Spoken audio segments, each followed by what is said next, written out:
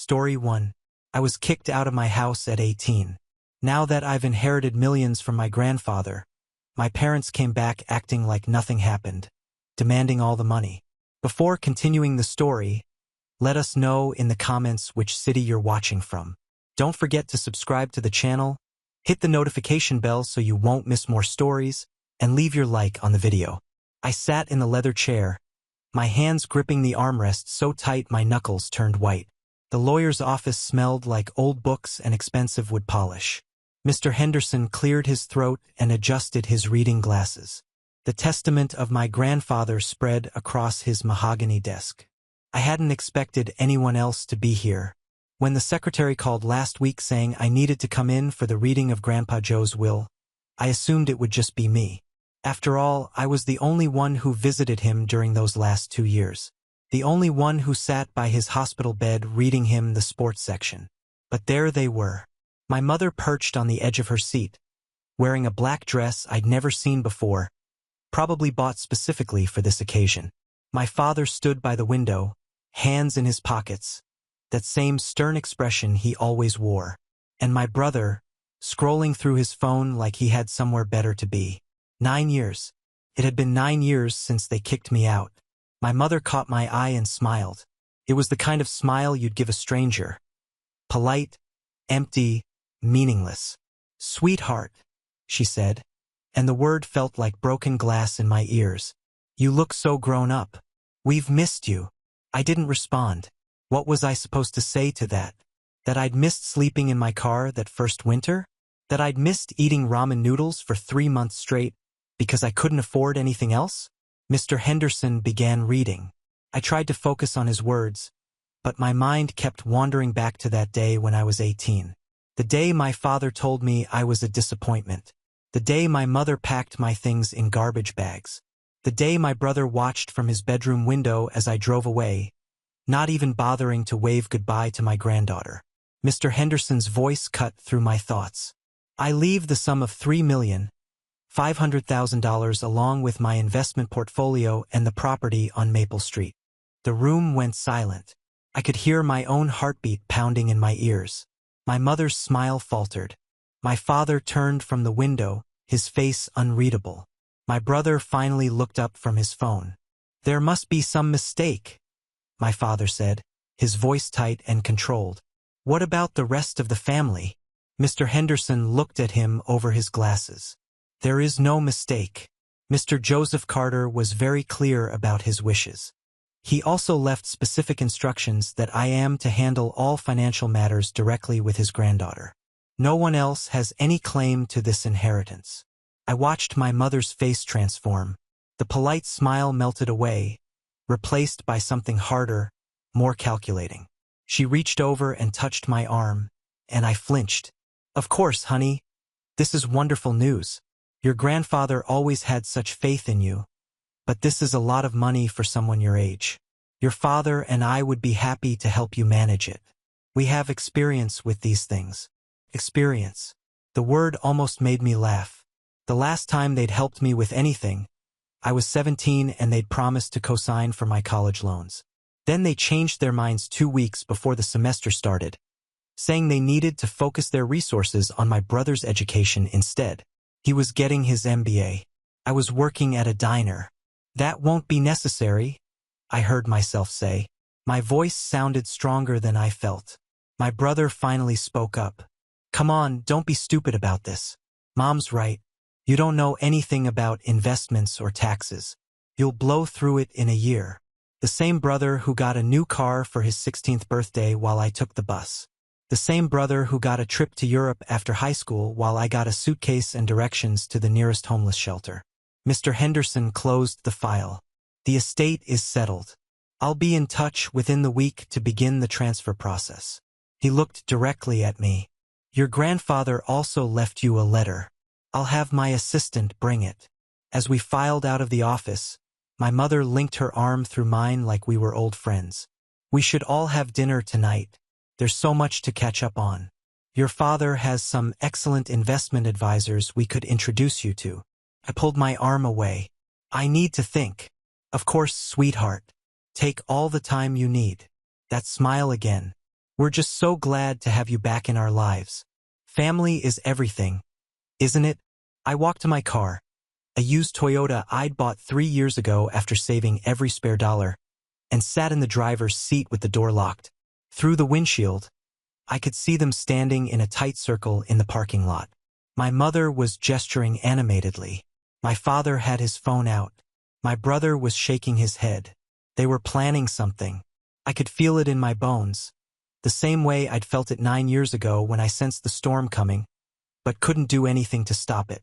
My phone buzzed. A text from my brother. "We need to talk. This doesn't have to be complicated." I deleted it without responding and drove away, watching them disappear in my rearview mirror. The envelope from Mr. Henderson sat on my passenger seat. The letter from Grandpa Joe. I wasn't ready to open it yet. 9 years ago, they'd thrown me away like I was nothing. Now suddenly I was family again. The irony would have been funny if it didn't hurt so much. I didn't sleep that night. I kept thinking about the envelope sitting on my kitchen counter, Grandpa Joe's handwriting on the front, but my mind kept drifting further back to memories I'd spent years trying to bury. I was 7 when I first noticed it. My brother got the bigger bedroom.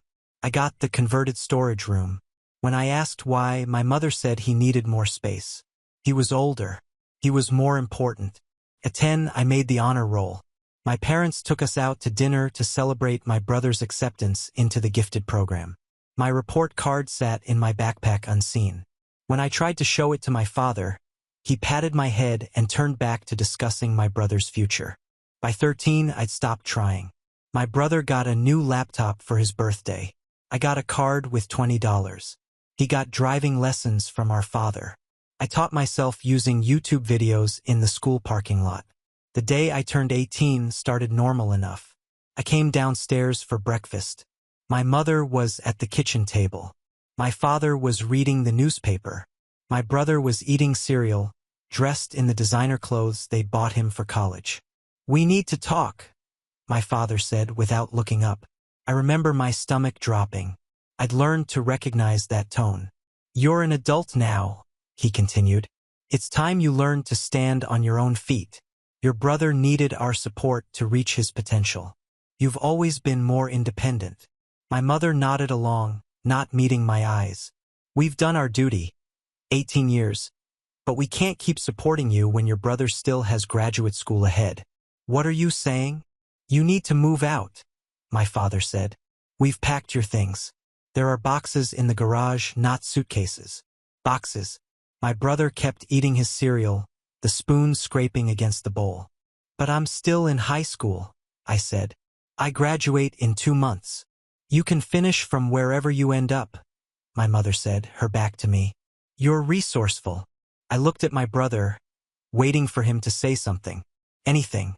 He'd always been quiet, but we were siblings. Surely he'd see how wrong this was. He finally looked up. "It's probably for the best. You guys never really got along anyway." That hurt worse than anything my parents had said. I went to the garage.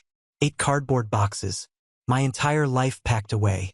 My clothes, my books, my laptop, the one I'd bought myself by working at the grocery store. Nothing they'd given me. I loaded the boxes into my Honda. My mother watched from the kitchen window. My father had already left. My brother's door was closed. I sat in the driver's seat, hands shaking, trying to figure out where to go. I had $300 in my bank account. No friends close enough to take me in. No other family except Grandpa Joe. I drove to his house, the tears finally coming. He opened the door, took one look at my face, and pulled me inside. "What did they do?" I told him everything. His jaw got tighter with each word. When I finished, he made me tea and sat across with me. "You can stay here," he said, "as long as you need. I don't want to be a burden." "You're not a burden. You're my granddaughter." He squeezed my hand. "And you're worth 10 of your brother. Always have been." I stayed with Grandpa Joe for 3 months. He helped me finish high school, drove me to graduation when my parents didn't show. He co-signed for my first apartment, helped me apply for financial aid, encouraged me when I wanted to give up. "They'll regret this," he told me once. "Maybe not today, maybe not for years, but they will." And when they do, remember you didn't need them to succeed. You did this yourself. I moved out when I got a job at a call center. Grandpa Joe visited my apartment, brought me a framed photo of us at my graduation. It's still hung in my living room. I visited him every week until he got sick. Then I visited every day. I was there when he died, holding his hand, telling him about my promotion. He smiled and said he was proud of me. Those were his last words. My parents didn't come to the funeral. My brother sent flowers with a generic card. Now, at 3 o'clock in the morning, I finally opened the envelope.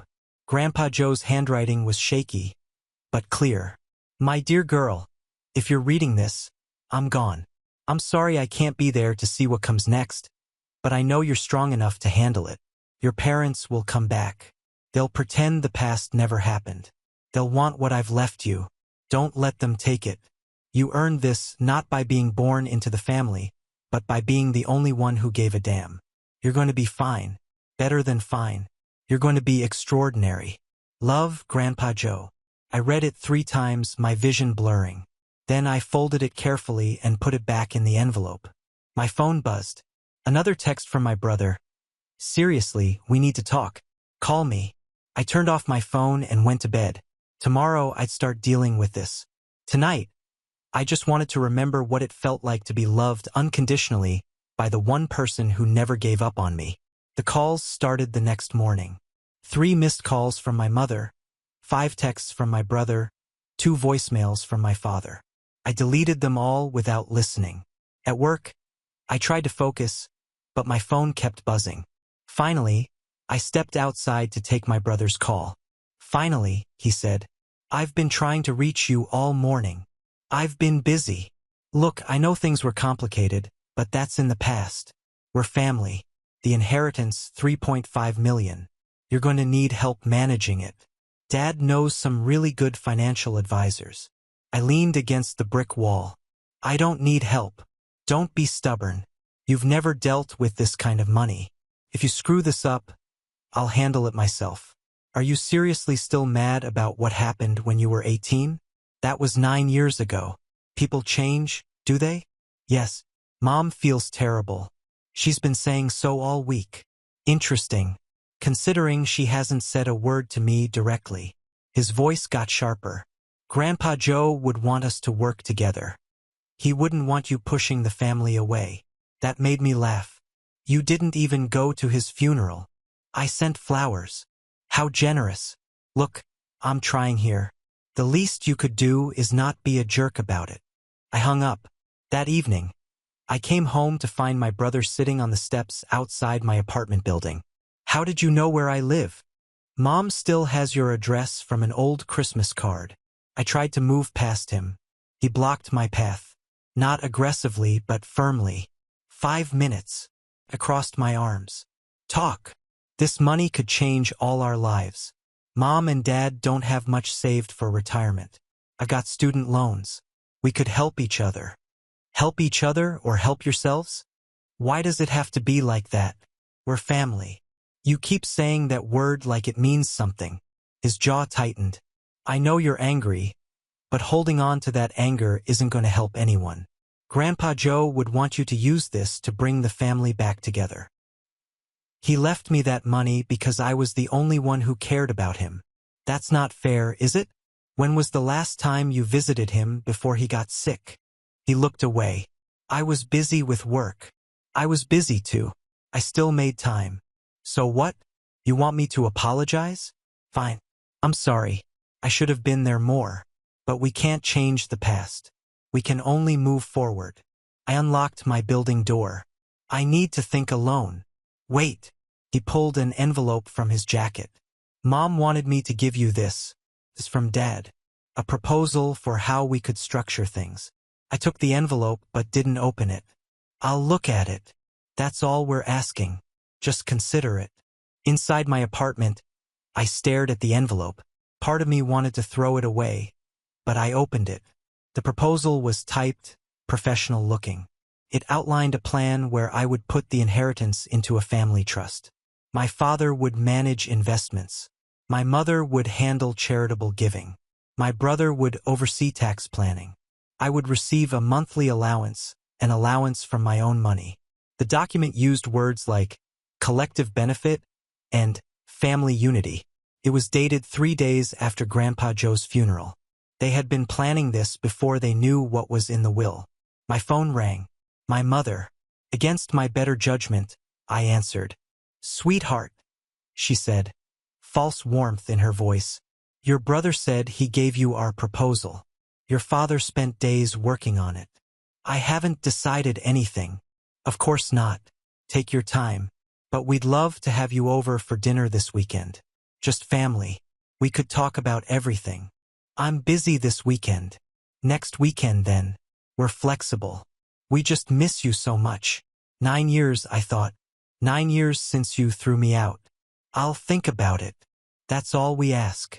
"Oh, and honey, Mr. Henderson mentioned you'd be coming in to sign papers next week. Your father thought he might come with you just to make sure everything is in order." "I can handle it myself." Pause. "Of course you can. We just want to support you. That's what family does." After I hung up, I sat in the darkness. The proposal sat on my coffee table with its neat bullet points and professional language. They'd thought of everything except asking what I wanted. I called Mr. Henderson's office and left a message asking if he could recommend a financial advisor, someone with no connection to my family.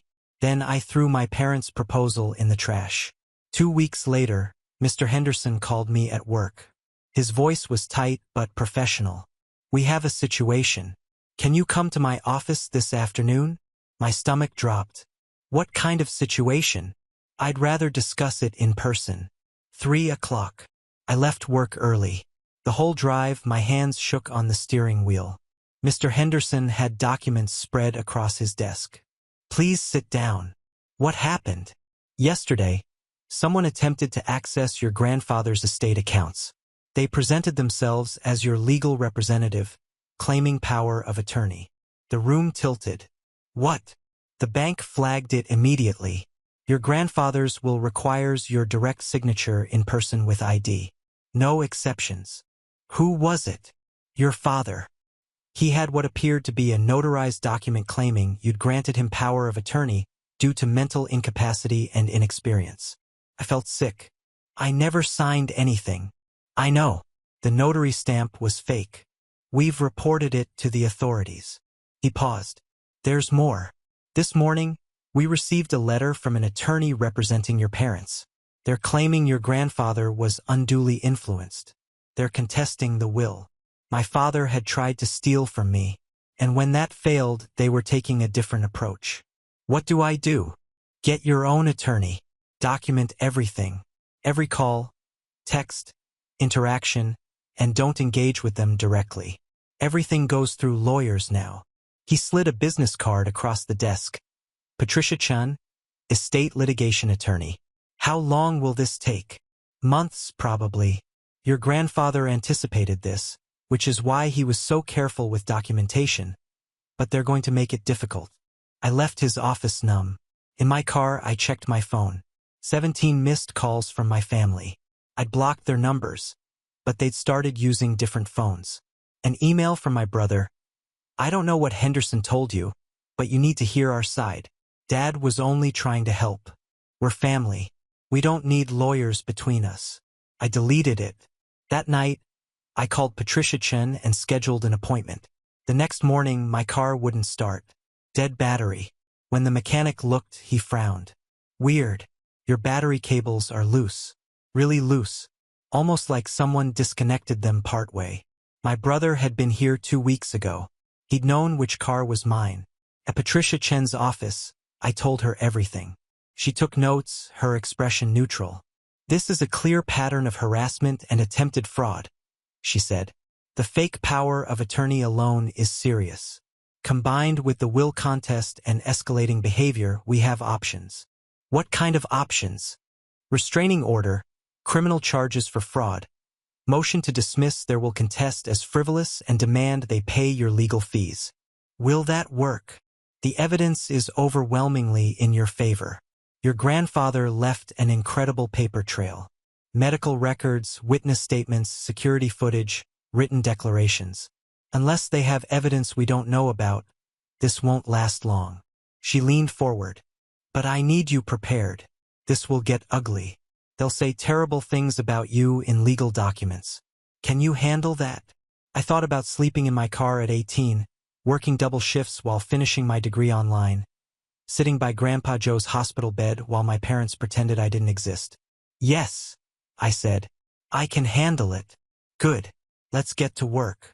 Patricia filed our responses. The restraining order included every text, voicemail, unwanted visit. The motion to dismiss included Mr. Henderson's documentation and expert testimony. My parents' lawyer fired back with a document claiming I'd manipulated an elderly man, isolated him from family, poisoned him against his children. They said Grandpa Joe had been depressed and vulnerable. Easy prey. Reading it made me physically ill. Patricia said not to take it personally. Legal strategy, not truth, but it felt personal. Then came subpoenas. My bank records, employment history, medical records. They were fishing for anything to use against me. Patricia assured me it was normal. They won't find anything because there's nothing to find. She was right. My records showed a woman who worked hard, paid bills, lived responsibly, but the invasion felt violating. My mother left one final voicemail before the restraining order took effect. Her voice was ice. You're making a terrible mistake. We're your family. When this is over and you have nothing, don't come crawling back to us. I saved the recording and sent it to Patricia. Perfect, she said. This shows they know they're going to lose. I wanted to believe her, but lying in bed at night, I couldn't shake the feeling that somehow they'd find a way to win. They always did. The whispers started at the grocery store. I noticed people staring, then quickly looking away. At first, I thought I was being paranoid. Then, I heard fragments of conversations that stopped when I got close. My coworker texted me, "Hey, did you see the neighborhood Facebook group? There are some posts about you." I checked anonymous accounts claiming I'd abandoned my family for years, only to swoop in when my grandfather was dying. Posts calling me a gold digger, a manipulator. Comments from people I'd never met, calling me greedy and heartless. Someone had posted my photo with the caption, "This woman conned an elderly man out of millions. Shame on her." Within days, the damage spread everywhere. The woman at my usual coffee shop stopped making small talk. My gym membership was mysteriously under review. Someone left a note on my car. "Karma is coming for you." At work, colleagues who used to chat with me in the break room now made excuses to leave when I entered. My boss pulled me aside. "Uncomfortable. We've received some concerning emails about you. I don't believe them, but HR needs to investigate." "It's my family," I said. "They're trying to destroy my reputation because I won't give them the inheritance." "I understand. Just keep your head down until this blows over." But it didn't blow over. It got worse. Someone posted a 1-star review on my company's website claiming I'd provided terrible service and stolen client information. It was completely false, but it was there for everyone to see. My landlord called. "I've had complaints from other tenants. Nothing specific, just they're uncomfortable. Is there something going on?" My car was keyed again, this time across the hood. Thief. I stopped going to my usual places. The grocery store, the coffee shop, the gym. Every public space felt hostile. People who'd smiled at me for years now looked at me with suspicion or disgust. My phone rang constantly, blocked numbers, unknown callers. When I answered, it was either silence or whispered insults. "You should be ashamed. He trusted you. You're disgusting." I changed my number.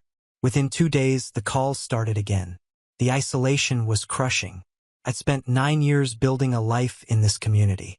I had work friends, gym acquaintances, familiar faces at the coffee shop. Not close relationships, but connections. People who knew my name, who smiled when they saw me. Now I had nothing. I was a pariah in my own neighborhood. Patricia documented everything. The posts, the vandalism, the harassment. But it didn't stop. My parents had poisoned the well so thoroughly that people believed them without question. The breaking point came when I ran into someone from Grandpa Joe's church in the parking lot. I'd always liked her. She'd been kind to me at the funeral. "How are you?" I asked, genuinely hoping for a normal interaction. She looked at me with cold eyes. "I know what you did. Your grandfather would be ashamed." She walked away, leaving me standing there gutted. That night, I sat in my apartment with all the lights off. Curtains closed. The walls felt like they were closing in. Every sound made me jump. Was it another vandal? Another harassing call? I thought about Grandpa Joe's letter. About being strong, but I didn't feel strong. I felt crushed under the weight of lies I couldn't fight fast enough. My phone buzzed. An email from my mother from a new address I hadn't blocked yet. "You've brought this on yourself. All you had to do was share. Instead, you chose greed over family. Now you see what it costs to stand alone. It's not too late to fix this. Call me." I deleted it, but the words stuck. Was she right?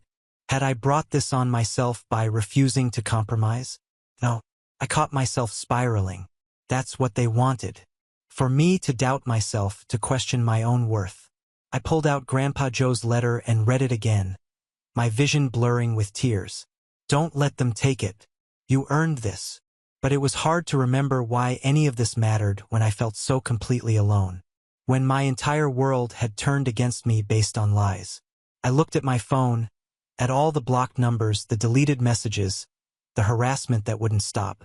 Then I looked at my apartment, my safe space that no longer felt safe. For the first time since this started, I wondered if I could actually survive this. If maybe they'd finally found a way to break me. I fell asleep on the couch, too exhausted to move. Grandpa Joe's letter still clutched in my hand. I woke up on the couch, neck stiff, head pounding. Grandpa Joe's letter had fallen to the floor. As I picked it up, I noticed another envelope in the box of his things. This one was older, yellowed. My name and Grandpa Joe's younger handwriting. The letter was dated 8 years ago. "My dear girl, I'm writing this because I know what your parents are capable of. When I'm gone, they'll come for what I leave you. They'll try to manipulate you, guilt you, break you down. But I know something they don't. You're stronger than all of them combined. You survived being thrown away at 18. You built a life with nothing. So when things get dark, remember you didn't need them then. You don't need them now. I've made sure you have everything you need to fight back. The documentation, the legal protections, the money. But the real weapon is inside you. You've already survived the worst thing they could do. Rejection by the people who should have loved you most. Everything else is just noise. Trust yourself. Trust the plan I've put in place. I'm proud of you. Always have been. Always will be. Love, Grandpa Joe." I read it 3 times. He'd known years ago. He'd known exactly what would happen. Something inside me shifted. The crushing weight lifted, replaced by determination. I called Patricia. "Tell me about the other protections in the will. You've been reading something." Another letter from Grandpa Joe. He said he had a plan. He did. The will has clauses that activate under conditions. If your parents are found guilty of fraud or harassment, they're automatically barred from contesting the will permanently. If they continue defamation after being warned, they're liable for triple damages. If they attempt illegal access to funds, they forfeit any potential claim forever. Your grandfather built legal traps. Each one they trigger makes their position worse. Can we use them? We have enough evidence. The fake power of attorney triggered the first trap. The harassment and defamation triggered the second. We can file now. Then let's do it. Over the next days, I stopped hiding. I went back to my coffee shop. When the barista gave me a cold look, I met her eyes and ordered calmly. I went to the gym, the grocery store, the park. People stared, people whispered, but I didn't run. I also started building an active case. Screenshots of every false post with timestamps, recordings of threatening calls transcribed, photos of vandalism with police reports, witness statements from everyone approached by my family. The woman from Grandpa Joe's church called. "Your mother approached me 3 weeks ago. She asked me to post negative things about you online, offered to pay me $500. I said no, but I know for others who said yes. Would you testify to that?" "Yes. I'm sorry I was cold before. Thank you for telling me now." One by one, the truth emerged. The coffee shop owner admitted my father offered him money to refuse my business. My landlord confessed he'd received threatening calls. The person who posted the fake review was paid by my brother. The campaign had been funded, coordinated, systematic. Patricia filed our countersuit. Defamation with documented damages, criminal harassment with coordination evidence, attempted fraud, civil conspiracy. We asked for compensatory damages, punitive damages, and a permanent restraining order. We invoked every protective clause in Grandpa Joe's will. My parents' lawyer tried to dismiss it as a family dispute. Patricia presented our evidence. Hours of documentation, 37 witnesses, financial records showing payments to harassers, phone records proving coordination. The judge reviewed it in silence for 10 minutes. Then she looked up.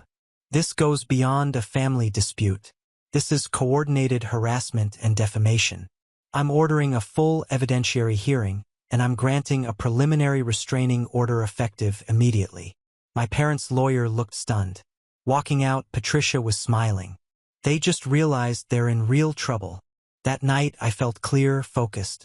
I understood what Grandpa Joe had done. He hadn't just protected my inheritance. He'd given me tools to fight people who'd spent my life making me feel powerless. Every clause in the will, every document prepared, every legal protection established, all designed to turn their tactics against them. I looked at both letters now taped to my refrigerator. Tomorrow we'd prepare for the hearing. But tonight, for the first time in weeks, I slept peacefully because I finally understood. I wasn't fighting alone. Grandpa Joe was still protecting me, still believing in me, and he'd made sure I had everything I needed to win. With Patricia's help, I hired a financial advisor, someone Mr. Henderson recommended who had no connection to my family. Her name was Joan, a woman in her 50s who'd built her career managing inheritances and trusts. First rule, she said at our first meeting, don't touch the principal for at least 6 months. Let's set up a structure that protects you. We created a diversified investment portfolio. Nothing flashy, nothing risky. Index funds, bonds, some real estate investments. The kind of boring, steady growth that would ensure I'd never worry about money again. You could live comfortably on the interest alone, Joan said, without ever touching the principal. That felt surreal. 9 years ago, I was sleeping in my car. Now I had financial security for life. But I didn't want to just sit on the money. I wanted to build something. I started documenting everything my family did. Not just for the legal case, but methodically. I created a detailed timeline. Every call, every text, every act of vandalism, every lie they spread.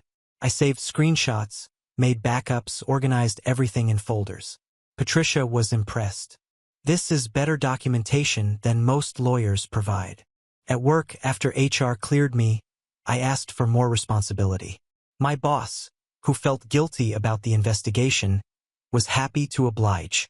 I took on a major project, streamlining our supply chain logistics. It was complex, demanding work that required my full attention. Exactly what I needed. The project kept me busy for weeks.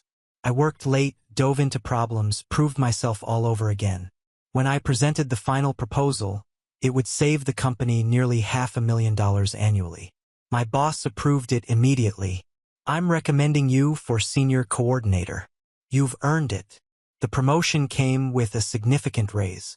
Not that I needed the money anymore, but it felt good to earn it on my own merit. I also started looking for a new place to live. Not because my family was forcing me out, but because I chose to.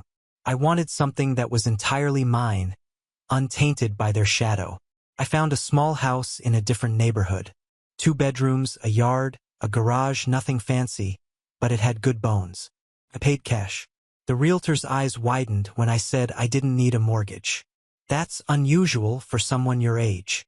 I got lucky, I said simply. Moving day felt like shedding an old skin. The apartment had been my sanctuary, but it had also been the place where I'd felt most vulnerable during the harassment. This house was a fresh start. I hired movers wanting to do this right. As they loaded boxes, I found myself smiling.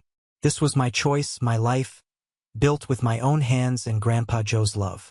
The first night in the new house, I hung Grandpa Joe's photo in the living room, the one from my high school graduation. Then I hung both his letters in my office, framed and protected. This room would be my command center where I'd manage my money, build my future, and coordinate my defense against my family's legal attacks. Because they weren't giving up despite our countersuit. Despite the evidence mounting against them, they kept pushing.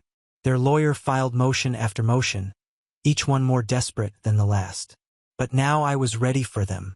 I created spreadsheets tracking every aspect of my finances. Not because I was paranoid, but because I wanted to prove to myself and to any judge that I was handling this responsibly, every dollar accounted for, every investment justified, every expense reasonable. At night, instead of hiding in the dark, I planned.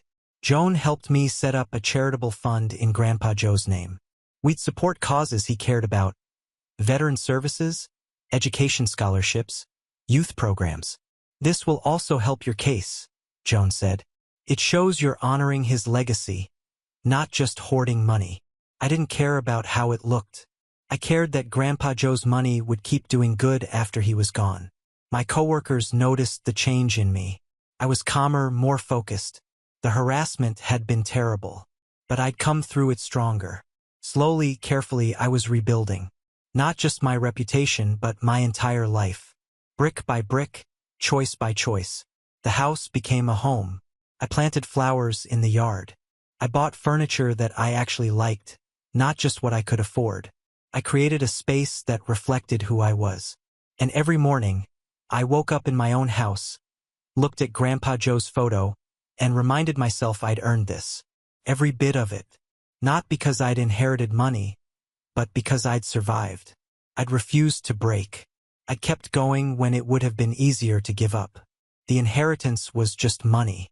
The real wealth was the strength I'd built over 9 years of standing on my own. And that was something my family could never take away. 3 months after filing our countersuit, I attended a charity event in Grandpa Joe's name. The scholarship fund we'd created was awarding its first grants. I wanted to be there. An older man approached me. He had kind eyes and a firm handshake. "You probably don't remember me. I'm Walter Chin. I was your grandfather's attorney before he hired Mr. Henderson. I retired 5 years ago. I'm sorry we haven't met." "We haven't. But your grandfather talked about you constantly. There's something you should know." He pulled me aside. "Your grandfather came to me 8 years ago. He wanted to create an inheritance structure that would protect you from your family. We spent months planning it, anticipating every move they might make. You helped him build the traps." Walter smiled. "Yes, but there's more. Your grandfather left something else with me. A notebook. Detailed strategies for various scenarios. He wanted you to have it, but only after you'd started fighting back on your own." "Why wait?" "Because he wanted you to find your own strength first." Walter handed me a leather-bound notebook. "He said you'd know when you needed this." That night I opened it. Grandpa Joe's handwriting filled every page. It wasn't just legal strategies. It was a playbook. Scenario 1. They try to claim undue influence. Response: medical records showing my mental competency, witness statements, documented history of their neglect. Scenario 2. They attempt to access funds illegally. Response: report immediately, press criminal charges, use as evidence of character. Scenario 3. They launch a smear campaign. Response: document everything. Let them expose their own cruelty. Use it in court. Page after page, he'd thought of everything and he'd been right about all of it. The last section was titled Your Allies. Names and contact information for people Grandpa Joe trusted. Financial advisors, attorneys, friends who'd promised to help me if needed. One name jumped out: Thomas Brennan, retired family court judge. A note: Tom saw how your parents treated you at family gatherings. He'll testify if needed. I called. A man answered, voice warm. "I've been waiting for your call. Your grandfather asked me years ago if I'd help you when the time came. I said yes without hesitation. You barely know me. I know enough. I saw your parents at your grandfather's 70th birthday party. I watched them ignore you while fawning over your brother. I watched your grandfather's face when he looked at you versus them. That told me everything. Would you really testify? Absolutely. I've already prepared a statement about what I observed. Your grandfather was of sound mind, deeply disappointed in his son and daughter-in-law, and completely clear about his intentions. I'll say all of that under oath. I kept reading the notebook. Grandpa Joe had compiled evidence I didn't know existed. Photos of family gatherings where I was clearly excluded. Emails where my parents asked him for money while refusing to mention me. Records of every time he'd tried to convince them to treat me better. He'd documented their cruelty for years, knowing someday I'd need proof. The final page was a letter. If you're reading this, you've started fighting back. I'm proud of you. I knew you would. This notebook is just insurance. You don't need it to win. You've already won by becoming someone they could never break. But use it anyway. Make them face what they've done. Not for revenge, but for justice. And remember, I'm with you every step of the way. Love, Grandpa Joe. I sat there crying, holding this gift. He'd spent years preparing for this battle. Years documenting, planning, building alliances, all to protect me. The next morning, I brought the notebook to Patricia. Her eyes widened as she flipped through it. This is incredible. More evidence than we could have hoped for. Witnesses I didn't know existed. Documentation going back over a decade. She looked up. Your grandfather was meticulous. He knew what they'd do. More than that, he understood exactly how to counter every move. This changes everything. We spent the next week incorporating the new evidence, reaching out to the people Grandpa Joe had listed, organizing photographs and documents chronologically. Each piece painted a clearer picture. My parents had been emotionally abusive for years. They'd gaslit me, excluded me, treated me as less than, and Grandpa Joe had watched it all, documenting their cruelty, waiting for the day I'd need proof. Walter called to check in. How's the notebook? It's perfect. It's everything. Your grandfather spent our last meeting together adding to it. He was in the hospital, weak but determined. He said, Walter, I need to make sure she has ammunition. They're going to come at her with everything. She needs to be ready. That night, I sat in my house surrounded by evidence of Grandpa Joe's love, the letters, the notebook, the carefully constructed legal protections, the network of people he'd recruited to help me. I wasn't alone. I'd never been alone. He'd been planning this for years, building an army to protect me, creating a fortress around my future. And now I had everything I needed to finish this fight. The petition arrived on a Tuesday morning. Patricia called me, her voice tight. They've filed for guardianship. They're claiming you're mentally incompetent to manage the inheritance. I felt punched. What? It's a last-ditch effort. They're saying you show signs of mental instability, make irrational financial decisions, need someone to manage your affairs. They want legal control over you and the money. I'm 27. I have a job. I own a house. They're desperate. This is them going all in. They've hired a psychiatrist willing to say you exhibit concerning behavior based on their descriptions. No actual examination. That's insane. It is, but we take it seriously. The hearing is in 3 weeks. My parents were trying to have me declared incompetent. They wanted to take away my autonomy, my rights, not just the money. Over the next weeks, we assembled our case. My employer provided records showing excellent job performance, my promotion, my leadership. Joan documented my financial management, every investment sound, every decision reasonable. My doctor provided records showing I was healthy. We gathered character witnesses, coworkers, neighbors, the woman from Grandpa Joe's church, and we prepared to use Grandpa Joe's notebook. Thomas Brennan, the retired judge, was willing to testify about what he'd observed at family gatherings, about my parents' treatment of me. I'll tell the truth, he said, that your grandfather worried about this exact scenario. The day arrived. I dressed professionally. The courtroom was small. My parents sat on one side with their lawyer. My mother wouldn't look at me. My father stared straight ahead. Judge Morrison entered, an older woman with sharp eyes. My parents' lawyer presented their case. My father testified I'd become obsessed with the inheritance, cut off family without reason, made enemies in the community. My mother cried on the stand about how worried she was. My brother claimed I'd threatened him, that I was unstable. Their psychiatrist, who'd never met me, testified that based on descriptions, I exhibited signs of paranoid personality disorder. Then our turn. Joan presented detailed financial records. This is textbook financial management. Conservative, intelligent, well-planned. Nothing irrational here. My boss testified about my work performance. She's one of our best employees. My doctor testified about my health. No indication of mental illness or instability. Then Thomas Brennan. I've known the family for 15 years. I attended family gatherings. The parents consistently favored the son. They ignored her accomplishments, dismissed her, treated her as an afterthought. My parents' lawyer objected. This is irrelevant. It's absolutely relevant, Patricia said. It establishes motive. Judge Morrison nodded. I'll allow it. The grandfather confided in me about his concerns, Brennan continued. He worried his son and daughter-in-law would try to manipulate his granddaughter after his death. He specifically mentioned they might claim incompetence if other methods failed. He said they'll do anything for that money, even try to have her declared unfit. The courtroom went silent. Patricia presented Grandpa Joe's notebook, the scenarios, the predictions, the evidence of years of emotional abuse. Your Honor, this isn't about mental health. This is about money. The petitioners have tried fraud, harassment, defamation, and now this. Each attempt predicted and documented. This is a pattern of abusive behavior. Finally, I testified.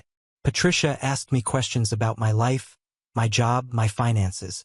I answered clearly, calmly. Then, why do you think your parents filed this petition? Because every other method to get the inheritance has failed. The will is ironclad. Their fraud was caught. Their harassment was documented. They're desperate. They don't think I'm incompetent. They want control of the money. My parents' lawyer cross-examined, trying to rattle me, suggesting I was paranoid. Is it paranoia when you have proof? I asked. When there are witnesses, recordings, when your own parents admit they coordinated a campaign against you? He had no answer. Judge Morrison called a recess. We waited outside for hours. Finally, we were called back. Judge Morrison looked at my parents. I've reviewed all the evidence. I'm denying this petition in its entirety. My mother gasped. Furthermore, I'm appalled by what I've seen. This is not good faith concern about mental health. This is a calculated attempt to seize assets to which you have no legal claim. The evidence shows harassment, fraud, and emotional abuse. I'm making the restraining order permanent. You are barred from any contact with your daughter. Any violation will result in immediate arrest, and I'm awarding attorney's fees. You will pay for her legal costs. She looked at me. You're clearly competent. This case should never have been filed. We walked out into sunshine. Patricia was grinning. That's what we call a complete victory. I felt lighter than I had in months. They'd played their final card and they'd lost. The final hearing for our countersuit came 6 weeks later. This time we were on offense. The courtroom was packed. Patricia had made sure the press was there. Local reporters following the story. Community members who'd seen the truth emerge. My parents arrived looking exhausted. My mother's makeup couldn't hide the dark circles. My father had aged 10 years. My brother kept his head down. Judge Morrison presided again. Patricia stood. Your Honor, we're here to address a coordinated campaign of harassment, defamation, and fraud perpetrated by the petitioners against their own daughter. She presented everything. The timeline, screenshots of false posts traced to computers accessed by my family, financial records showing payments to harassers, recordings of threatening calls, witness statements, the investigators' footage showing my brother near my car before vandalism, security showing my mother entering the laundry room before it flooded, the fake power of attorney, medical records proving Grandpa Joe's sound mind, witness statements from his doctors, attorney, friends, and Grandpa Joe's notebook, predicting everything they'd done. My parents' lawyer tried to argue it was a misunderstanding. Family conflict blown out of proportion. Patricia destroyed that argument. A misunderstanding doesn't involve fake notary stamps. Family conflict doesn't include paying people to vandalize property. This was calculated, coordinated, and criminal. Witnesses testified. The woman from church about payment offers. The coffee shop owner about bribery attempts. My coworkers about false complaints. Thomas Brennan testified about Grandpa Joe's specific fears. He knew they'd resent his granddaughter for the inheritance. He planned accordingly. Patricia called my father to the stand. Did you attempt to access your daughter's inheritance using a forged power of attorney? Silence. Your Honor, I remind the witness he's under oath. I thought I was acting in her best interest by forging legal documents. That's fraud. Did you pay people to spread false information? Pause. We were trying to protect her reputation by destroying it. My father had no answer. My mother cried, tried to play victim, said they were concerned parents. Concerned parents don't vandalize their daughter's property, Patricia said. Concerned parents don't coordinate smear campaigns. My brother seemed most honest, admitting they'd coordinated efforts. Believed they deserved the money. Gone too far. Why did you think you deserved it? Because we're family. Because we needed it more than she did. She was homeless at 18 because your parents threw her out. She worked multiple jobs to survive. She built a life from nothing while you had everything. And you think you needed it more? No answer. Judge Morrison called a recess. When we returned, her expression was grim. I've heard enough. The evidence is overwhelming. The petitioners engaged in fraud, harassment, defamation, and conspiracy. She looked at my parents with disgust. I'm finding in favor of the defendant on all counts. You will pay $300,000 in damages. You will pay all attorney's fees, approximately $70,000. The permanent restraining order remains. And I'm referring the case to the district attorney for possible criminal prosecution. My mother started crying loudly. My father sat frozen. My brother put his head in his hands. Furthermore, I'm invoking the clauses in Joseph Carter's will that permanently bar you from any future claims to his estate. Your actions have triggered every protective provision. You have forfeited any right to contest this will now or ever. She looked at me. I'm sorry you had to go through this. Your grandfather clearly loved you very much. I hope you can move forward in peace. We walked out to camera flashes. Patricia gave a brief statement about justice being served. I said nothing.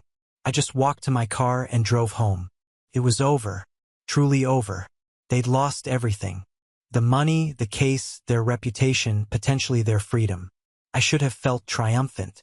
Instead, I just felt tired. That night, I sat in my living room looking at Grandpa Joe's photo. We won, I whispered. Just like you knew we would. The house was quiet, peaceful. Mine. For the first time in months, I felt safe. The news spread fast.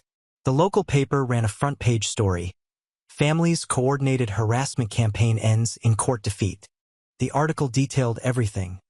The fraud attempt, the vandalism, the smear campaign, the guardianship petition. My parents' names were in print. Their actions exposed for everyone to see. Within days, I started hearing about the fallout. My mother's book club asked her to leave. The women who'd been her friends for 20 years suddenly had no time for her. The social circle she'd spent decades building collapsed overnight. My father lost his job.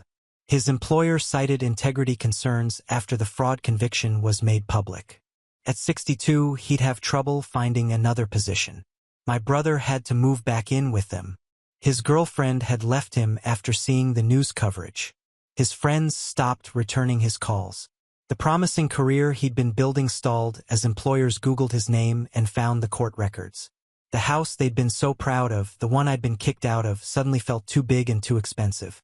They put it up for sale. But in a small community where everyone knew what they'd done, buyers were scarce. I heard all of this through my attorney, through community gossip that filtered back to me. I didn't seek the information out. I didn't need to. The district attorney decided to pursue criminal charges for the fraud attempt. My father faced potential jail time. Their lawyer was trying to negotiate a plea deal. Meanwhile, my life was moving in the opposite direction. The company promoted me to operations manager. My project had been so successful that they wanted me leading the entire department. The salary was excellent. Not that I needed it, but it felt good to earn it. I started volunteering with the scholarship fund we'd created in Grandpa Joe's name. Meeting the students we were helping, hearing their stories of overcoming adversity reminded me why all of this had mattered. One girl, 19, had been kicked out by her family for going to college instead of getting married. She reminded me so much of myself at 18 that I ended up mentoring her, helping her navigate the challenges I'd faced alone. My new neighborhood embraced me. People who'd read the news coverage understood what I'd been through. They weren't interested in the lies my parents had spread. They'd seen the truth in black and white. I made friends, real friends, not just acquaintances. People who invited me to dinner parties, who knocked on my door to borrow sugar, who stopped to chat when we were both working in our yards. I planted a garden. Tomatoes, peppers, herbs. Watching things grow from seeds I'd planted felt therapeutic. 6 months after the final hearing, I ran into someone from my old neighborhood at the grocery store. She looked embarrassed. "I owe you an apology," she said. "I believed the things your parents said about you. I was horrible to you. I'm so sorry. Thank you for saying that. For what it's worth, no one believes them anymore. Everyone knows what they did. People feel terrible about how they treated you." I nodded. It was nice to hear, but it didn't change what I'd been through. The isolation, the harassment, the fear, those scars were still there, but they were healing. I drove past my parents' house one afternoon. Not intentionally. It was just on the way to somewhere else. I saw the for sale sign in the yard. Saw how the lawn had gone unmowed. How the paint was peeling. The house that had once seemed so grand now just looked tired and sad. I didn't feel triumphant seeing it. I didn't feel vindicated. I just felt nothing. They were strangers to me now. People I used to know whose choices had led them to this place. My phone buzzed. A text from Joan, my financial advisor. "Your investment portfolio is up 12% this year. You're doing great." I smiled. I was doing great. Not because my parents were suffering, but because I'd built something real, something solid, something that was entirely mine. That evening, I had dinner with friends at my house. We laughed, told stories, enjoyed the meal I'd cooked with vegetables from my garden. This was my life now. This was what Grandpa Joe had wanted for me. Not wealth, not revenge, but peace, community, happiness. Later, after everyone left, I stood in my kitchen doing dishes and looked out the window at my backyard. The garden I'd planted, the house I owned, the life I'd built. I thought about my parents in their declining house, facing criminal charges, ostracized by their community, dealing with the consequences of their choices. I should have felt something. Satisfaction, pity, anger. But I felt nothing. They'd lost everything trying to take what was mine, and in losing, they'd freed me completely. I dried the last dish and put it away. Tomorrow I had a meeting about expanding the scholarship fund. Next week I was starting a new project at work. Next month I was taking a vacation. First real vacation I'd ever taken. My life was full, busy, meaningful, and they were no longer part of it. That felt like the real victory. A year after everything ended, I found myself driving through my old neighborhood, not avoiding it anymore, not seeking it out, just passing through on my way home from work. I drove past the house where I'd grown up. The for sale sign was still there, faded and leaning. The grass was overgrown. One shutter hung crooked. The house looked abandoned, though I knew my parents and brothers still lived there. I slowed down, really looking at it. I remembered being 7 in that house, wondering why my brother got the big bedroom. Being 10 with a report card no one looked at. Being 13, teaching myself to drive because no one would help. Being 18, loading boxes while my mother watched without saying goodbye. Those memories used to hurt. They used to make me feel small and unwanted. Now, looking at that house, I felt free. The house hadn't changed, but I had. I wasn't that little girl anymore, desperate for approval. I wasn't the teenager trying to prove her worth. I wasn't even the scared 27-year-old who'd sat in a lawyer's office while her family circled like vultures. I was someone else now. Someone who'd built a life they tried to destroy. Someone who'd stood up when they tried to knock me down. Someone who'd won not by becoming like them, but by refusing to. I thought about Grandpa Joe, about his letters, his notebook, his careful planning. He'd known this day would come when I'd drive past this house and feel nothing but peace. The real inheritance wasn't the money. It was the freedom to define my own worth. I drove on, leaving the house behind. My house was 20 minutes away. A real home filled with light and laughter and people who cared. Tomorrow, I'd meet with 3 new scholarship recipients. Kids rejected by their families, but refusing to give up. I'd tell them what Grandpa Joe told me. You're stronger than you think. You're going to be okay. Better than okay. Next week, I'd start a new work project, leading a team. I'd built people who respected me, valued my ideas, saw me as competent. Next month, I'd take that vacation, 2 weeks in Italy solo because I could, because I wanted to, because my life was mine. The inheritance gave me financial security. But Grandpa Joe gave me something more valuable. He showed me I was worth fighting for, worth protecting, worth loving. My parents never learned that lesson. They'd spent my life trying to convince me I was less than. And their need to prove me worthless had destroyed them. They'd lost their reputation, their community, their careers. My father had pleaded guilty to fraud. My mother was a pariah. My brother was nearly 30, living in his childhood bedroom. The house they couldn't sell, the friends who'd abandoned them, the shame they couldn't escape. Now on to the next story. Story 2. Everyone received gifts except me. Mom laughed. Oh, we forgot to give you yours. Did they expect me to cry? I smiled. It's okay. Look what I gave myself. The room fell silent when they saw it. My name is Leah Kim. I'm 31 years old and 5 years ago, I left Seattle without looking back. I worked as a back-end developer for a cybersecurity company that had contracts with major banks and government agencies. I wasn't just good at what I did. I was indispensable. I solved problems that other teams couldn't even describe. But outside of work, it was as if I didn't exist, at least not to my family. We hadn't spoken since 2016. So, when my phone vibrated on a quiet Wednesday in October 2023, I was surprised to see my cousin Rachel's name. She was the only one who had my new number. Leah, she said softly, your parents are trying to contact you. They want you to come home for Christmas. I sat slowly on the edge of the bed in my small Brooklyn apartment. Now? I asked. After all these years, they've been asking about you. Rachel said, it seems like they're serious this time. I hung up and stared at the wall. I hadn't thought about my family for months, years actually, but the memories came back quickly. I was always the odd one out, never the favorite. I remembered when I was 13 years old, sitting in a cold office chair with my knees to my chest while Dr. Patel, my childhood psychologist, told my parents clearly, Leah's problems don't come from isolation. They come from being ignored. My mother scoffed. We love all our children equally, but I knew it was a lie. My older brother, Dylan, was the charming captain of the football team, student council president, the golden boy. They gave him a car when he turned 16. They gave me a used sweater that still smelled like someone else. Even at Christmas, Dylan's gifts gleamed under the tree.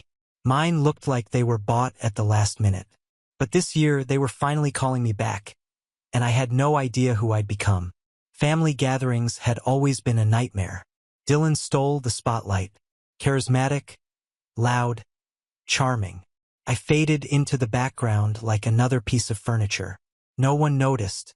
That's when I discovered programming. It all started with an old flyer pinned to the school bulletin board. Introduction to Computing Club, room 207, Thursdays after school. I went once and never missed again. For the first time, I felt like something understood me. It wasn't people. It was the logic of code. The club became my refuge. We repaired old computers with parts from the trash. We exchanged books, debated compilers, and stayed up late helping each other with bugs. I even developed my first game on a borrowed laptop. Mr. Alvarez took me aside one day. You have a special talent, Leah, he told me. Don't let anyone make you feel less. At 17, I already had a plan. I applied to universities, left Seattle, and decided to build my future from scratch. Dylan, of course, was already at an elite university in California with all my parents' financial support. And then came that graduation dinner. My dad raised his glass to Dylan. "Proud of you at Stanford." Everyone toasted. Then my mom added, "And Leah, we're encouraging her to look for stable work." My uncle joked, "We need dishwashers at the restaurant." And the whole table burst into laughter, including my parents. I didn't laugh. What they didn't know was that I had already been accepted with a full scholarship to a top-tier technology program in New York. Tuition, housing, and even a stipend, all covered. I packed quietly and moved to a dorm in Manhattan. I worked as a waitress part-time, graduated with honors, and got my dream job at a cybersecurity firm before the ink was dry on my diploma. 4 years later, I led a multimillion-dollar integration for a global bank. The bonus was enough to buy property. So I called a real estate agent. In a few days, I found the perfect apartment in Fort Greene. 2 bedrooms, modern kitchen, exposed brick near the park. 31, I officially owned my own home. 2 weeks before Christmas, I had a small gathering to celebrate. Just my true friends, the ones who saw me stay up late, cry over code errors, and still keep going. We sat on cushions on the floor eating Thai food with cheap wine, surrounded by unopened boxes and lots of laughter. Lisa raised her glass. "To Leah," she said. "The quiet one who turned silence into power." We toasted. I smiled, but there was a thought that wouldn't leave me. In a week, I would be going home. But this time, I wasn't returning as the invisible girl. This time, I was coming back as someone who knew her worth. The week before Christmas, I took a few days off work. I packed simple but thoughtful gifts and drove the 6 hours to my old neighborhood in North Seattle. The house hadn't aged well. Faded paint, untrimmed bushes, a porch light that flickered like a dying memory. I rang the doorbell with trembling hands. Footsteps were heard, and then the door opened with a creak. "Leah." My mom blinked. "Wow, it is you." She gave me a brief, tense hug. "You look different." Inside, the smell hit me. Old wood, stale air, and that eternal bowl of dried potpourri. The living room was full. Conversation stopped when everyone turned to look at me. "Look who decided to show up." Someone said, "Someone's wearing fancy pants?" whispered another voice. I looked down. Perfect cut black pants and a designer coat. Quiet luxury clearly lost on this audience. Then Dylan came out of the kitchen smiling. "Everyone, this is Mia, my wife." And he pointed to her belly. "Your future niece or nephew." "Congratulations," I said. He smiled smugly. "Still locked in a corner with your computer." The laughter was immediate. I felt my jaw tighten. "I work in tech," I replied calmly. If you've ever returned home with more power than they could imagine, subscribe, because next time the last part of this story changes everything. "Tech," Dylan mocked. "Like fixing printers or answering support calls." He turned to the others. Leah was always the weird one. She probably works from a dark basement. I barely smiled. "Something like that." Mom clapped her hands. "Dinner will be ready soon. Leah, leave your things. Dylan uses your room as an office now, so you'll sleep on the couch." Of course. Obviously. The night was a slow rain of condescension. Aunt Nora cornered me by the watery punch. "Your brother is going to launch his own business. He has an amazing vision, and you're still doing that computer thing." "I develop software," I responded. She wrinkled her nose. Well, someone has to do the boring stuff."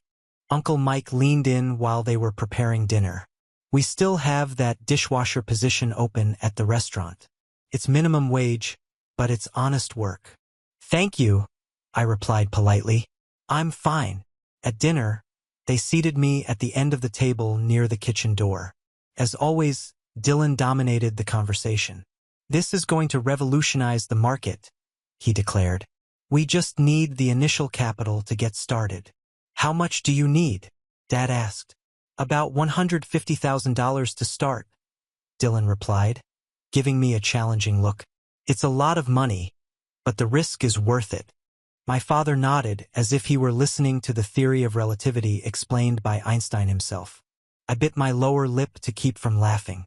I'm sure we can work something out, my father said. We could mortgage the house.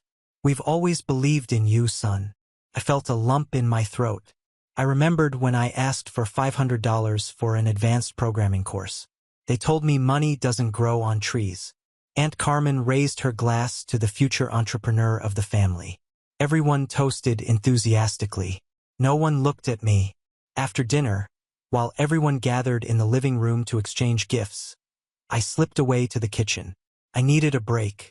I took out my phone and checked my emails. 3 security alerts that required my attention. Nothing I couldn't resolve remotely. My mother came in balancing a stack of dirty dishes. Could you help a bit, don't you think? She said in that tone I knew so well. Of course, I replied, putting my phone away. You should be out there socializing, she continued as she opened the dishwasher. You've been missing for years, and now you're hiding in the kitchen. I started rinsing the dishes in silence. I thought about telling her that I wasn't hiding, but taking a moment to breathe amid the avalanche of condescending comments. But I knew it was useless. So, she asked after a moment, how are you really doing? Rachel mentioned you live in New York. I'm doing well, I replied dryly. Still working with those computers? Yes, Mom.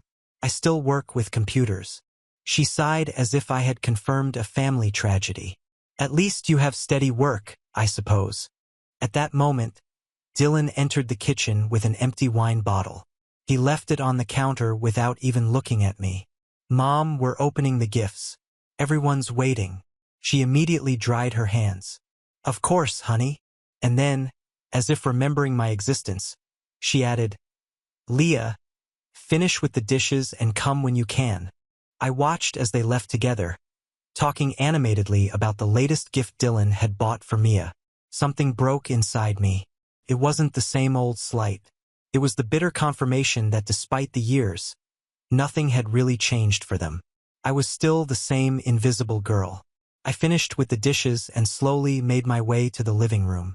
Everyone was sitting in a circle surrounded by shredded wrapping paper and shiny ribbons. My father was wearing a new sweater, obviously a gift from Dylan. My mother was admiring a necklace hanging from her neck. The aunts and uncles were exchanging cards with pleased smiles. I stood in the doorway, observing the family scene that had always made me feel like an outsider. The small bag with the gifts I had brought remained untouched next to my suitcase. Dylan saw me and smiled smugly. Ah, Leah, we're almost finished. Did you bring something for the family after so long? All eyes fixed on me. Done? I felt the blush rising up my neck. Yes, I answered, approaching to take my bag. I brought a few things. I began to distribute my gifts. A cashmere scarf for Mom, a book on the history of navigation for Dad, his only passion besides Dylan, a tea set for Aunt Carmen, and so on. Small but carefully chosen gifts for Dylan and Mia. I had brought a handcrafted musical mobile for the baby. Thank you, my mother said, examining the scarf with bewilderment as if it were an alien object. It looks expensive, Aunt Nora commented, gently touching the material. It was nothing, I replied. Dylan unwrapped the mobile and looked at it confused. It was made by children in a workshop. It's handcrafted from an artists' collective in Brooklyn, I explained. Each piece is handmade. He let out a nasal laugh. Sure, very New York. We prefer practical things. Right, Mia? His wife nodded automatically, though I could see her eyes lingering on the carved pieces of the mobile with genuine interest. Well, my father said, checking his watch, I think we're done with the gifts. Everyone received gifts except me. Mom laughed. Oh, we forgot to give you yours. Did they expect me to cry? I smiled. It's okay. Look what I gave myself, I said, taking out my phone. I opened an app and showed photos of my apartment in Fort Greene. The room fell silent when they saw it. That's yours? My mother asked, leaning in to see better. Yes, I bought it 3 months ago, I replied naturally, swiping to show more photos. 2 bedrooms. Renovated kitchen near the park. Dylan let out a forced laugh. You must be up to your neck in debt. Not really, I replied. I paid for most of it outright. The company gave me a pretty generous bonus last year for an integration project I led. Bonus? My father frowned as if the word was new to him. What kind of integration? Uncle Mike asked, surprising me with his genuine interest. Banking security?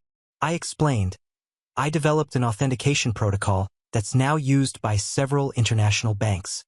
An uncomfortable silence settled in the room. I could see the confused expressions, the exchanged glances, the general bewilderment. But suddenly someone else spoke.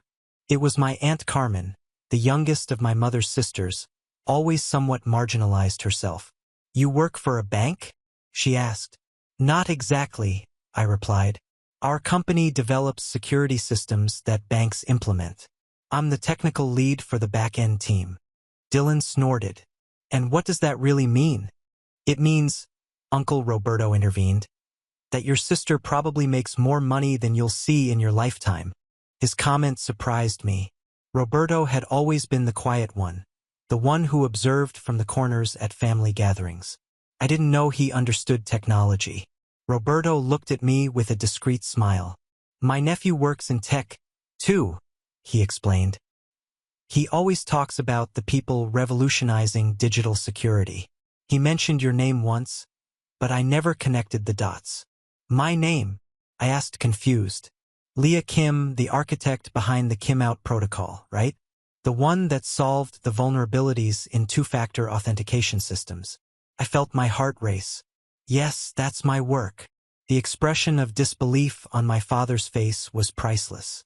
Are you saying Leah is famous in certain circles? Roberto replied. My nephew says the best security developers in the country know her work. Dylan stood up abruptly. I'm going for more wine, he muttered, clearly uncomfortable with the turn the conversation had taken. My mother seemed genuinely puzzled. But you never told us. You never asked, I replied simply. The silence that followed was different. It was no longer the uncomfortable silence from before, but one loaded with realization. Uncomfortable truths finally faced. Cousin Rachel, who had remained quiet all night, finally spoke. I always knew you'd go far, Leah, since we were kids. I smiled at her gratefully. She had been the only one who really saw me in those years. My father cleared his throat, visibly uncomfortable. Well, we always knew you were smart. We were just worried that you were alone with your computers. I have friends, Dad, I said calmly. Good friends and a job I love. I'm not alone. And then, as if the universe wanted to emphasize my point, my phone rang. It was a video call from Lisa and the rest of my friends in New York. Leah! They shouted in unison when I answered. How's the family reunion going? Their smiling faces filled the screen. A mosaic of different colors and expressions, all united by genuine affection. Interesting, I replied, turning the camera to show them the room full of silent relatives. Hello, Leah's family, Lisa greeted cheerfully. We just wanted to wish you happy holidays and tell you that you have an amazing woman in your family. We miss her here in New York. Lisa had always been the extrovert of the group. She continued, Did you know Arya has just been nominated for the Turing Award next year? It's like the Nobel Prize for computing. My father almost choked on his drink. Award? What? It's not a big deal, I said, feeling the blush rise to my cheeks. It's just a preliminary nomination. Lisa rolled her eyes dramatically. Derek, you tell them. Derek, my colleague and friend since college, adjusted his glasses with that nervous gesture so characteristic of him. Leah's nomination is a great achievement. Her work in quantum cryptography has revolutionized the field. Few developers achieve this recognition before 40. I saw my mother slowly sink onto the sofa as if her legs could no longer support her. I quickly said goodbye to my friends, promising to call them later and put my phone away. The silence in the room was deafening. Dylan returned with the wine, clearly having heard part of the conversation from the kitchen. His expression was a mixture of disbelief and something I had never seen on his face when he looked at me. Grudging respect. Pour me some of that wine, would you? I asked with a slight smile. For the first time in my life, He did what I asked without sarcastic comments. The conversation for the rest of the night was different. The questions now were directed at me, not Dylan. How exactly did my work function? What did quantum cryptography mean? Was it true that banks depended on my systems? I answered patiently, simplifying complex concepts, watching as my family's eyes widened with each explanation. Even Dylan listened attentively, though he pretended to be more interested in his phone. When I finally decided to go to sleep, my mother stopped me in the hallway. "Wait," she said with a faltering voice. "Dylan can sleep on the couch. You take your old room." I shook my head. "I'm fine on the couch, Mom. But now we know you're important," she insisted, and the transparency of her change in attitude almost made me laugh. "I was always important, Mom," I replied softly. "You just didn't see it." I left her standing there in the hallway, digesting my words. That night, lying on the uncomfortable couch, I checked my work emails. On my phone was a notification from a Swiss bank interested in implementing our protocol. Another professional success that would go unnoticed by my family until it was too big to ignore. But I no longer cared. I hadn't come seeking their approval. I had come to close a chapter, to face the ghosts of the past. And in a way, I had succeeded. The next morning, breakfast was a surreal experience. My father served me coffee without my asking. My mother offered me the last muffin. Dylan asked me with genuine interest about trends in cybersecurity. "You know," he said while buttering his toast, "maybe you could advise me on security for my startup." "I could," I replied, sipping my coffee. "What exactly is your business about?" Dylan explained his platform for connecting local delivery services with independent restaurants. It wasn't revolutionary, but it had potential. "The security plan is pretty basic," he admitted. "We don't have a budget for anything sophisticated. Security shouldn't be an add-on," I told him. "It should be integrated from the beginning. I can put you in touch with some junior developers from my team. Maybe they can help you as a side project." The expression of relief on his face was evident. "That would be amazing," he said. It was strange to see Dylan vulnerable, grateful, as if he suddenly saw me as an equal or even someone to admire a bit. After breakfast, while helping my mother with the dishes, this time she washed and I dried, a subtle but significant change. She broke the silence. "We never understood what you did," she admitted quietly. "It seemed so abstract." "I know," I replied.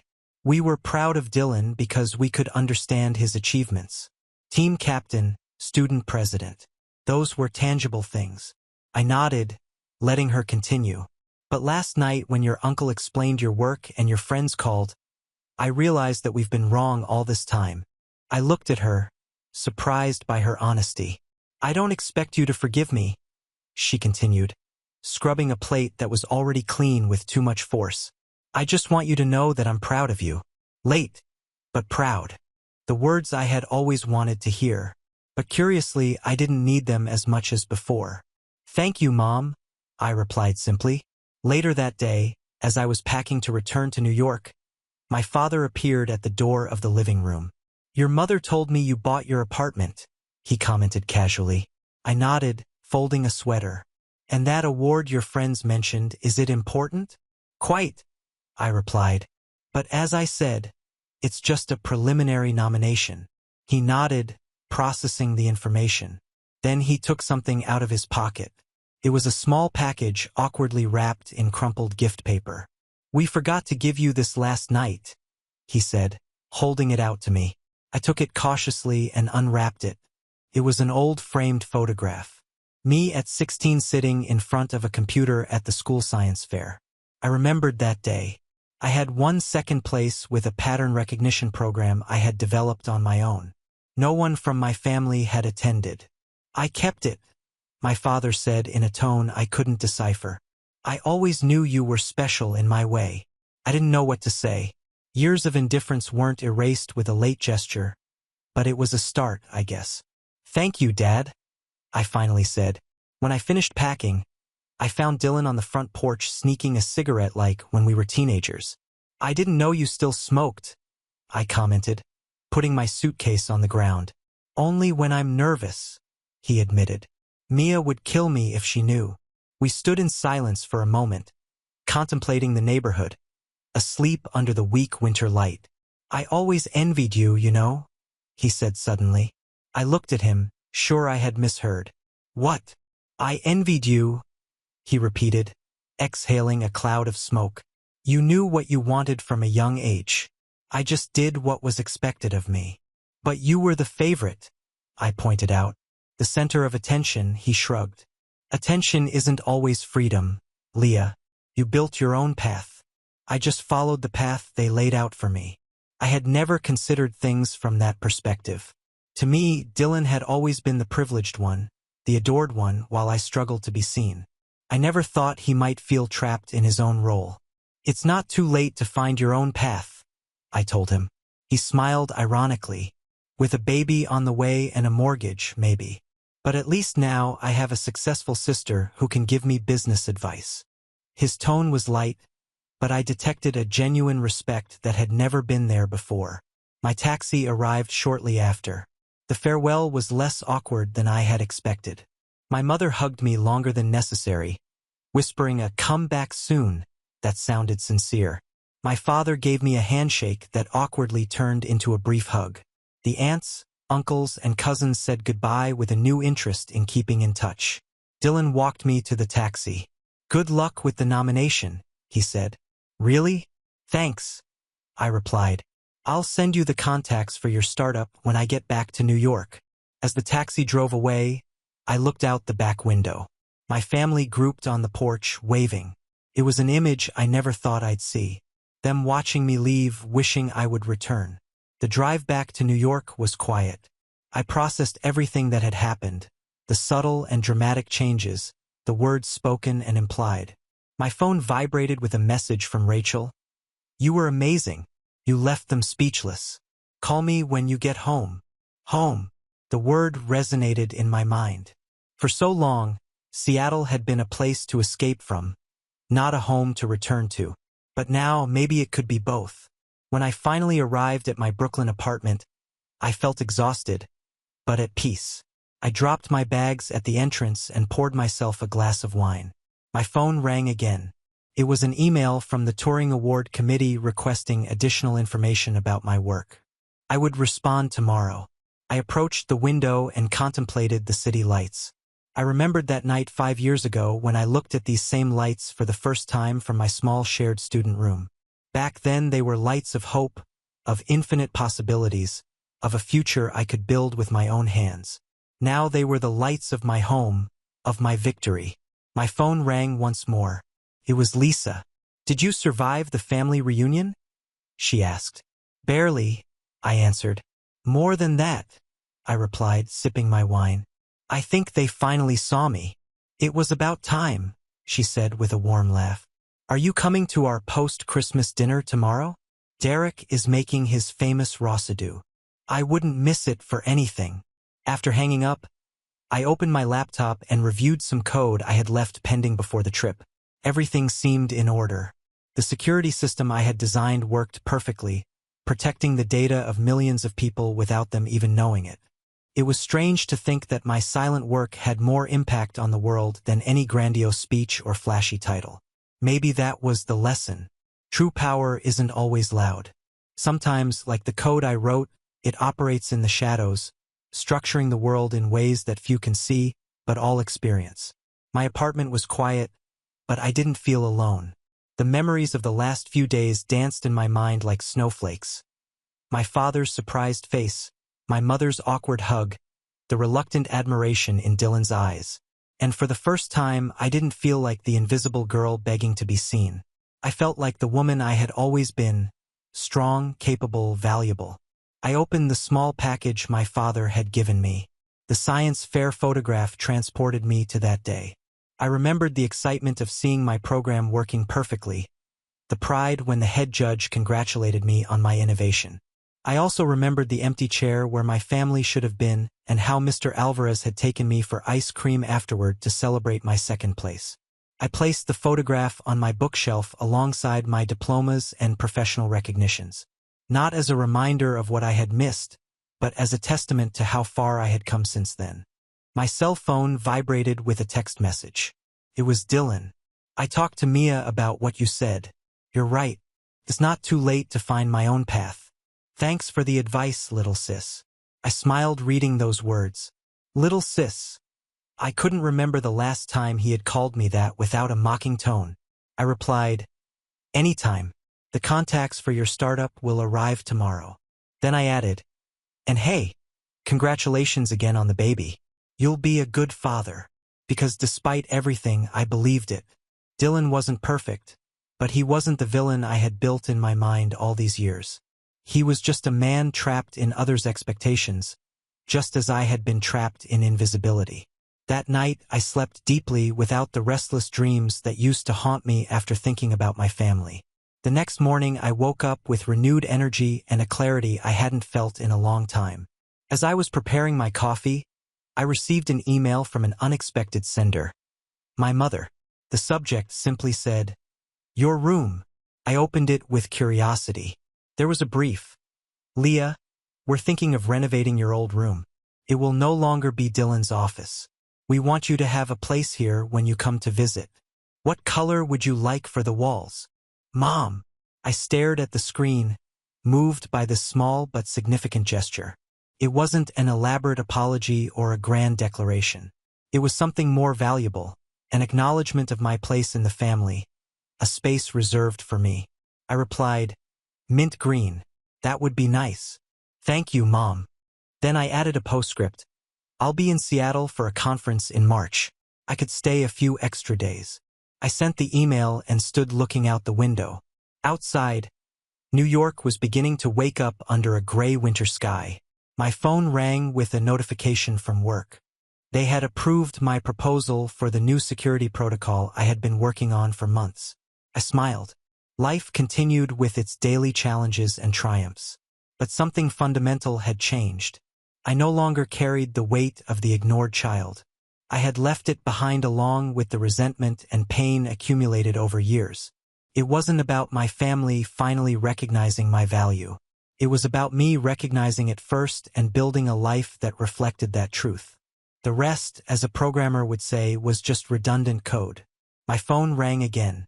It was a reminder for the team meeting at 9 o'clock in the morning. The technical lead had to be present and prepared. I finished my coffee, closed my laptop, and took my coat. It was time to return to the work I loved with the people who valued me in the city I had chosen as my home. In the elevator, a neighbor greeted me cheerfully. Merry Christmas, Leah. How was the visit to your family? I thought for a moment before answering. Revealing, I said finally. Very revealing. As I walked through the streets of Brooklyn toward the subway station, I felt a new lightness in my steps. The gray sky above my head was beginning to open, revealing patches of bright blue. A new day, a new beginning. In my pocket, my phone vibrated once more. It was Rachel. You know what? I think you should come for New Year's, too. The look on everyone's faces when you told them about your work was priceless. Also, your uncle Roberto wants to introduce you to his nephew, the one who works in tech. He says you're his hero. I smiled. Maybe I would. Or maybe I'd invite Rachel to New York to show her my world. The possibilities stretched out before me like lines of code waiting to be written. While waiting for the train, I reflected on the strange journey my life had been. From the invisible girl in Seattle to the respected woman in New York. From imposed silence to my own voice. From family rejection to professional recognition. And now, perhaps, toward a reconciliation I never thought possible. The train arrived with a metallic roar, pulling me from my thoughts. The doors opened and I entered, mixing with the human tide of morning workers. In my mind, the pieces of the new security protocol were already beginning to fit together like a complex but fascinating puzzle. I was good at what I did. I was valued for it. And now, for the first time, I felt that these truths resonated in both my professional life and my personal story. The train moved forward, roaring through the tunnels, taking me toward the day that was beginning, toward the future I had built with my own hands, line of code by line of code. A future that was no longer defined by what I lacked, but by everything I had achieved. And that, more than any belated family recognition, was my true victory. 3 months later, as I was packing for my trip to Seattle, I received a notification that would change my career forever. I had been selected as a finalist for the Turing Award. My team organized an impromptu celebration at the office. Cheap champagne and plastic cups, sincere hugs, and a card signed by everyone. "We always knew you were exceptional," my boss told me, raising his glass. "The world is simply taking time to realize it." That night, as I finished packing, I called my parents to confirm my arrival. "I have news," I told them. After the initial greetings, I told them about the nomination, explaining in simple terms what it meant in my field. "I don't know if I'll win. It's like winning an Oscar, but for computing." I tried to simplify. There was a moment of silence on the other end of the line. Then I heard my father's voice, husky with emotion. "I always knew you were special, Leah," he said. It wasn't true, of course. He had never known it, or if he had sensed it, he had never shown me. But now he wanted to believe it, and I wanted to let him. "Thank you, Dad," I replied simply. "Your room is ready," my mother interjected. "Mint green, as you asked. And I cleaned your old desk. I thought you might want to work a bit while you're here." The gesture moved me more than I expected. It wasn't just a painted room. It was an acknowledgement of who I was now. "That would be perfect," I said. "Dylan and Mia are coming for dinner on Sunday," my mother continued. "They want to show you the baby's ultrasounds, and your Uncle Roberto insists that you meet his nephew." I smiled. Life takes curious turns. 5 years ago, I had escaped from Seattle, vowing not to look back. Now I was returning, not as the invisible girl desperate for approval, but as a confident woman, recognized in her field, mistress of her destiny. "See you tomorrow then," I said goodbye. As I hung up, I looked around my Brooklyn apartment, the modern, clean spaces, the view of the city that never sleeps, the technical books stacked next to science fiction novels. All this was my home, my refuge, the place I had built for myself. But maybe, just maybe, I could also start to feel at home in other places. In a mint green room in North Seattle, in the awkward but honest conversations with my family, in the small reconciliations that day by day were healing old wounds. My phone rang one last time that night. It was a message from Dylan with a photo attached. It showed a small office decorated with plants and a modern desk. My new workspace. The message said, "Following your advice about starting small but dreaming big. Do you think it will work?" I replied, "It's a good beginning and that's all you need." Because if I had learned anything on my journey, it was that beginnings, however small, contain the potential for extraordinary transformations. Like a simple line of code that can change an entire system. Like an invisible girl who can become a woman impossible to ignore. I turned off the lights in my apartment and went to bed, ready to dream about the journey ahead. Not just the physical flight to Seattle, but the continuing inner journey toward reconciliation, acceptance, and perhaps something like forgiveness. Because in the end, that was the true victory. No longer needing the approval I had craved for so long, but being open to receiving it now that it finally arrived. My name is Leah Kim. I'm 31 years old and, after so much time running away, I'm finally learning to return. Not as the person I was, but as the woman I've become. A woman who no longer needs to hide behind screens and code. A woman who, step by step, is learning to be visible not only to others but to herself. Now on to the next story. Story 3. The waiter hadn't even finished pouring the water when my mom made her declaration. "Your kids can eat when they get home," she said with a light flick of her wrist, tossing a pair of cheap paper napkins across the table like she was doing us a favor. My daughters, who had just come from soccer practice, still in their uniforms, looked down at the napkins, then up at me.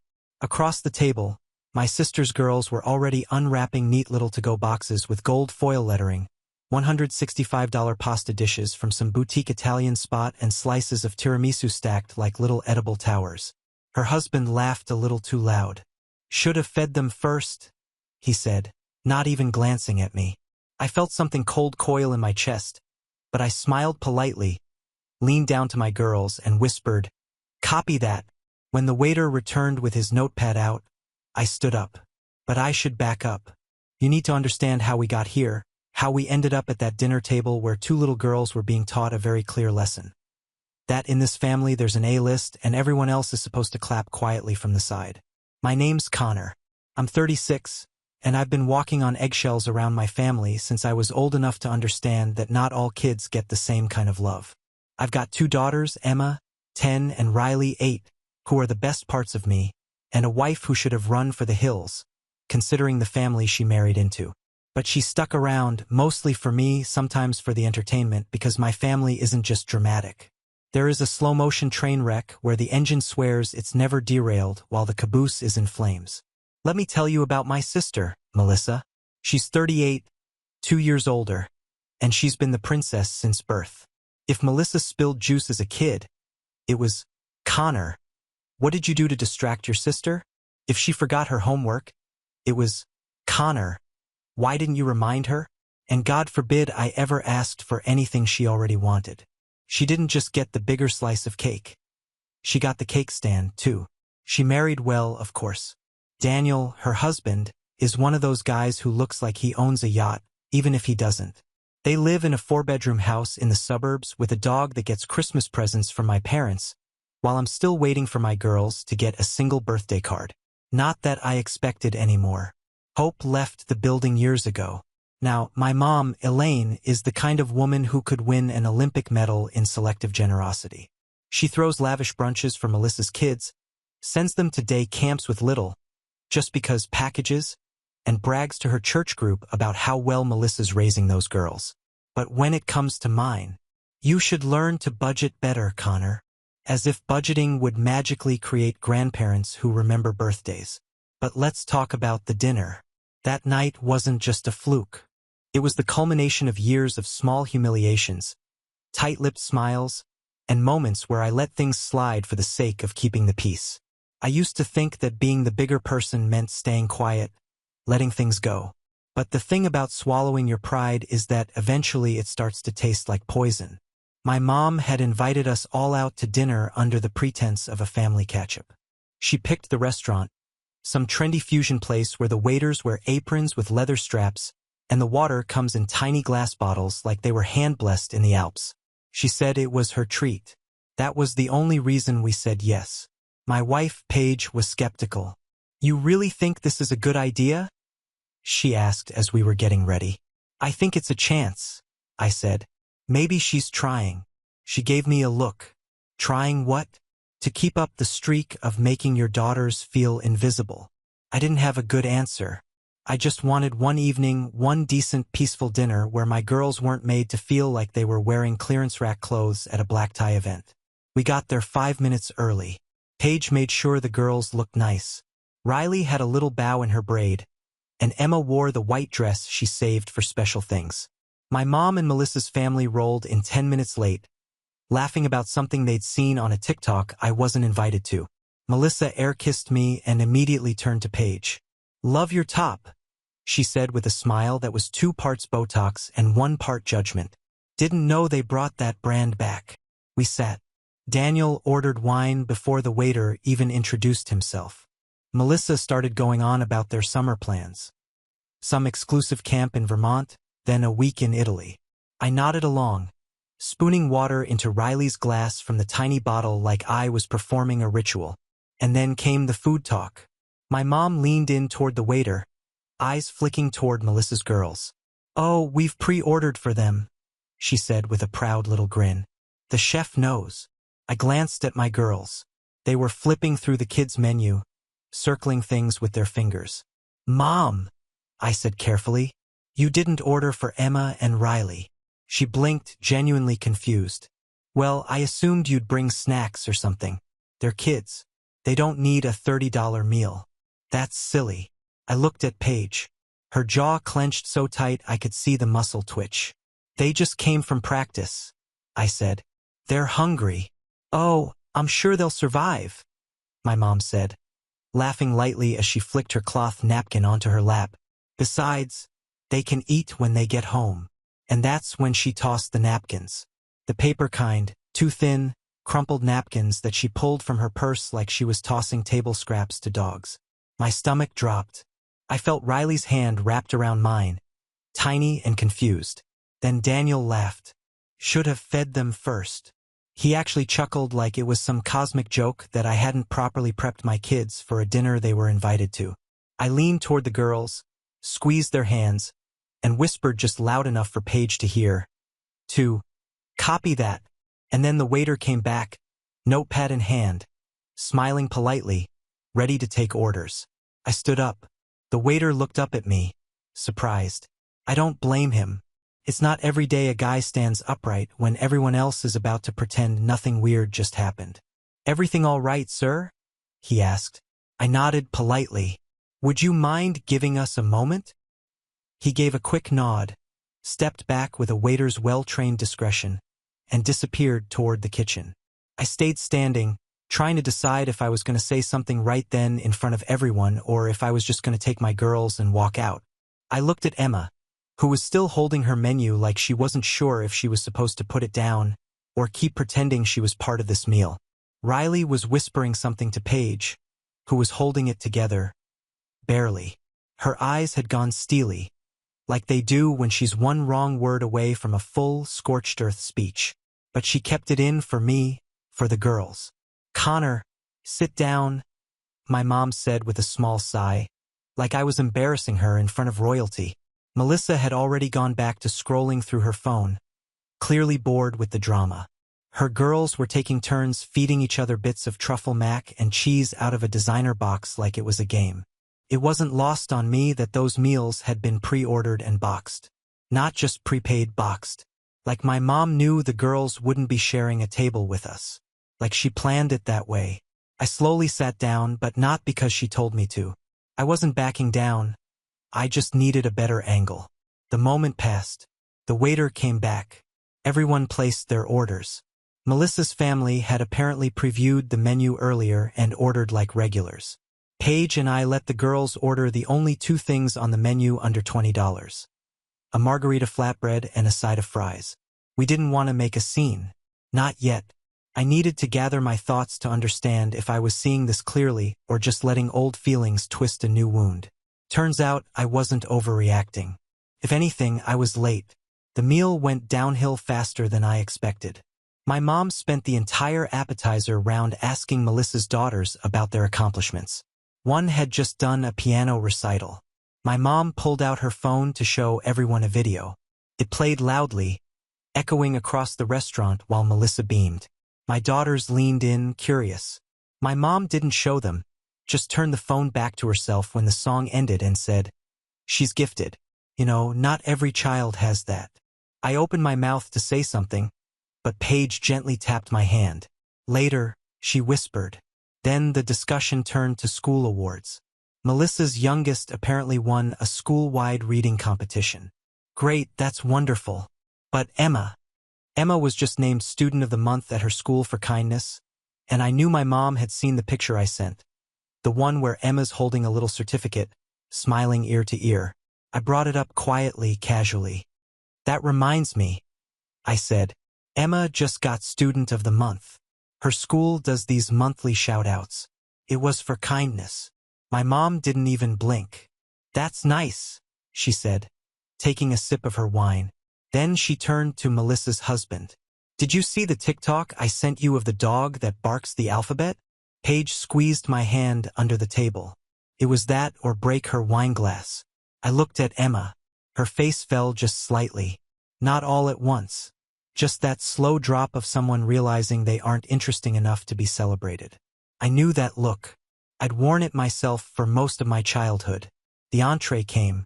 The food was good, sure, but by then I had lost my appetite.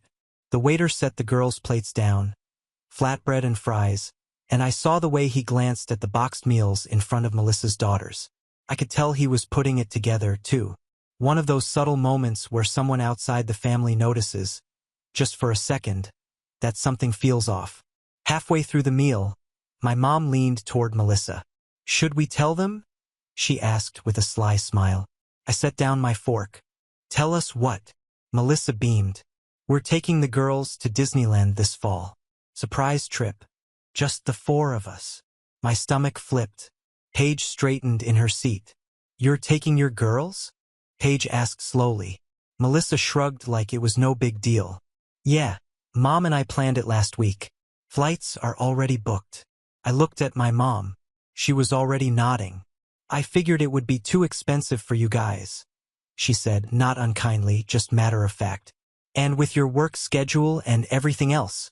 I stared at her. You planned a family vacation and didn't even tell us. It's not a family vacation, she said with a small laugh. It's a treat for the girls. Our girls are your granddaughters too, Paige said, her voice suddenly ice. They love Disneyland. I'm sure they'll get to go someday, my mom said, waving her hand like it was a minor inconvenience. It's not a big deal. Emma looked down at her lap. Riley blinked rapidly, like she was trying not to cry. I felt something twist inside me. Shame, rage, regret for ever thinking tonight could be different. Melissa leaned in, clearly enjoying this part. I'm sure we'll take lots of pictures. We'll send them to you. And that's when I snapped. I stood up again. Paige didn't stop me this time. I need a minute, I said. I walked outside, hands shaking. It was a warm night, but I was freezing. Not from the weather, just that hollow cold that settles into your chest when you realize something for the last time. Because that's what was happening. I wasn't shocked by the favoritism. I wasn't even surprised by the cruelty. What hit me hardest was the fact that I had seen it coming and still walked into it.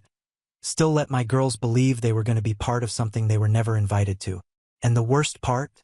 It wasn't even new. It was a rerun of my entire life. I remember birthdays growing up where Melissa would get the full parade. Balloons, banners, cakes from specialty bakeries, and I'd get a card signed, Love, Mom, with a $10 bill and no cake. I remembered parent-teacher nights where my mom gushed over Melissa's C in math while ignoring my science trophies. I remembered being told, boys don't need that much attention, and don't be jealous, be helpful. I thought it would be different with my girls. I thought becoming a father would finally give me some leverage, some way to rewrite the script. But you can't rewrite a story if the author never changes. I stayed outside for a long minute. Then Paige joined me, her arms crossed, jaw tight. You okay? She asked. I shook my head. No, but I know what to do. She raised an eyebrow. What does that mean? I didn't answer. Not yet. Because revenge, when it's deserved, doesn't come in one explosive moment. It simmers. It builds. And I had just found my spark. I walked back in. Melissa was laughing at something Daniel said. My mom was swirling her wine like she was the queen of a table that existed solely to orbit her. My daughters were sitting quietly side by side, eating flatbread like it was some kind of test they had to pass without speaking. And I watched them, those two sweet, patient girls, and I made a silent promise. This wouldn't happen again. Ever. I sat down slowly. My mom glanced at me, still sipping her wine. You all right, dear? I smiled.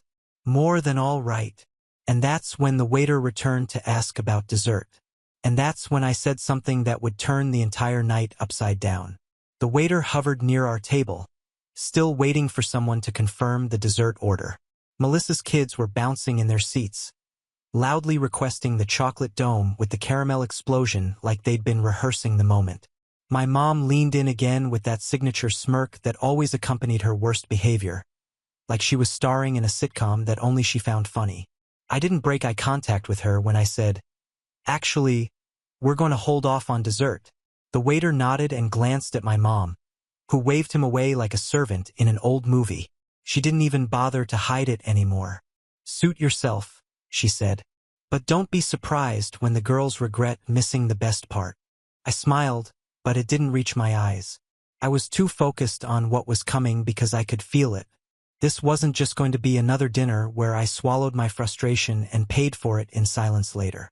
No, this was the night the thread finally snapped. It started with a toast. Melissa tapped her glass with a fork, just a soft ting, ting, ting, then stood up with all the flourish of someone who thought she was the most interesting person in every room. I just want to say, she began, that I'm so grateful we could all be here tonight. It's not every day we all get to sit down as a family and celebrate how far we've come. Daniel placed his hand on her back with all the supportive husband energy of a man who never had to work for his approval. Melissa beamed. Mom, thank you for putting this together, for always being there for us, for supporting our girls and everything they do, for going above and beyond. Whether it's weekend sleepovers, surprise gifts, or those late-night calls when I'm losing my mind with homework chaos. My mom wiped a fake tear with a cloth napkin. Of course, sweetheart. That's what family's for. There it was. The moment. The exclusion dressed as affection. A toast to everyone except us. I could see Paige's nostrils flare. I could hear Emma slowly stop chewing. Like even her 10-year-old heart understood, she'd just been passed over again. Then Melissa raised her glass. To strong women raising strong daughters. They all clinked glasses. I didn't move. Neither did Paige. And for a moment there was a silence so sharp it could have split the table in two. You know, I said finally, it's wild how often we all get together and still manage to feel like strangers. Melissa blinked. What's that supposed to mean? I didn't answer her. I looked at my mom. Mom, when's the last time you came to one of Emma's soccer games? She shifted in her chair. Well, you know how busy I am. But you made it to 2 of Ava's piano recitals and 1 of Charlotte's ballet rehearsals. Not even a performance. A rehearsal. I didn't realize you were keeping score, she said coolly. I wasn't, I replied. But it turns out my daughters were. Emma looked up at me, confused, as if she couldn't quite believe I was actually saying it out loud. Paige reached for her hand under the table. Melissa rolled her eyes. Here we go. No, I said, locking eyes with her. You don't get to dismiss this like it's some petty thing. You've always acted like this, like your kids are the center of gravity and the rest of us are just satellites orbiting their perfect little lives. I'm sorry you feel that way, she said in that condescending therapist voice people use when they don't want to apologize. That's not an apology, Paige muttered. And then Daniel chimed in. Maybe if you put as much effort into your parenting as you do keeping score, you wouldn't feel so left out. I froze. It wasn't just the words. It was the smirk he delivered them with. Like he thought he'd just dropped the mic. Like he expected everyone to nod in agreement. Even my mom didn't stop him. Emma looked crushed. Riley was hiding her face in Paige's arm. That's when I realized it wasn't just favoritism. It was sabotage. Because this wasn't about treating my girls differently out of negligence. It was intentional, cruel, targeted. It was the moment I understood. They didn't just overlook us. They enjoyed watching us be small. So I stood up again. I pulled out my wallet, took out 2 $100 bills, and placed them on the table. That should cover our part, I said. You don't have to do that, my mom said, tone suddenly sugar-sweet. This was supposed to be my treat. I ignored her and leaned down to my girls. Come on, let's go. Emma looked up. Are we in trouble? No, sweetie, Paige said, already grabbing her purse. We're just done playing pretend. As we gathered our things, Melissa scoffed. You're seriously going to make a scene? I turned to her. No scene. Just finally acknowledging what's been obvious for years. Then I paused because I wasn't done. I turned back to my mom. You had a choice, you know. You could have loved all your grandkids. You could have shown up, supported them, made them feel like they belonged. Instead, you chose a favorite. And the worst part is you taught them that love is conditional. Her eyes narrowed. You're being dramatic. I'm being honest, I said. And for once, I'm okay with you not liking what you hear. We walked out before anyone could reply. The restaurant door shut behind us with a soft click, but the sound echoed in my chest like a cannon. Outside, the girls were quiet. Paige stood beside me, waiting. Where are we going? Emma asked. I knelt down and looked her in the eyes. Anywhere you want. They chose ice cream. Of course they did, because they're still kids. Still sweet. Still hopeful even after being let down again and again. We sat on a bench outside the ice cream shop, their cones melting faster than they could eat them. Paige rested her head on my shoulder. You did the right thing, she said softly. I didn't respond because even though I'd finally stood up for them, I still felt like I'd lost something. That illusion that maybe, Somehow my family would change, that maybe they'd finally see us. And yet there was a calm in my chest now, a strange, unfamiliar peace. Because when someone shows you who they are, really shows you, you can finally stop pretending. And that clarity, that was the beginning of something new. But I didn't know yet just how much worse things were going to get. Because 3 days later, I got a phone call that changed everything. 3 days. That's how long the silence lasted, just long enough for me to convince myself that maybe, just maybe, my exit had sunk in, that maybe my mom would call, maybe Melissa would feel a sliver of guilt, maybe anyone would try to fix what they'd broken. But no. 3 days of nothing. No texts, no calls, no emails. No, are the girls okay? No, can we talk? And then the phone rang. I was at work in the middle of checking invoices when I saw the caller ID. Aunt Debbie. Not my mom. Not Melissa. Aunt Debbie. I hadn't talked to her in months, maybe a year. But the moment I picked up, I could tell she already knew something had gone down. Connor, she said, voice tight. Did you really walk out of your mother's dinner and cause a scene? I took a slow breath. Hi, Aunt Debbie. Nice to hear from you, too. She didn't laugh. Elaine is beside herself. Melissa said you stormed out, made a dramatic speech about being mistreated, and left them with a huge bill. I rubbed my forehead, already feeling the exhaustion settle in.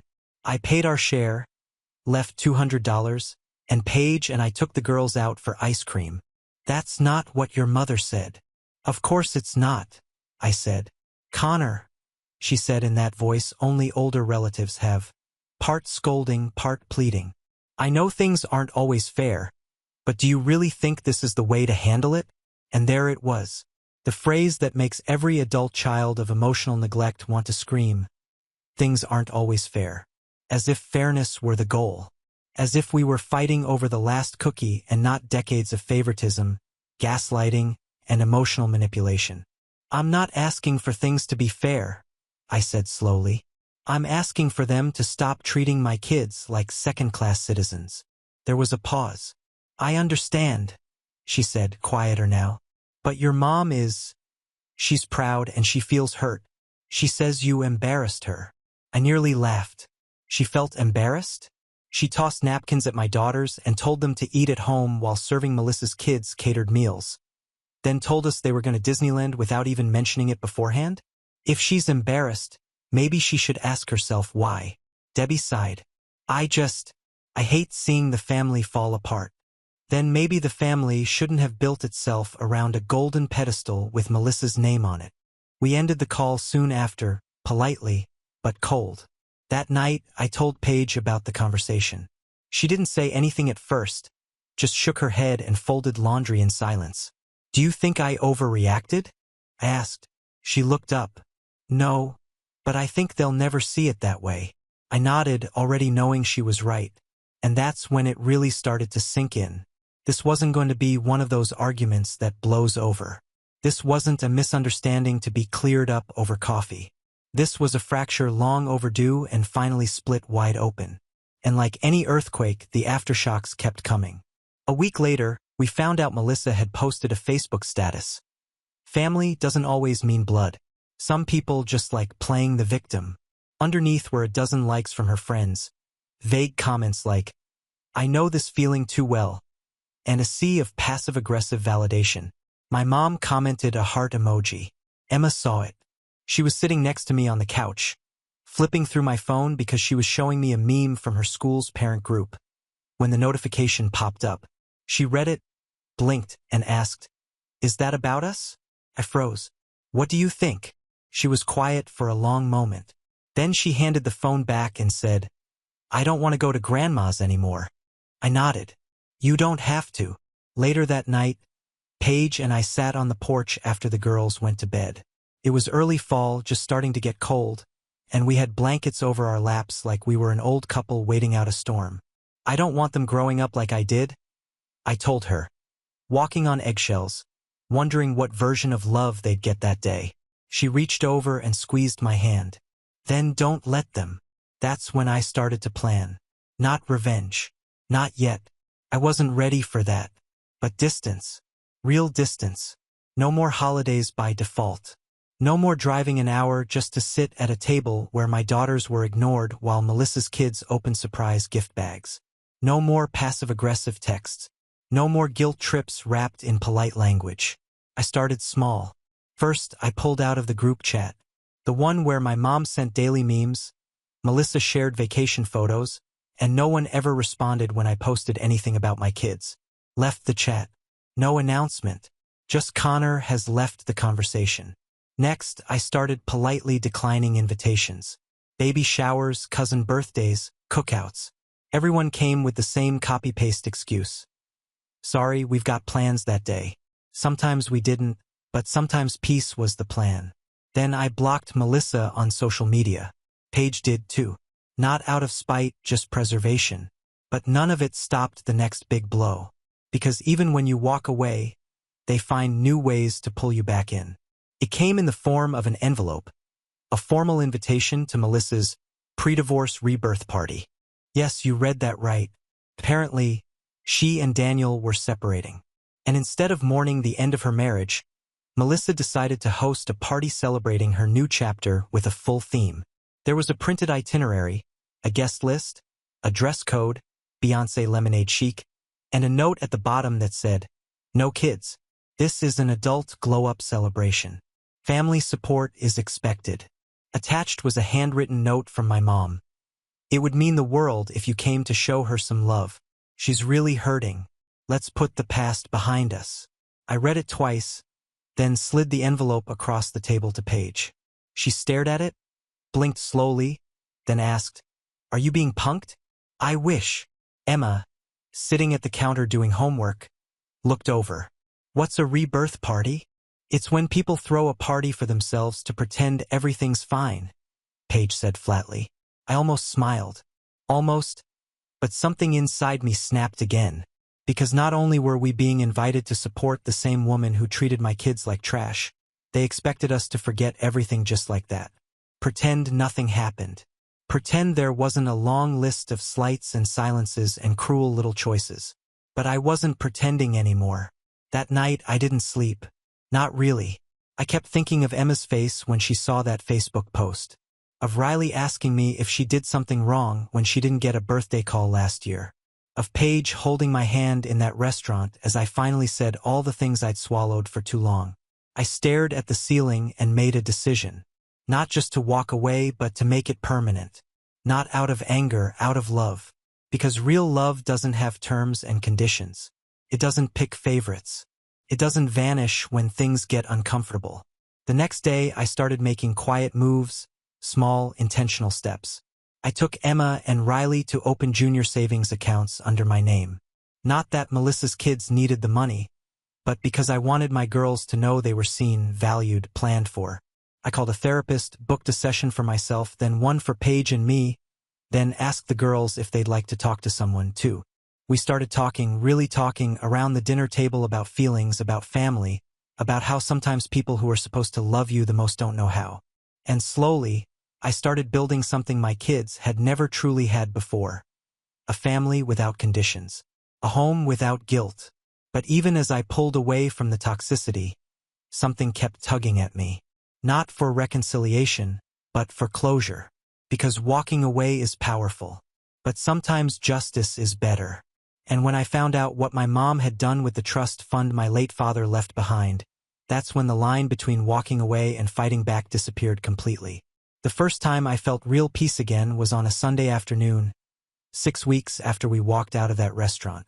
It was one of those crisp, golden Sundays where the air smells like falling leaves and new beginnings. Emma and Riley were on the porch carving pumpkins with Paige, laughing like nothing bad had ever touched them. No tension, no pity, just joy. I stood in the doorway with a mug of coffee and realized something I hadn't allowed myself to believe in years. We were okay. Better than okay. Actually, we were free. No more waiting for my mom's approval. No more awkward silences after being excluded from family trips. No more shrinking myself to fit into a mold someone else made for me. For the first time in my adult life, I wasn't orbiting my family's dysfunction. I was building something separate, and it was working. At first, the progress was quiet, subtle, but unmistakable. Riley had stopped chewing her nails. Emma started humming again when she did her homework, the way she used to when she was younger, before my mom's favoritism began making her feel small. Paige began sleeping better, smiling more. She even said to me one night as we were folding laundry, "I feel like we finally took our house back." That stuck with me because we had. But the real turning point wasn't emotional. It was financial. About 2 months after the dinner, I got a call from a number I didn't recognize. It was a lawyer, not mine, my father's. Apparently, after my dad passed 10 years ago, he had set up a small trust fund for his grandkids. It wasn't a fortune, just under $60,000 total, but it was meant to be evenly divided between all of his grandchildren once they turned 18. And my mom was the trustee. The lawyer had tracked me down because I had never responded to the documentation. "Because I never received any," I said flatly. He paused. "That's unusual. You're listed on the documents as a contact along with your sister. Melissa signed her side 3 years ago. Her daughters have already been granted early disbursements." I felt the words lodge in my throat. Early disbursements? Yes, the trustee, your mother, approved partial early withdrawals for Melissa's children. Roughly $10,000 each for extracurricular enrichment, and nothing for mine. The silence on the other end of the line told me everything I needed to know. When I hung up, I didn't even tell Paige right away. I sat with it for a few hours, not because I didn't trust her, but because I didn't trust myself to speak calmly yet. My father, who died believing both of his children would do right by each other, had left a gift for all of his grandchildren, and my mother had stolen from mine. That night, after the girls went to bed, I told Paige everything. We sat at the kitchen table in silence for a long time before she said, "You know what you have to do, right?" I nodded. Yeah. But this wasn't going to be a confrontation. I was done with yelling matches and emotional showdowns. This was going to be surgical. First, I called the lawyer back and asked for everything in writing. The trust documents, the disbursement logs, the signed approvals, the dates. He was professional but helpful. Said it would be in my inbox within the hour. Next, I hired a financial advisor. Not a flashy one, just a quiet, sharp woman named Denise who'd been recommended through a friend. She went through every document, verified every detail, and said, "This isn't just ethically wrong. It might be legally actionable." That word stuck in my head. Actionable. For once, I had the leverage. I had the proof. And I had something Melissa and my mother had always underestimated in me: restraint. While they lived off drama and status, I had spent years observing, studying, biting my tongue. But I wasn't just a silent bystander anymore. In the weeks that followed, I took care of things quietly. Denise helped me set up 2 custodial investment accounts, one for Emma and one for Riley. I matched the disbursements Melissa's daughters had received out of my own savings. Not because I had to, but because I wanted my girls to know they weren't forgotten, that someone had their back even when others didn't.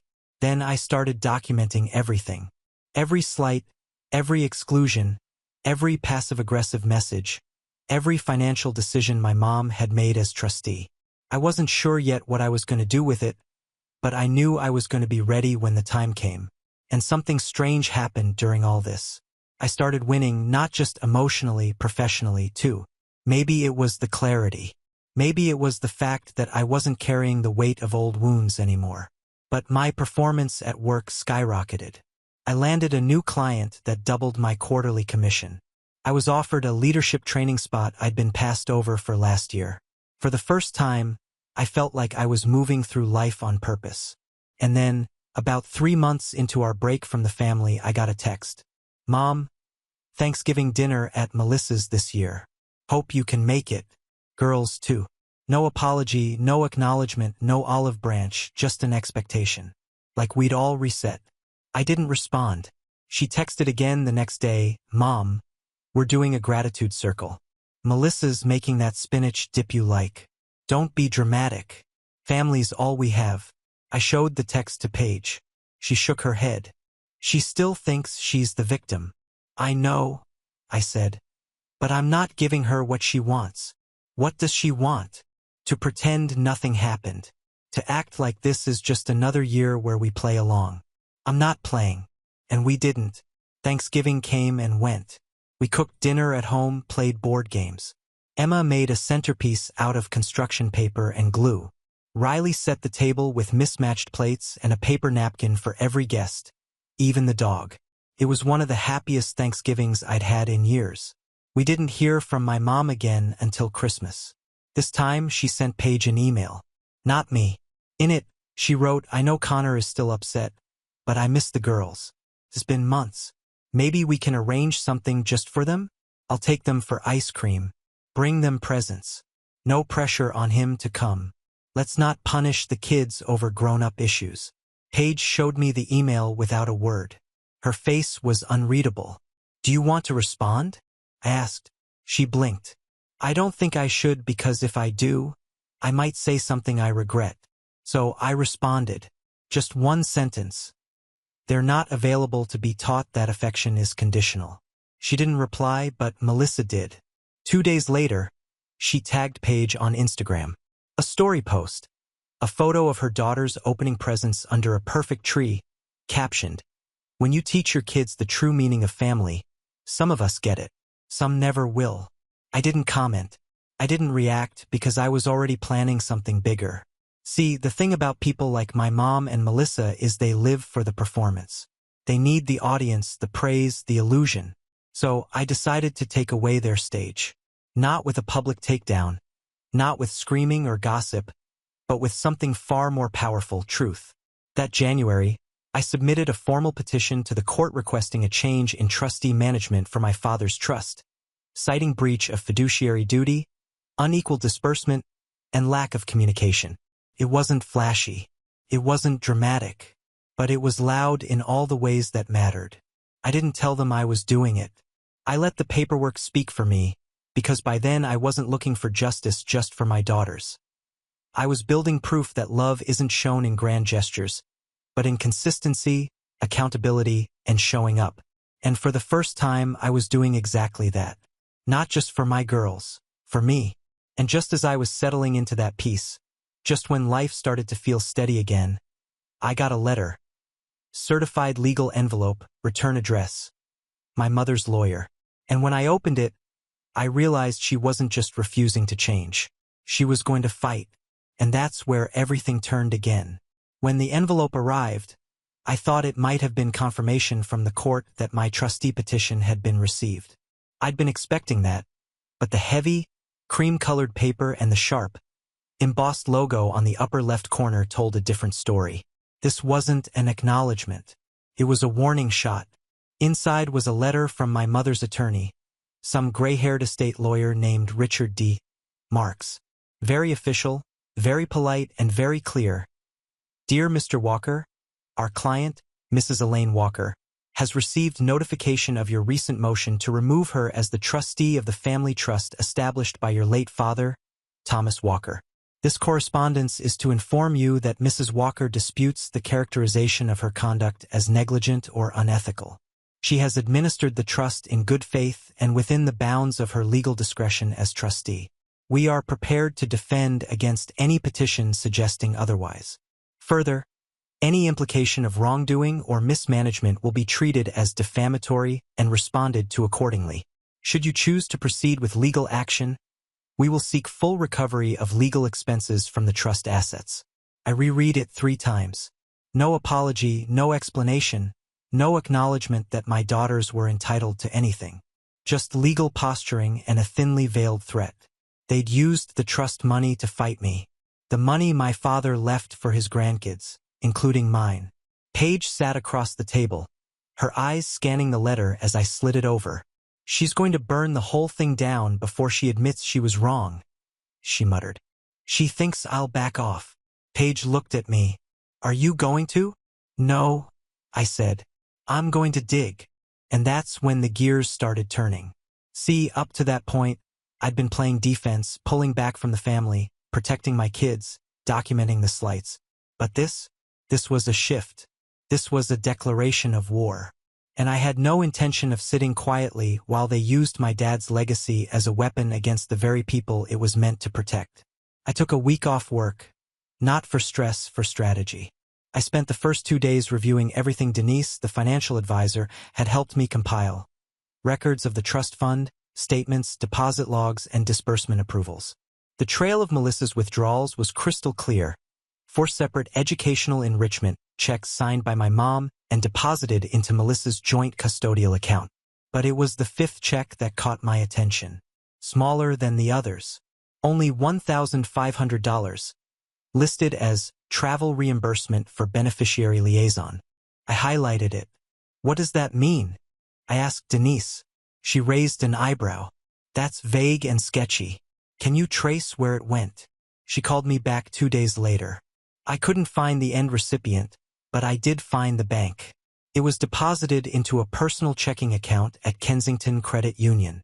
That's not Melissa's bank. Nope, it's your mom's. I stared at the speakerphone. So, she reimbursed herself from the trust? That's what it looks like. I hung up and stared at the documents for a long time. Something didn't sit right. So I started digging deeper. I pulled out old files, found the copy of my father's original will from when he passed. It mentioned the trust by name and included a clause I hadn't noticed before. Funds are to be dispersed for the benefit of each grandchild for purposes of education, medical need, or milestone development. Equal opportunity shall be given to all eligible parties. Equal opportunity. That was the language I needed. If she'd authorized early withdrawals for Melissa's kids under the claim of enrichment and denied the same to mine, she wasn't just morally wrong. She'd violated the legal intent of the trust. But there was more. While flipping through old family folders, I found something else. A list of contacts my father had left behind for legal and financial matters. His old CPA, his life insurance broker, and, buried at the bottom, a contact labeled Paul M. Trust Formation Consultant. A quick search led me to a man named Paul Martinez, a now-retired financial consultant living in upstate New York. I called the number. He answered on the second ring. "Mr. Martinez," I said. "My name is Connor Walker. You helped my father set up a family trust about 15 years ago." There was a long pause. "Tom Walker from Boston. Yes, I remember him. Kind man, smart, very deliberate. I'm trying to understand the intent behind the trust. There's been tension." He was silent again, then sighed. "What happened?" I gave him the short version. He listened, asked a few clarifying questions. Then he said, "Your father was specific. He didn't want favoritism. He insisted that every grandchild be treated equally, regardless of which parent raised them." I remember those words exactly. I felt something shift in my chest, an old ache wrapped in new anger. He even built a clause into the structure that allows for reassignment of the trustee in the event of partiality. Paul continued. I sat up straighter. "It's in the trust?" "Yes, but it's in the appendix. Most people don't read that far." He offered to send me a scanned copy from his files. I had it in my inbox 2 hours later. Sure enough, there it was, Appendix C, Reassignment Clause. If a trustee is found to have distributed more than 60% of funds to less than 50% of eligible beneficiaries, the trust may be reevaluated and reassigned through a legal hearing with only one petitioning party required. The math wasn't even close. Melissa's daughters had received over $20,000. My daughters? 0. Out of a $60,000 trust, more than 1/3 had gone to one side of the family. And suddenly, I wasn't just in a good position. I was in a powerful one because now I had documentation of unequal disbursement, proof of vague reimbursements deposited into my mother's personal account, a retired trust consultant ready to confirm my father's intentions, and a clause that gave me standing for immediate reassignment without needing a majority vote. But even that wasn't the final card. The final card came from an unexpected source. One night around 10 p.m., I got a message on Facebook from a name I barely recognized. Lindsay Pierce, a friend of Melissa's from high school. We hadn't spoken in over a decade. Her message read, "Hey Connor, hope this isn't weird. I know we haven't talked in forever, but I saw your mom at brunch with Melissa a few weeks ago and overheard something I thought you should know." She went on to explain that she'd been seated near them, close enough to hear them talk about Connor's pity party. and how he'll back down once he realizes he's not entitled to anything. But the kicker? Melissa had joked about using the trust money before Connor even figured out it existed. She said, "I told Mom to funnel the rest through Riley's old dentist if she needed a clean withdrawal. He owes us one." I reread that line 5 times. Riley's dentist, the one she'd stopped seeing 2 years ago after we switched insurance. I went back through the disbursement logs, and there it was, a $2,400 withdrawal labeled dental procedure for RW. I never authorized it, never signed a release. It wasn't my Riley, but it sure looked good on paper. I added it to the evidence folder. Now I had a trail of false expenses, witness testimony, a clause for reassignment, and a paper trail that reeked of misuse and fraud. I wasn't just on solid ground. I was holding the match and the gasoline. But I didn't light it yet. Not until I could ensure it would burn exactly the way I wanted it to. Not just to reclaim what was ours, but to expose what they tried to hide. Because revenge wasn't just going to be about money anymore. It was about truth. The morning of the court hearing was calm, almost unsettlingly so. It had rained the night before, and the sidewalks were still wet, leaves plastered against the pavement like little mosaics of orange and rust. The courthouse wasn't big, just a low brick building tucked between a library and a park, but stepping through those glass doors felt heavier than it should have. This wasn't just a legal appointment. This was accountability, and it was long overdue. Paige squeezed my hand before I stepped inside. "You good?" she asked. I nodded. "Yeah, I'm good." What I didn't say was that I hadn't slept the night before. Not because I was nervous about losing, but because I'd waited so long for this moment. I didn't quite know what to feel now that it was finally here. The hearing wasn't some dramatic televised trial. It was a small probate courtroom with creaky chairs and fluorescent lighting that made everyone look a little more tired than they probably were. But I wasn't here for the aesthetics. I was here to deliver the truth, quietly, precisely. My mother sat across the room from me, dressed in a stiff gray blazer, lips pursed so tightly they looked like they'd been stitched together. Melissa wasn't with her. Apparently, she'd chosen to support from a distance. I imagined her sipping a green smoothie somewhere, convinced this was all just a formality, that I'd lose, that they'd win. And for once, I hoped she stayed confident. I wanted this to surprise them. The judge, a woman in her 60s with silver hair and sharp eyes, called us to order. "We're here to review petition number 221GJ regarding the administration of the Walker Family Trust. Petitioner, please proceed." I stood, every document I needed in a neatly organized folder. "Your Honor, thank you. I'm here to request the removal and reassignment of the trustee, Elaine Walker, on grounds of partial disbursement, financial mismanagement, and breach of fiduciary duty, as defined in the original trust document and its Appendix C." Elaine shifted in her seat. I passed a printed packet to the clerk, who handed one to the judge. "Within this file, you'll find the following: a full disbursement record from the past 5 years showing over 60% of trust funds allocated to the children of one beneficiary, my sister, while my own daughters have received nothing. A scanned copy of the trust appendix clause outlining grounds for reassignment based on unequal distribution. 2 early withdrawals labeled for educational enrichment, deposited into a joint custodial account managed solely by Melissa Walker. A travel reimbursement deposited directly into the trustee's personal account, Elaine Walker, without itemized records. A dental procedure billed under my daughter's initials, RW, which I did not authorize.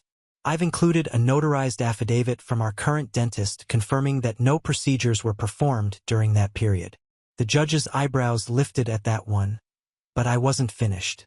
I've also included a written statement from Paul Martinez, the financial consultant who helped draft the original trust, confirming that my father's intent was to provide equal opportunity to all grandchildren, not discretionary favoritism.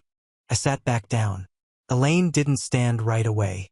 Her lawyer, Richard Marks, rose first. "We dispute the characterization of my client's actions as malicious or negligent. The trustee operated within her discretion and believed she was acting in the best interest of the trust." The judge held up a hand. "Mr. Marks, the math is not in your favor." He tried again. "There were unique circumstances. One of the beneficiaries expressed more immediate financial need for educational purposes. She requested it. I interrupted, keeping my tone level. My mother approved it and never once offered the same to my daughters. Elaine stood then, face tight. I didn't think you'd want the money, Connor. You've always acted like you're too proud for help. And yet, you gave thousands to Melissa's children without asking. Melissa's children had needs. So do mine. The judge tapped her pen against the desk. Ms. Walker, your role as trustee is not to determine who deserves more. It's to uphold the trust's stated purpose, which is clearly to benefit all grandchildren equally. Elaine's mouth opened, then closed. For the first time, she looked shaken. The judge flipped through the pages for a moment, then looked up. I am granting the petition. Effective immediately, Elaine Walker is removed as trustee. The court will appoint a neutral fiduciary to oversee remaining disbursements. Furthermore, I am ordering a forensic audit of all transactions related to the trust over the past 5 years to determine if additional legal action is warranted. It was quiet enough to hear the air vent humming. I didn't smile. I didn't gloat. But inside I felt light. Afterward, I walked out into the cold air and took a long breath. Paige was waiting at the curb. When she saw my face, she already knew. I got in the car, said nothing, just held her hand as we drove. A week later, the fallout started. Melissa texted me first. Did you really have Mom removed from the trust? This is going to ruin her. You are disgusting. Then she posted a screenshot of a Bible verse to her Instagram story. Something about forgiveness. Then something about betrayal. Then a story of her kids playing in a new backyard inflatable pool with the caption, "We rise anyway." I didn't respond because I didn't need to. The court-appointed trustee reached out 2 days later to confirm that pending disbursements would be frozen until the audit concluded.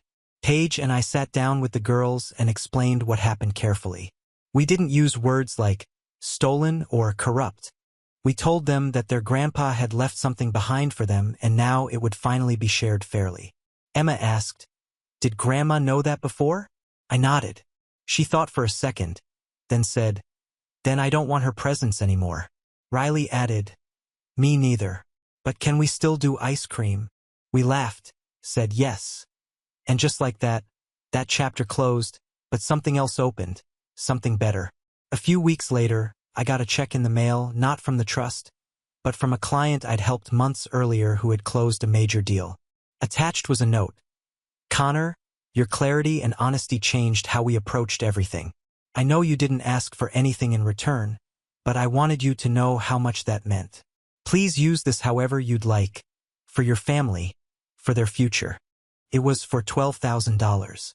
I used it to start 2 Roth IRAs for Emma and Riley, and put the rest toward a vacation, our first real one in years. We didn't go to Disneyland. We went to a cabin in the Smoky Mountains. Spent the days hiking, laughing, playing card games by the fire. And not once, did I think about my mom. Because the thing about revenge is it doesn't always have to look like fire and fury. Sometimes it looks like peace. Sounds like laughter. It feels like standing in the middle of your life and realizing you don't owe anyone your silence anymore.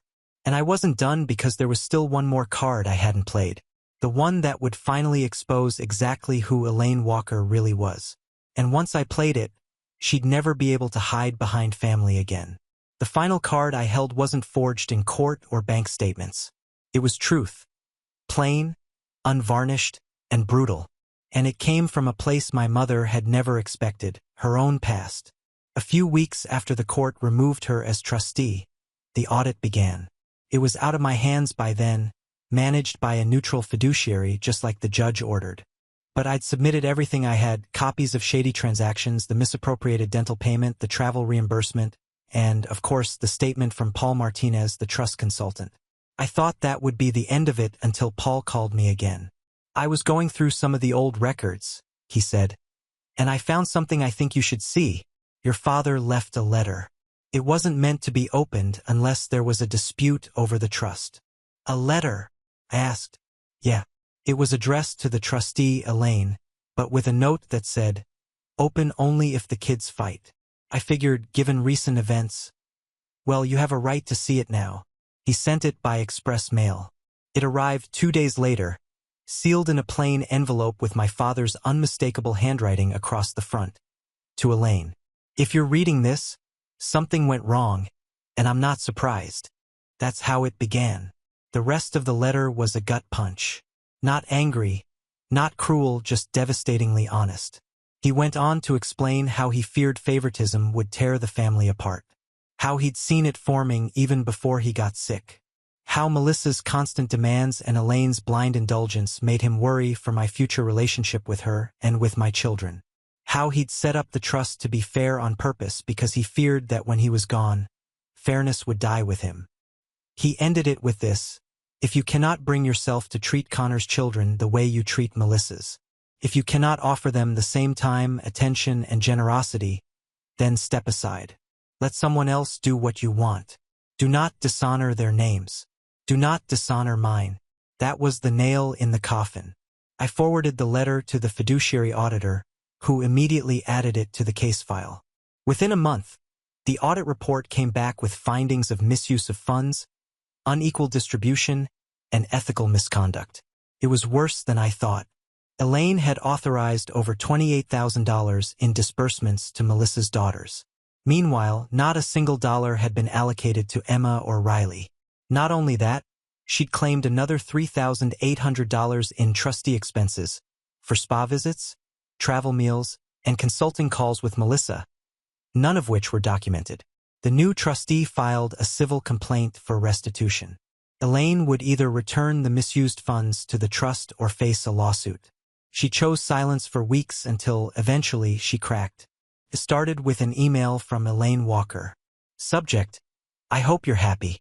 You've destroyed this family. Congratulations. I don't know who you've become, Connor, but it's not someone I recognize. Your father would be ashamed of what you've done to your own mother. I only ever wanted to help. I never meant to hurt anyone. I just thought Melissa needed more support. She's had such a hard time. I didn't think you'd make it a public spectacle. I can't show my face at church anymore. Everyone is asking questions. Your Aunt Debbie won't return my calls. Even the pastor asked if I was okay. Do you know how humiliating this is? I never thought you'd do this to me. Don't bother responding. I wouldn't believe anything you said anyway. I didn't respond because, for once, I didn't feel the need to explain myself. She wanted me to feel guilt, to feel like I'd burned the house down. But all I'd done was turn on the lights, and now the house was finally showing its cracks. Then came the ripple effects. Melissa, suddenly very aware that public scrutiny was closing in, deactivated her Instagram for 3 weeks. When she came back, her profile was private and scrubbed of any references to family. Gone were the inspirational quotes. Gone were the soft-focus photos of her daughters playing piano with captions like, "Legacy and Light." I heard through a mutual cousin that she tried to open a new savings account for one of her girls and was flagged by the bank for custodial complications.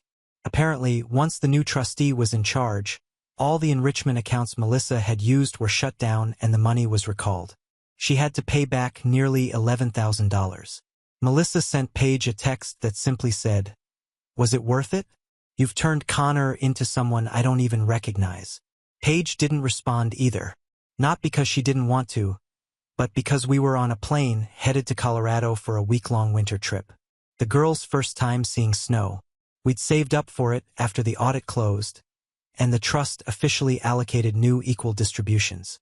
Each child, Emma, Riley, Ava, and Charlotte, received the same amount. But Melissa had to apply for hers now through a formal process. No more under-the-table reimbursements. No more quiet favoritism. We used our funds the way we knew my dad would have wanted, to make memories, to build something lasting. And on the final night of the trip, with snow falling outside the cabin window, Riley asked, "Do you think Grandpa would have liked this?" I smiled. "He would have loved it." Emma curled up beside me. "I think he'd be proud of you." Paige kissed my shoulder. "I know he would." Months passed. We never returned to normal. There were no forced reunions. No performative apologies. Just a new silence from my mom's side of the family. A silence we learned to live with, then appreciate. The girls stopped asking about birthdays and holidays with Grandma. We stopped checking if Melissa had posted anything passive-aggressive online. And I stopped wondering if I'd done the right thing, because I knew, not just from the court ruling, not just from the money, but from the calm that settled into our home. The ease with which my daughters now existed in their own skin. The laughter that came back loud, free, unapologetic. We weren't just surviving anymore. We were thriving. And the best revenge? It wasn't the court win. It wasn't the money clawed back. It was watching my daughters grow up knowing without question that they were loved unconditionally, that they didn't need to earn their worth, that no one could decide they were less important, less valuable, less deserving, and get away with it. That's what we built. And we built it out of the ashes they left behind. So, if you're wondering whether speaking up is worth the fallout, whether choosing truth over comfort is too messy, whether walking away from toxic family will leave you with nothing, let me tell you this. I walked away with everything that matters. Now on to the next story. Story 4. My name is Eli. I'm 33 and I've always been the kind of guy who remembers birthdays, shows up with a gift, and offers to help clean up even if I wasn't the one who made the mess. My family has never made that easy. I'm not the black sheep exactly, more like the invisible one. I'm not dramatic or loud, and I've never had a big falling out with anyone. But over the years, I felt the slow, quiet burn of being edged out. Little things, group chats I wasn't added to, inside jokes I didn't understand, family photos where I was mysteriously absent even though I'd been there, standing just off to the side. I always gave them the benefit of the doubt. They forgot, I'd tell myself. It wasn't personal. I held on to that narrative longer than I should have. I guess part of me thought if I just kept showing up, being helpful, staying kind, they'd eventually see me again. The thing about being excluded quietly is it gives people plausible deniability. And that's the worst part. No one has to say you're not wanted. They just make it so you stop expecting an invite. So, last month I was at my nephew Liam's 7th birthday party. My sister's kid. I brought him a Lego Star Wars set he'd been begging for and even helped him build the first half of it. I stayed after the party while the other adults cleared out and helped wash dishes while my sister scrolled through her phone. Casual conversation, small talk, nothing off. Felt normal, like maybe, just maybe, things were leveling out. So, when I said, "Can't wait for the big family dinner tomorrow," looking forward to catching up with everyone, it was with total sincerity. My cousin Tara froze mid-bite of leftover cake. Then she burst into laughter. "Wait, you don't know? That was yesterday." My stomach dropped and I turned to my aunt across the kitchen, half hoping this was a bad joke. But no, she pulled out her phone without hesitation. She had photos. A long table set up at my parents' backyard, fairy lights, champagne glasses, everyone dressed up. To my horror, even extended family I hadn't seen in years were there. Toasts, speeches, kids playing, group shots. It wasn't some thrown-together backyard barbecue. It was the family dinner, the one my mom hosts every summer, the one that's basically a reunion. My aunt started swiping through the gallery like she was showing me vacation photos. "Oh, this one was right before the dessert. That's when your mom gave her little speech about being surrounded by all her blessings." She said that last part slowly. I started to think like she realized too late that maybe I shouldn't be hearing this. But the moment was already poisoned. My face went hot. My mouth was dry. And then my sister, who hadn't said a word until now, looked up from drying a plate and muttered, "Maybe take the hint next time." Just like that. I didn't say anything. I didn't even move. I just stood there for a few seconds, watching her casually wipe down a serving tray like she hadn't just stabbed me in the chest. The room suddenly felt airless. I put down the sponge, walked to the living room, picked up the envelope with Liam's birthday card and the extra gift card I'd slipped in as a surprise, and I left. On the drive home, I couldn't stop thinking about her words. Take the hint. I played them back again and again. The way she said it. Not angrily, not with malice, just tired. Like it had been a long time coming. Like I was some clueless outsider who hadn't taken the message despite the increasingly obvious signs. Like I was a burden for still believing I had a place. I'll admit it. I cried in my car. I'm not proud of it, but I'm not ashamed either. It wasn't about missing the dinner. It was about the final clarity, the unmistakable confirmation that I wasn't one of them anymore, that I'd become at best a distant obligation. That night, I couldn't sleep. I just lay in bed staring at the ceiling, thinking through years of slights I brushed off. The time they told me the Christmas dinner was just immediate family and then posted group photos with people I barely recognized. The group chats I only found out about through screenshots, the forgotten birthday wishes, the jokes that I never quite got because they'd happened in rooms I wasn't invited into. But here's the thing. I'm not someone who seeks revenge. I'm not petty. I don't want to get back at anyone. What I needed was to finally be done. No more hoping. No more showing up. No more handing out grace like candy, praying it would buy me a seat at the table. I started planning something that night. Not revenge, at least not in the usual sense, something more permanent, something they wouldn't see coming because they never see me at all. The first step was financial. You see, for the past few years, I've been doing well. I work in IT, and while I'm not a millionaire, I've made smart investments, especially in the last few years when I got into property management. No one really asks me about my life, so they don't know I own 3 rental homes now. They don't know I've been helping my parents quietly cover things like roof repairs and plumbing issues through anonymous grants I set up for my LLC. I never needed credit for it. I just wanted to support them because they're my parents, or they were. A week after the birthday party, I got a call from my mom. She was frantic. The central air in her house had gone out during the first heat wave of the season. We were told the repairs are going to be over $8 grand, she said, voice shaking.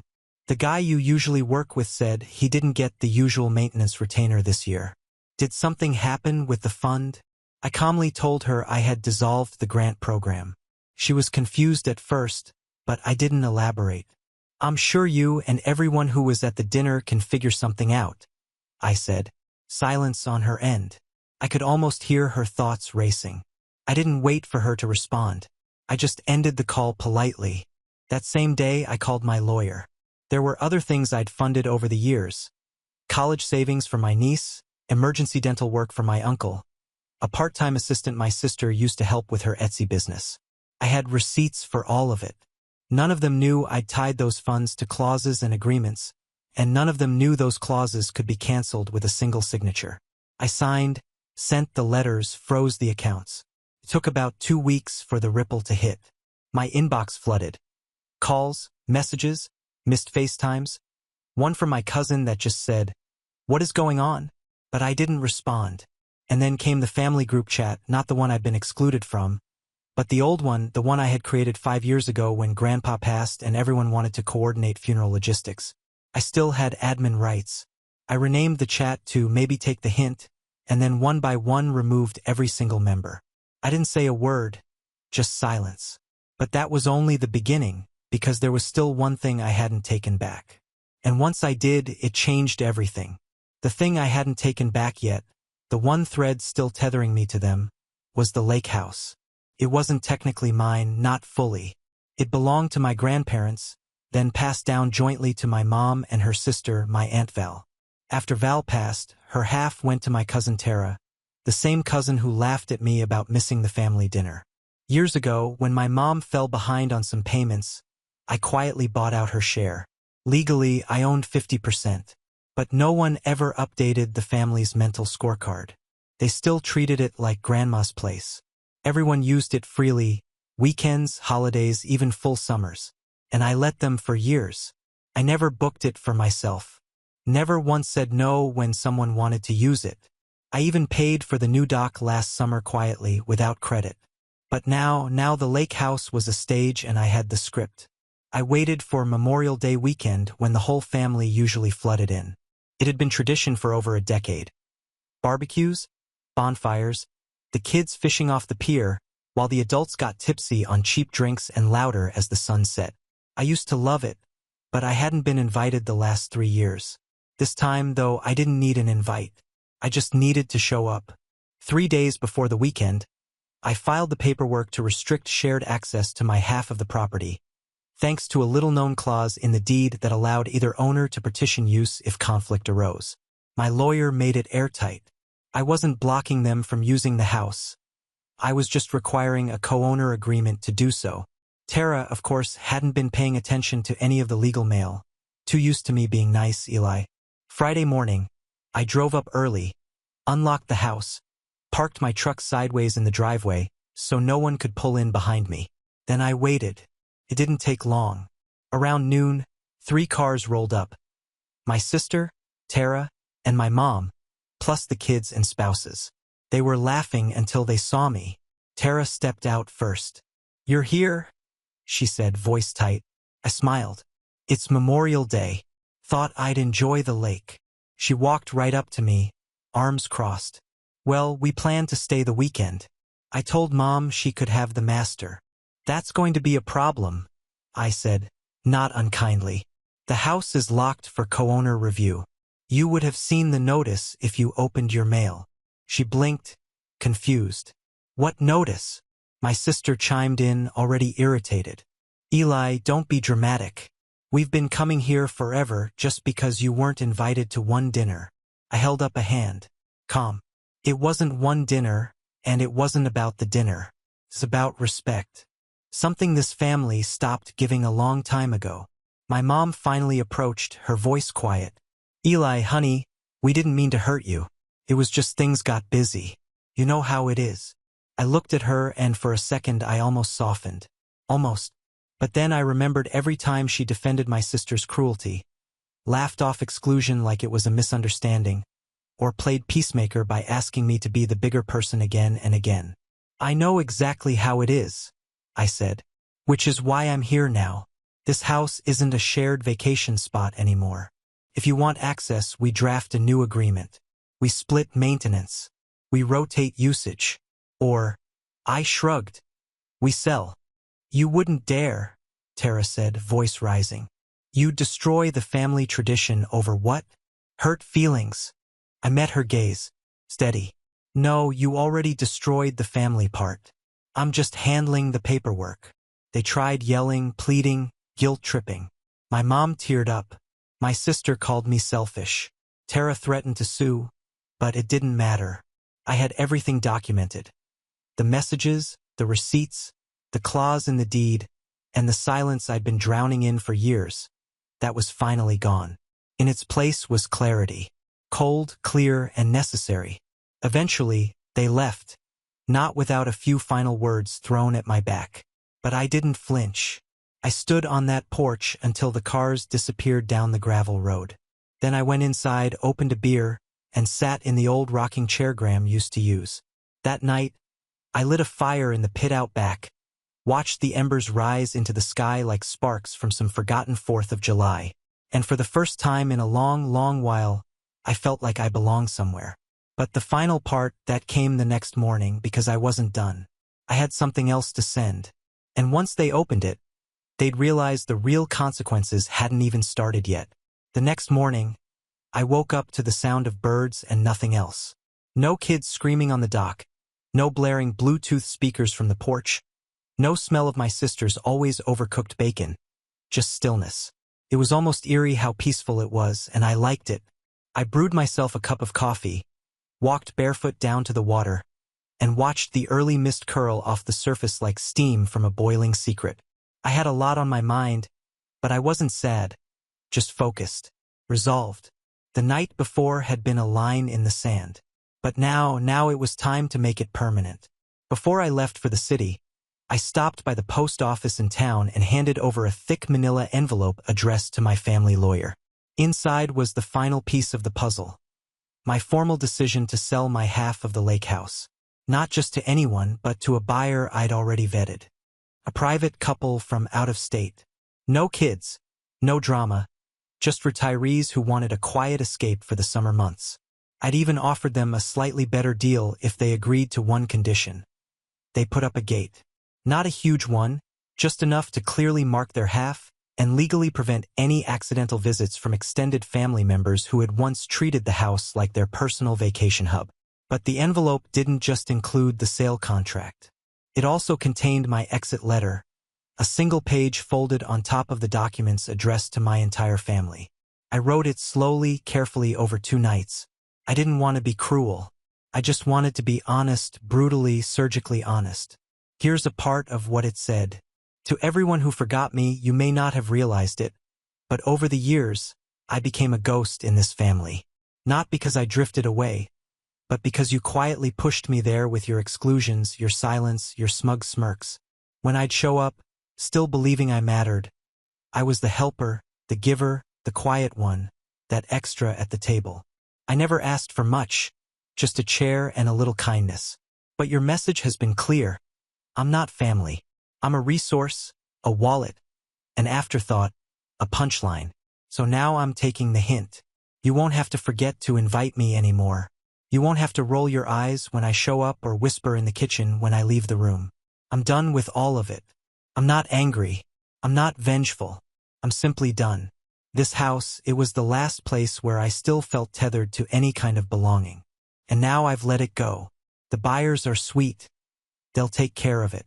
And don't worry, they won't tolerate uninvited guests. Not even on holidays. Consider this letter your official notice. I'm no longer available for guilt, gaslighting, or group chats. I wish you all well, truly. But from now on, my peace comes first. Eli. 3 days later, my phone buzzed nonstop.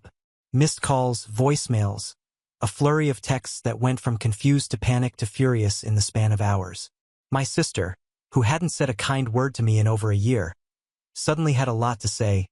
Things like, "You're breaking Mom's heart," and "You're acting like a child." My cousin Tara sent a wall of texts that started with, "Are you seriously selling the house?" and ended with, "You'll regret this." But the one that really stuck with me came from my mom. It was just one sentence. "Why are you doing this to us?" I stared at that message for a long time. I almost replied. I even typed a few different things, some sharp, some gentle, one version that just said, "Because you let them." But I deleted it all because she already knew. A week later, the sale closed. The new owners took over. The family tried to block it, but since Tara hadn't kept up with her share of the maintenance taxes and I had majority rights on the deed thanks to a little-known clause I'd activated through my LLC, they couldn't stop it. Legally, financially, emotionally, it was done. Summer came and went. They ended up renting a lake Airbnb 2 towns over. I saw the photos on my cousin's Instagram. Different doc, same forced smiles, same energy of pretending nothing had changed. Except it had, because the next time they needed a favor, there was no Eli to call, no silent supporter to pick up the slack, no wallet with feelings, as they once called me behind my back on a hot mic during a group Zoom I wasn't supposed to hear. And while they scrambled to adjust, I was building something better. A life where I wasn't invisible, a new circle of friends who saw me, appreciated me, laughed with me, and never once made me beg for a seat at the table. It wasn't about revenge. It was about release. But don't get me wrong, there was one more twist, because 2 months after the house sale finalized, something interesting happened at work. My company launched a new mentorship initiative, a paid program where we invited applicants from across the region to train in IT and project management. It was designed for people looking to start over. Guess who applied? Tara. She didn't realize the application would land directly on my desk, and she definitely didn't expect the little note I stapled to her rejection letter. Just 6 words. Maybe take the hint next time. The weeks that followed were quieter than I expected. No more calls, no more texts. It was as if after years of silent dismissals, the silence had finally become mutual. And for once, I didn't feel like I had to fix it. I stopped checking their social media. I removed myself from the last remnants of family email threads. My phone was still and my mind was clearer than it had been in years.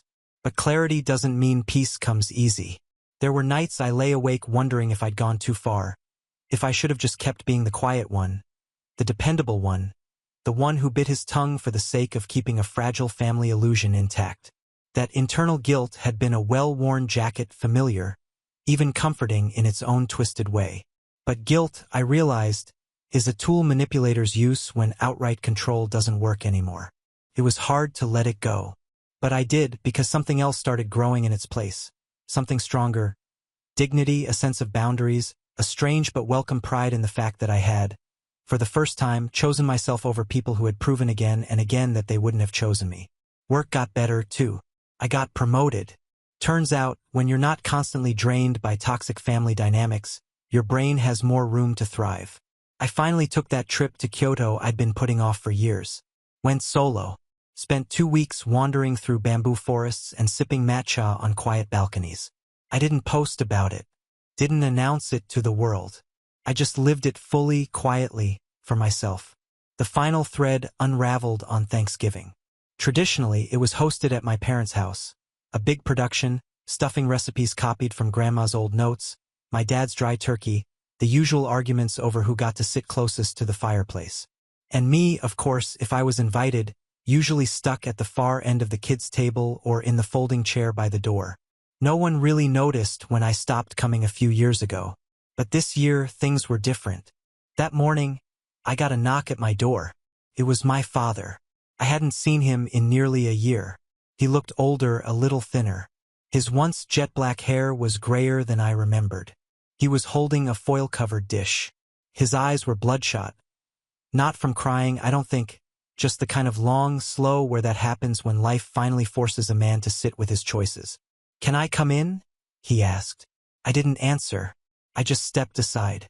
He sat down at my kitchen table and put the dish down. He didn't offer it, didn't explain it, just stared at the wood grain for a while like it held answers he didn't have. "Your mother's not doing well," he finally said. I nodded.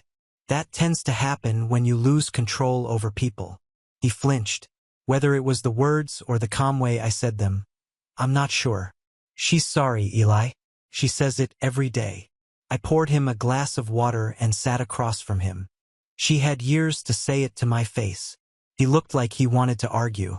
Then he sighed and said, "You were right to walk away." I didn't expect that.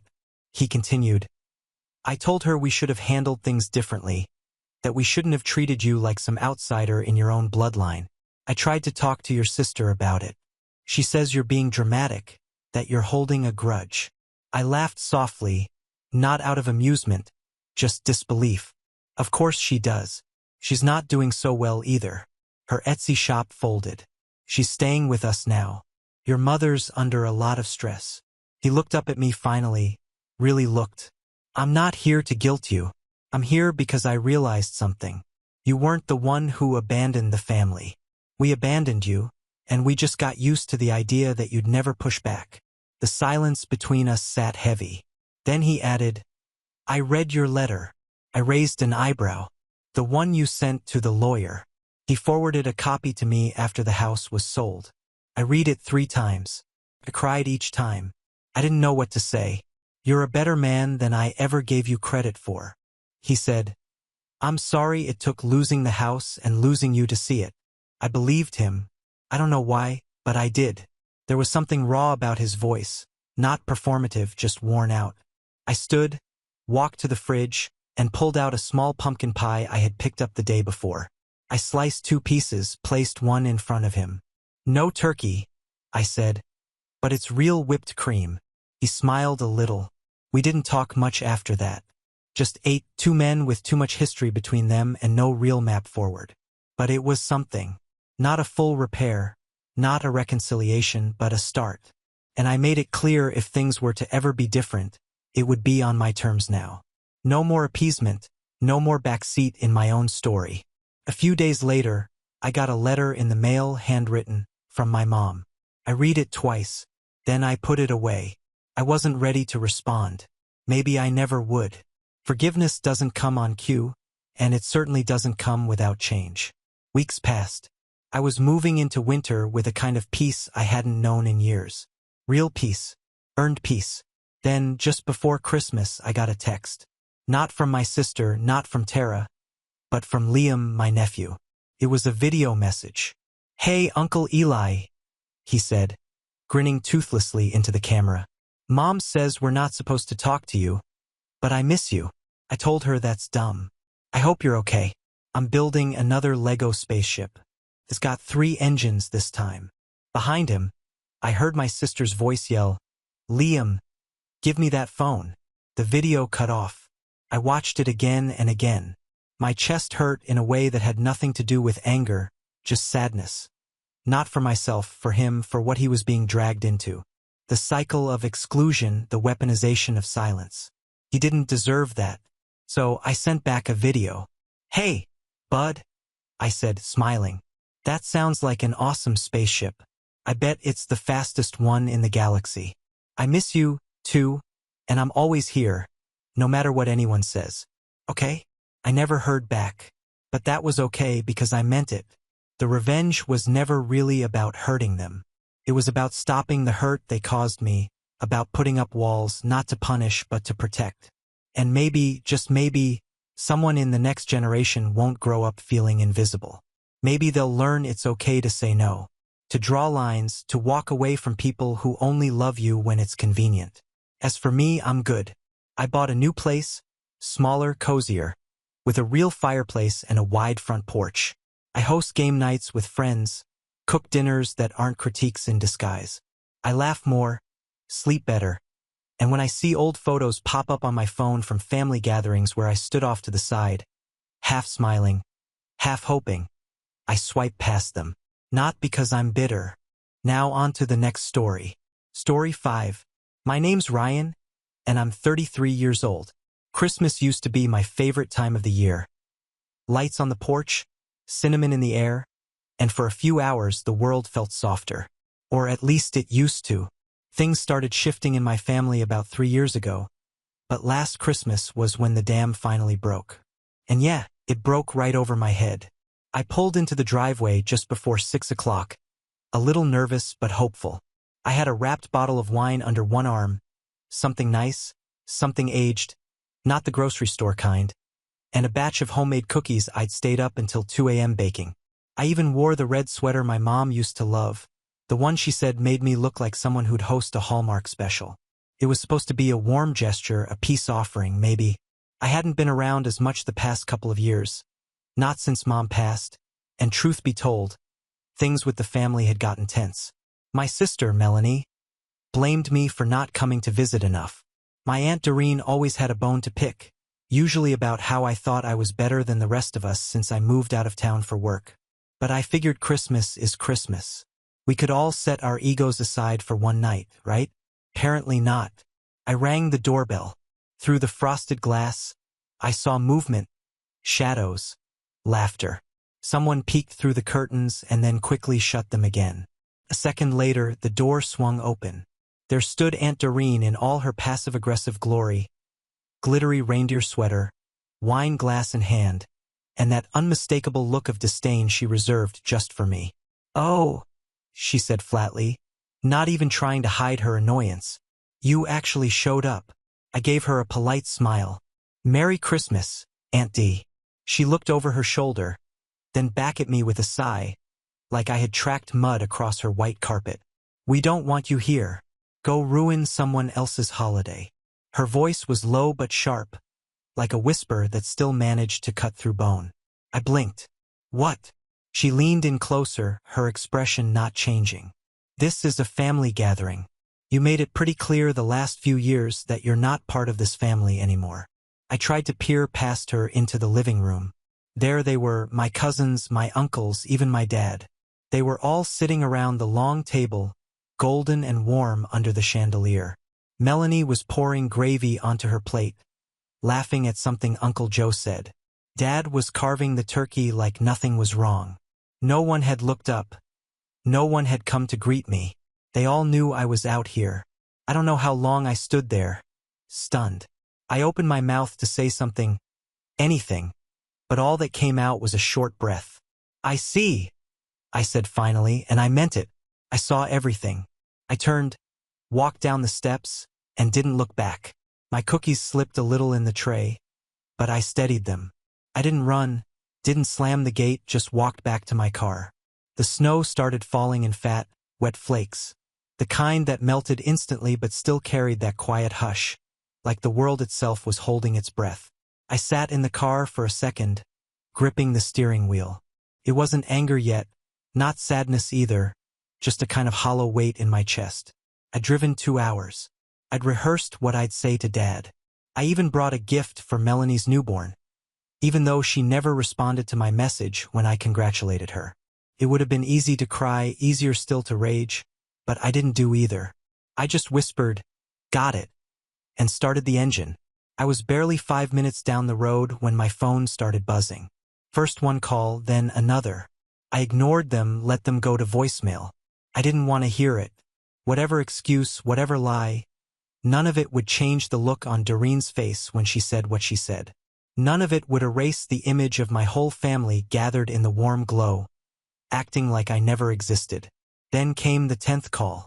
Dad? I finally answered, if only out of morbid curiosity. Ryan. His voice was shaky. There was noise in the background, doors slamming, voices raised. Yeah, I said calmly. Where are you? On my way home. What? He didn't answer right away. I could hear Melanie in the background saying something I couldn't make out. Then muffled, he's not picking up. Dad, just let it go. But Dad didn't let it go. Turn around, please. Something's happened. Something's happened, I repeated slowly. What exactly? Did the turkey dry out? He ignored the jab. Ryan, just come back, please. You need to come back. I almost laughed. You need me to come back now? After your sister told me to ruin someone else's holiday.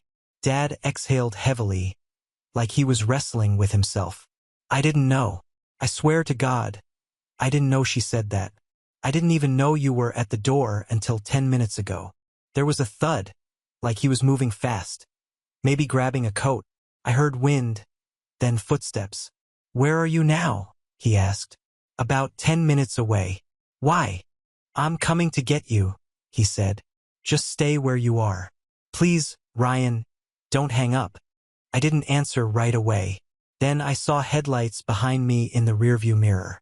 Someone had pulled out of the driveway in a rush. That's when I realized my dad had left. He'd physically left the house on Christmas night. I'd never seen him do that, not once. He was the guy who carved the turkey, passed the rolls, gave the toasts, the centerpiece of the whole thing. Ryan, he said again, breathless now. Wait for me. And just like that, the hollow in my chest started to twist. Not into hope, no, not yet, but into something else, because I suddenly had a feeling that whatever came next, it wasn't going to be quiet or easy. And what he was about to tell me, that was going to change everything. I pulled into a gas station parking lot about a mile down the road.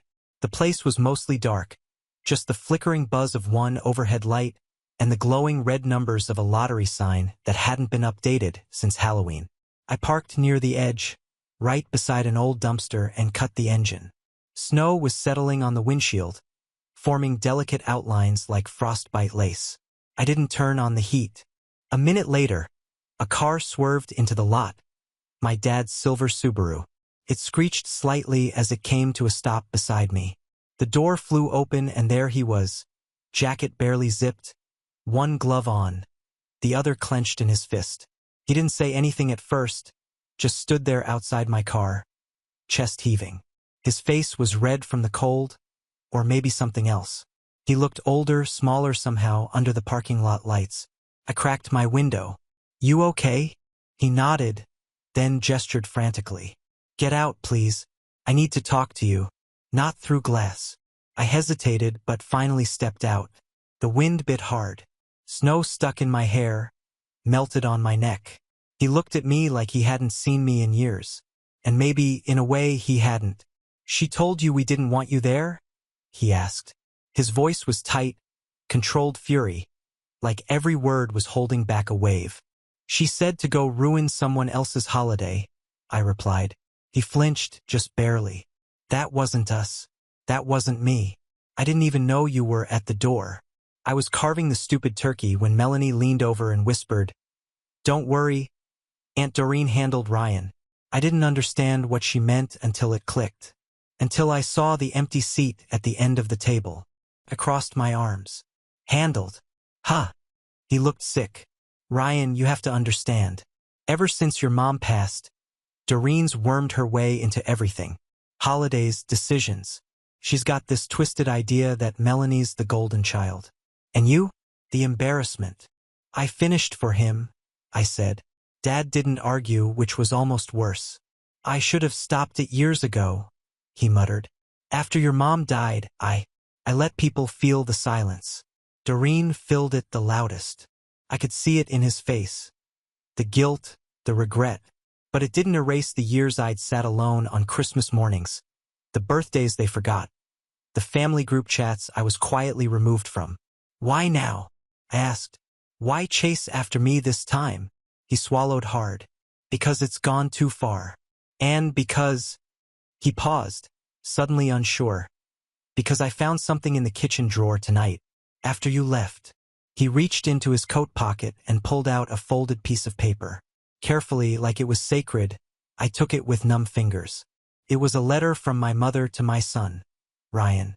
I blinked, eyes suddenly stinging. She wrote it before she died, Dad said quietly. She left it for you. But Melanie and Doreen, his jaw tightened. They must have hidden it. I had no idea until tonight. I was looking for matches to light the extra candles. And there it was. I unfolded it with trembling hands. I won't copy it word for word here. That feels too personal. But in short, it was everything I'd needed to hear. That she was proud of me. That she knew how the others treated me, especially Doreen. That I shouldn't let them make me feel small. That her last Christmas wish was for Dad and me to stay close. That I was not the disappointment they made me out to be. I don't know how long I stood there just staring at the ink. My dad's voice cut through the silence. She didn't want this family to become what it has. I didn't protect you from it, but I can now. Something shifted in me slowly, painfully, like a knot that had been tangled for years finally loosening. She left this for me, I murmured. And they buried it. He nodded. Doreen knew what it would do. That's why she kept it from you. I clenched the paper in my fist. And Melanie? He hesitated. She let it happen. She's been listening to Doreen for too long. Of course she had. The favoritism was never subtle. Ever since we were kids, Melanie could do no wrong. And I was the one who wasted potential by choosing art school over law, who didn't rush to get married, who moved out of state. It always baffled me how a family that preached love could be so quick to turn cold when you didn't match the picture frame. My jaw tightened. I need to know the truth. All of it. My dad hesitated, then nodded once. Then come back. Just for a moment. Not to celebrate, to confront. I stared at him. You're asking me to walk back into that house? I'm asking you to let them see what they tried to erase. I didn't answer right away, but I started walking back to the car, back toward the house that had tried so hard to forget me. And in my pocket, I clutched the one thing they couldn't destroy, Mom's words, her truth. 10 minutes later, we were pulling into the driveway again. Lights still twinkled from the bushes, and the warmth of the house glowed through the windows like a stage set, waiting for its final act. But this time, I wasn't standing at the door hoping to be accepted. This time, I was bringing the curtain down. And what happened when I walked through that door? Well, they weren't laughing anymore. The front door creaked open before I even reached it. My dad must have texted someone, because Aunt Doreen was already standing in the hallway, lips pursed and arms folded like I'd shown up uninvited to a funeral. Well, she said, look who's back. I stepped past her without a word. The smell of honeyed ham and baked yams clung to the air, mixing with the low buzz of awkward silence. Every eye in the dining room turned to me as I walked in. Melanie's hand froze mid-bite. Uncle Joe stopped sipping his wine. And even the dog stopped chewing whatever scrap it had stolen under the table. No one said anything. The room held its breath. I looked around the table, letting the silence stretch, letting them stew in it. Then I held up the letter. This, I said slowly, was buried in a drawer. Hidden. Doreen shifted in the hallway, her fingers tightening around the stem of her wine glass. That's private. You had no right. No. I cut in sharply. You had no right. She wrote this to me, her son. Not to you. Not to Melanie. To me. And you kept it from me. Melanie stood up, half defiant, half uncomfortable. Ryan, you don't even know the full story. That letter. Mom was sick when she wrote it. She wasn't thinking straight. I turned to face her fully. She was thinking clearly enough to say I was being shut out. That you were letting Doreen treat me like a mistake. That Dad needed to step up. And so did you. Her eyes darted toward Dad, who stood silently by the doorway. When she realized he wasn't going to save her, her voice rose just a little. You left. You moved away and ghosted us. I didn't ghost you, I said, my voice low and firm. You shut the door. I came to Mom's bedside and was told not to stress her out. I messaged you on her birthday. I called you when Dad had that fall. Every time it was a brick wall. And when I did show up, you made me feel like I didn't belong. Because you never stayed. Melanie shot back, her tone laced with old resentment. You always ran off to your little artsy city life and left the rest of us here to deal with everything. I laughed, not out of humor, but disbelief. You mean you and Doreen? You two practically pushed me out. Every time I tried to reconnect, it was like showing up to a party no one wanted me at. That's when Aunt Doreen spoke again, stepping fully into the room, her eyes cold and narrowing. Maybe that's because every time you come back, you bring drama. We've done just fine without you, right? I said, nodding, which is exactly why you made sure this letter never reached me. Because deep down, you knew the truth. You knew she didn't agree with how you've been running this family. She saw you for what you are. Doreen's jaw clenched. That letter doesn't change reality. We had to keep things together after your mother passed. We needed order. You mean control? Dad said quietly, his first words since we entered. Doreen looked at him, stunned. Excuse me? Dad stepped forward, his voice firm. You took control, Doreen. I let you. That's on me. But hiding that letter? That's on you. The table was dead silent now. My cousins looked around nervously, shifting in their seats. The baby in the bassinet let out a soft coo, the only innocent sound in the whole house. Melanie sat back down slowly, as if her legs had given out. So, what do you want, Ryan? You came back just to make a scene. I tilted my head. No, I came back because my dad deserved to hear what his wife wanted. And because I deserved to hear what my mother said to me before she died. I took a step toward the table and gently placed the letter in the center, next to the cranberry sauce no one had touched. And now I want the truth out there. I want you all to sit with the fact that you tried to erase me from my own family story. And I want you, Melanie, to look me in the eye and admit that you let it happen. Melanie didn't look up. Her mouth moved like she had something to say, but no words came out. I turned to leave. I wasn't here to beg for forgiveness or to listen to excuses. But just as I reached the threshold, I heard a voice behind me. Wait, Dad said. Before you go. He walked over to the table, picked up his wine glass and raised it slightly. I think there's one more toast we need to make. I didn't turn around, but I could feel every eye shifting toward him. To my son, he said loud and clear. The one person in this room who didn't pretend everything was fine while letting rot fester under the tablecloth. To the only one here who still knows what family should mean. He set the glass down. No one clapped. No one echoed the toast. I walked back into the snow, the door closing behind me with a soft click. And this time I didn't feel hollow. I felt something else. A storm brewing because I wasn't done. Not yet. I didn't go back to my apartment that night. Instead, I booked a room at a small inn near the lake I used to visit with Mom when I was younger. It was the only place still open on Christmas night, and the woman at the front desk didn't ask any questions. She just handed me a key with a soft smile and told me the heater worked well. I thanked her and went to my room, where I collapsed onto the edge of the bed. The silence was finally catching up with me. I stared at the letter again, ran my fingers over the words. Every time I read it, I found something new in it. Another bit of her voice, her rhythm, her care. She'd ended the letter with, "Don't let them silence you. Not again. The world will try to make you small, but I raised you to know better. I love you always, Mom." I sat there for a long time just thinking. The next morning, I took a walk by the frozen lake. The sky was a dull silver, and the air carried that sharp, clean bite of midwinter. My phone buzzed with missed calls, texts, voicemails. Melanie had finally broken her silence, with messages ranging from, "We need to talk," to, "You really embarrassed the whole family." I didn't answer. Not yet. I needed to do this my way. When I got back to the inn, I sat down at the little wooden desk by the window, opened my laptop, and started writing. The letter was the first thing I scanned. Then, I wrote a statement to go along with it. Nothing bitter, nothing exaggerated, just facts, the truth. I posted it online on my private blog that Mom used to follow. And then I emailed the link to every single person who sat at that Christmas table. And then I waited.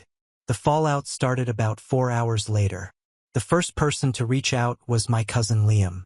He wasn't someone I was ever close with, but he'd always been decent to me in that vague, I'm staying out of it kind of way.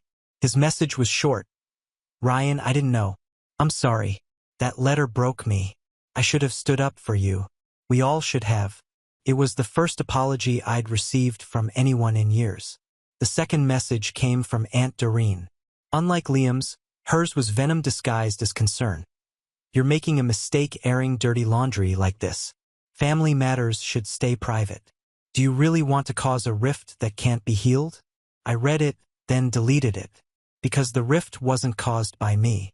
It was caused by every slammed door, every withheld invitation, every whisper behind my back.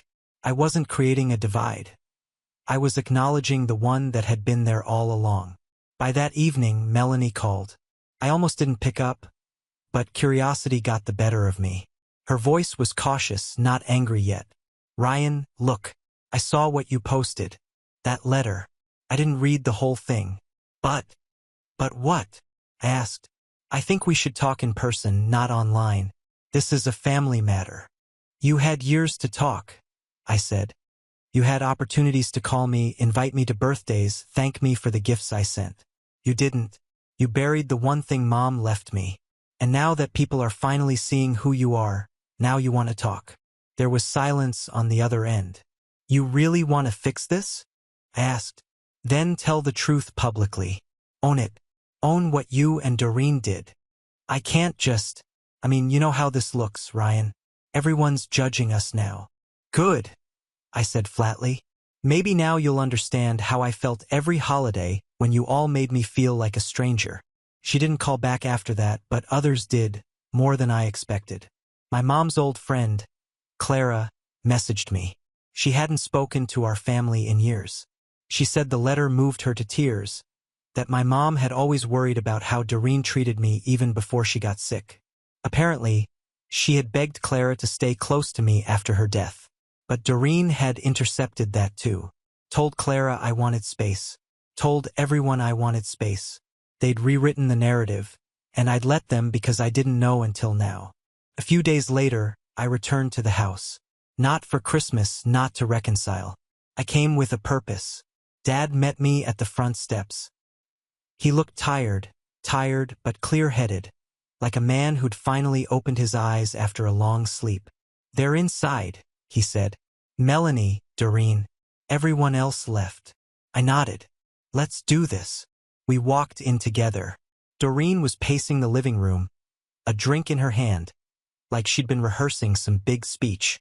Melanie sat rigid on the couch, eyes red from either stress or frustration. I didn't give them a chance to start. I'm taking legal steps, I said. I talked to a lawyer. What you did, hiding my mother's letter, manipulating her communication, possibly intercepting personal mail.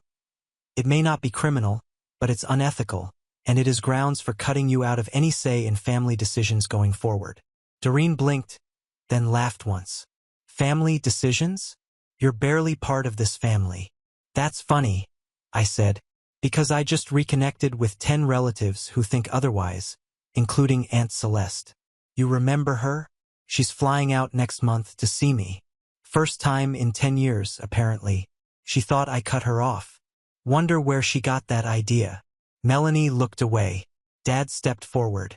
Things are going to change starting now. Ryan's letter from his mother should have been given to him immediately.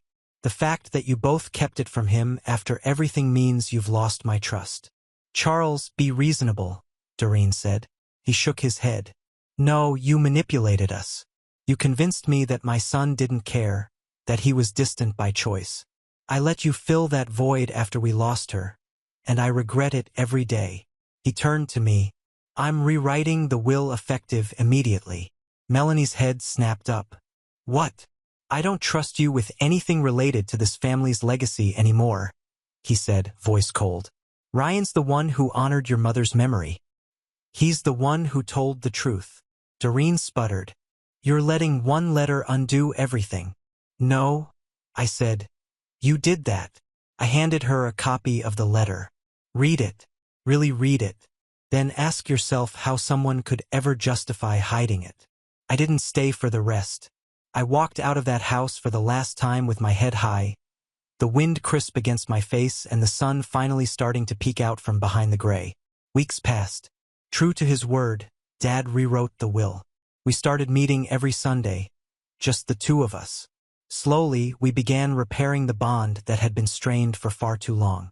He even came with me to the lake one afternoon in February.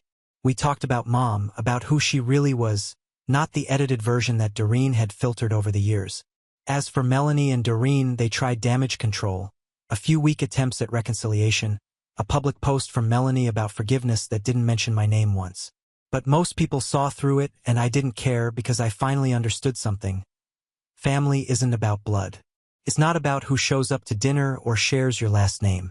It's about who stands beside you when the truth comes out. And thanks to that letter, my mother's final gift, I found my voice again. They tried to lock the door on me, but I walked through it anyway. And this time I made sure it slammed shut behind me. Let me know your thoughts in the comments below. Now on to the next story. Story 6. They told me I could still come to the trip, but I'd need to book everything myself. Then I saw the statement. They already used my card for flights, hotels, and VIP access. I said nothing. Just open the app and hit dispute all at boarding. Their tickets were voided. My dad texted, "We're stuck in security." I smiled and replied. It started like a lot of things in my family. A quiet assumption wrapped in fake politeness. My parents started mentioning a trip back in January. Nothing direct, just offhand comments like, "Wouldn't it be nice if we all did something together for once?" Or, "We haven't had a real family vacation in years." At first, I didn't say anything because I thought it was just talk. They always do this, paint these grand family plans, then act confused when nobody volunteers to bankroll it. By February, it got weirder. My mom started asking me strange questions. Stuff like, "You still have that travel rewards card, right?" Or, "Didn't you say you had a bunch of miles saved up?" I should have seen it then, but you never expect your own family to steal from you. Not like that. They never directly asked me to join the trip. Not once. What they did do was build the whole thing around me without telling me. My sister Danielle started adding me to group chats filled with links to resorts, flight trackers, reviews of expensive restaurants. They'd drop little jabs if I didn't respond fast enough. "Don't worry, we'll handle it. You're always so busy, Kyle." That kind of thing. Then one night, my mom said it like it was nothing. "If you decide to come, you'll have to book your stuff yourself. We already took care of ours." She smiled when she said it like I should be grateful I even had the option. That night, I opened my credit card app just to check something unrelated, and I froze. The balance was almost 10 grand higher than it should have been. At first, I thought it had to be fraud. Then I looked closer at the transactions. It wasn't just one or two. It was over a dozen charges. A round-trip flight for 3 to LAX, 4 nights at a luxury hotel in Santa Monica. A booked SUV from the airport, a prepaid guided tour package, even a spa day, and what looked like a down payment on bottle service at a club. All booked within the past 48 hours. All using my card. I couldn't breathe for a second. I went through every charge. All of it. Every ticket had their names. Not mine. Danielle's flight, my mom's suite, my dad's rental car. It was like I'd won a vacation for them. And no one had said a word to me. I didn't confront them. I didn't even tell them I knew. I just looked at my screen, felt the heat in my chest, and started calmly hitting dispute one by one. I flagged everything. Then I called the credit card company, told them my card had been used without permission, and they shut it down within 10 minutes. I didn't say a word all week. They kept making little remarks about how excited they were. My dad kept bragging about how smooth everything had gone. Danielle posted a countdown on her Instagram. I stayed quiet, waited. The morning of the flight, I stayed in bed. Around 6:40 a.m., my phone buzzed. It was my dad. "We're stuck at security. Something's wrong with the tickets." 10 seconds later, my mom, Kyle, the airline says the payment didn't go through. What's going on? I watched the bubbles appear like they were all texting at once. I let it sit for a bit, then typed a single message. You might want to ask whoever used my credit card without telling me. Then I put the phone down, got up, and made breakfast. And that was just the beginning. They came through the door like ghosts. It was just past 10 a.m. And the only sound was the wheels of Danielle's suitcase bumping over the threshold. No excited chatter. No, we're finally home. Just dead silence and 3 people looking like they'd been kicked out of the airport, which essentially they had. I was sitting at the kitchen table with coffee and a half-eaten muffin, scrolling through news on my laptop. I didn't even look up at them. My mom passed first, clutching her tote bag like it owed her something. My dad followed, still wearing his travel neck pillow around his shoulders like a clown collar. Danielle had sunglasses on inside the house, which probably wasn't for fashion. No one said a word to me. Not hi. Not, we need to talk. Nothing. They went straight to their rooms. Doors shut. I sipped my coffee and waited. About an hour later, my dad came back down and stood awkwardly in the doorway. No greeting, no apology. Just that same look he gets when he's about to say something he knows is complete crap, but hopes he can sell it anyway. There's obviously been some kind of misunderstanding, he said. I didn't bother answering. I just stared at him. He went on about how they thought I had implicitly agreed to handle the trip, that it made the most sense financially, that I'm single, no kids, stable income, that I should be helping out the family when I can, that it's just money, that they plan everything for me as well, and that I should be grateful. I asked, did you think I wouldn't notice nearly 10 grand missing from my account? He said they were going to pay me back, just not right away. And besides, it was a gift to the family. His voice got tighter when I didn't respond, like I was the problem for not letting them rob me without complaint. Then he asked me to call the credit card company and reverse the dispute. He said the tickets could still be rebooked if we acted fast. Like all this was some kind of bureaucratic hiccup I could clean up with a phone call. I told him no. That's it. Just no. He stood there for a few more seconds before muttering something under his breath and leaving the room. I didn't care enough to ask what it was. The rest of the day I barely saw them. I heard Danielle upstairs blasting music like she was trying to drown out her own thoughts. My mom was quiet, which meant she was either furious or busy writing one of her emotionally manipulative essays disguised as texts. Sure enough, that night I got the message. A long one.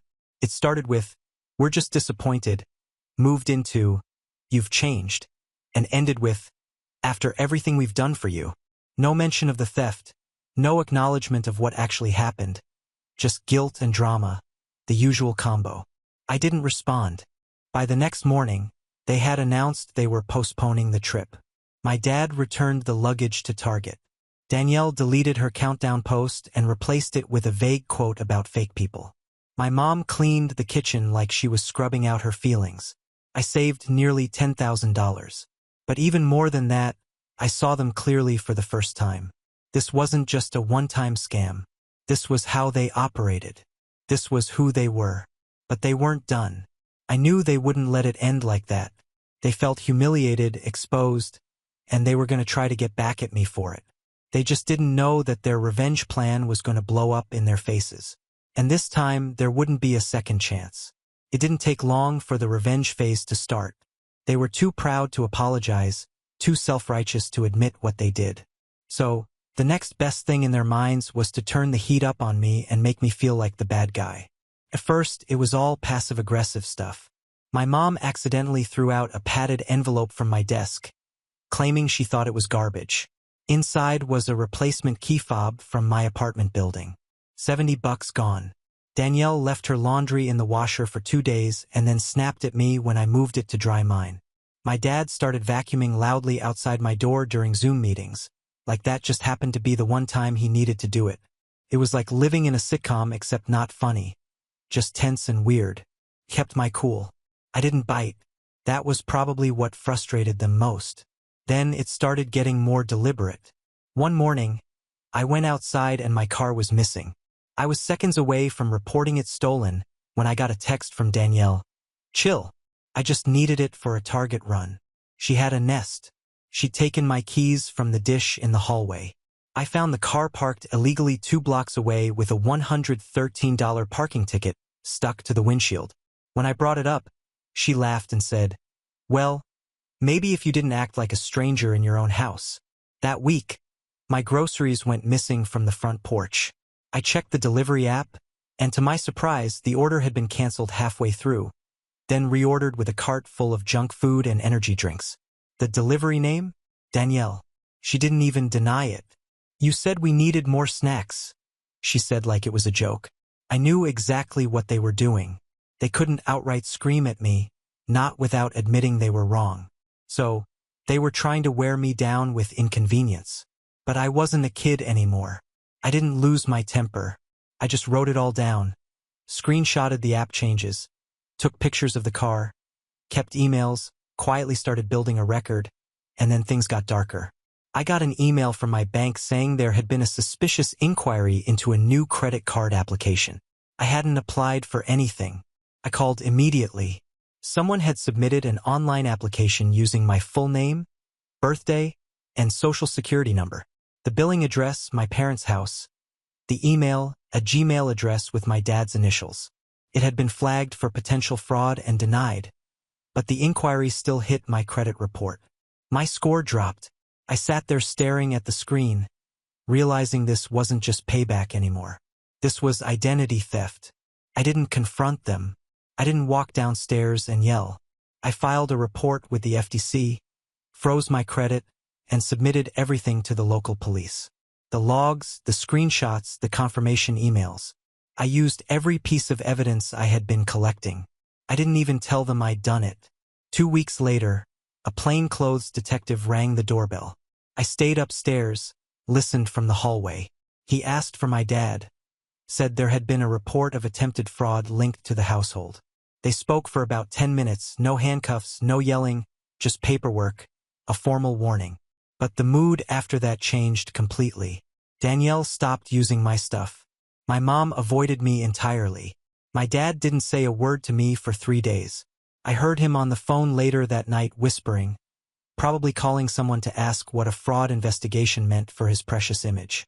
I didn't feel triumphant. I didn't want revenge. I just wanted to be left alone. And finally, they got the message. But they weren't the only ones being watched now. What they didn't realize was that their attempt to ruin me triggered something much bigger. Because a few days later, I got a call I wasn't expecting, and it wasn't from them. The call came on a Wednesday. I was in the middle of a project when my phone buzzed with an unknown number from out of state. I usually ignore those, but something made me pick it up. The voice was calm, professional. He introduced himself as part of the fraud department for one of the banks I'd already contacted. But he wasn't calling about the original credit card application. This was something else. Apparently, in the process of investigating the fraud report I submitted, they found multiple inquiries using my name and social across 3 different financial institutions. 2 of them were denied, 1 of them was approved. I didn't understand at first. I'd only reported 1. He walked me through it. A credit line had been opened in my name almost a year ago. It had sat in use for a few months, then suddenly spiked with charges in the last 3 weeks, just small ones. Gas, groceries, a few Amazon purchases, but it was definitely active and definitely not mine. I asked where the statements had been going. He gave me the address, my parents' house. That was the moment it hit me. This didn't start with the vacation. That was just the first time I noticed. But they'd been doing this behind my back for longer. Quietly, carefully, probably thinking I'd never find out. Maybe they thought I'd see the debt someday and assume it was my own mess. Or maybe they thought I'd just pay it off without asking questions. I asked the guy on the phone what I needed to do next. He said they'd already flagged the account and a more thorough investigation was underway. He said I might get contacted by law enforcement again, depending on what turned up. When I hung up, I just sat there for a while. Not angry, just quiet, processing. I hadn't told them anything since the detective showed up the first time. And now I understood why they went silent afterward. They must have realized they opened the wrong door. That night, my dad came into my room with a glass of whiskey and tried to make small talk. Asked if I'd watched the game, told me I seemed distant. I just said I was tired and kept typing. He stood there like he wanted to say something else, then left.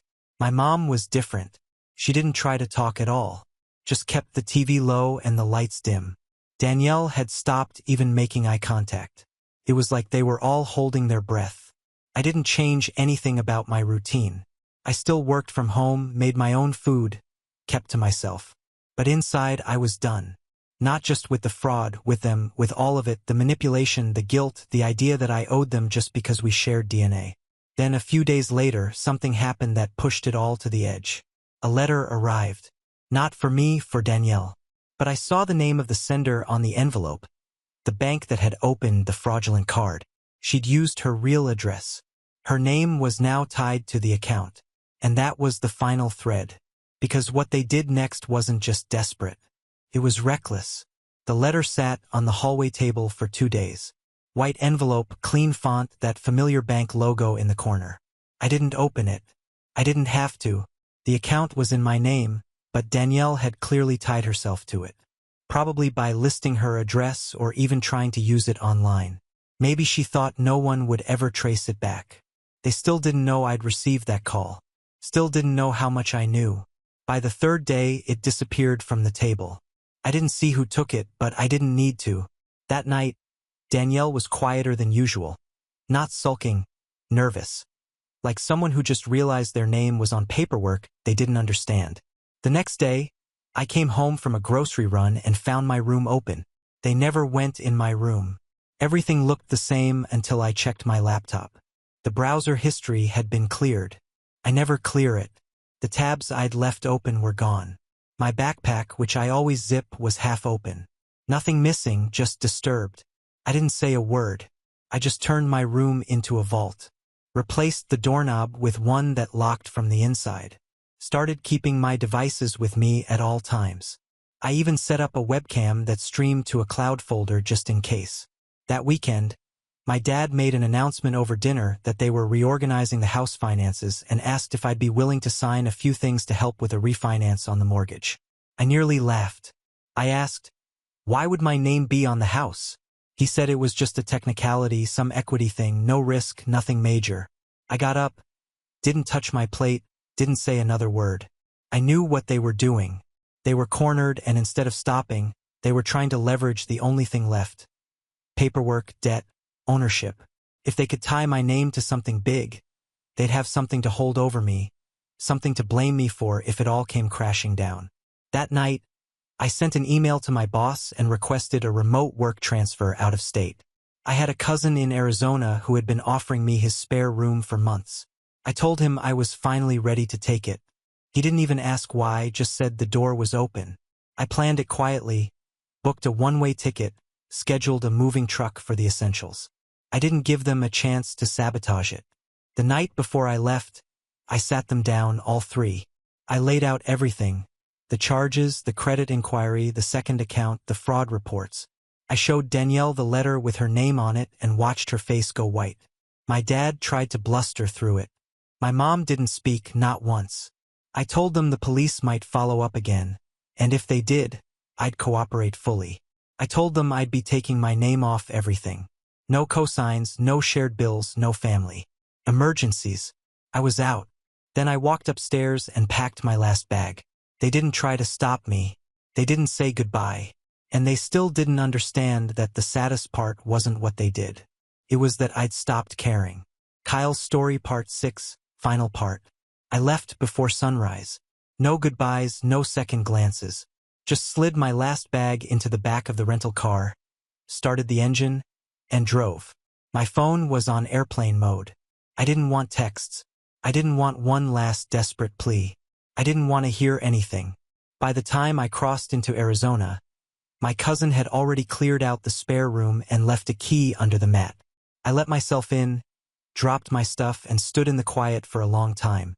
It was the first time in years I felt like I could exhale. For a few weeks, nothing happened. I worked. I slept. I started running in the mornings. Danielle didn't message. My dad didn't call. My mom didn't even try to fake concern. It was like I'd vanished and they moved on. But I knew better. The silence was never silence with them. It was just prelude. One afternoon, I got a call from a number I didn't recognize. I almost declined it, but something made me answer. It was a woman from a law firm, not local. She asked if I was Kyle, confirmed my full name. Then she asked me if I was aware that I had been listed as a guarantor on a new loan application submitted 2 weeks prior. I told her I had no idea what she was talking about. She said the application had already been flagged and held because of the fraud alerts attached to my credit file. That's the only reason she was calling. She didn't need anything from me. She just wanted to confirm whether I had been involved. I wasn't angry.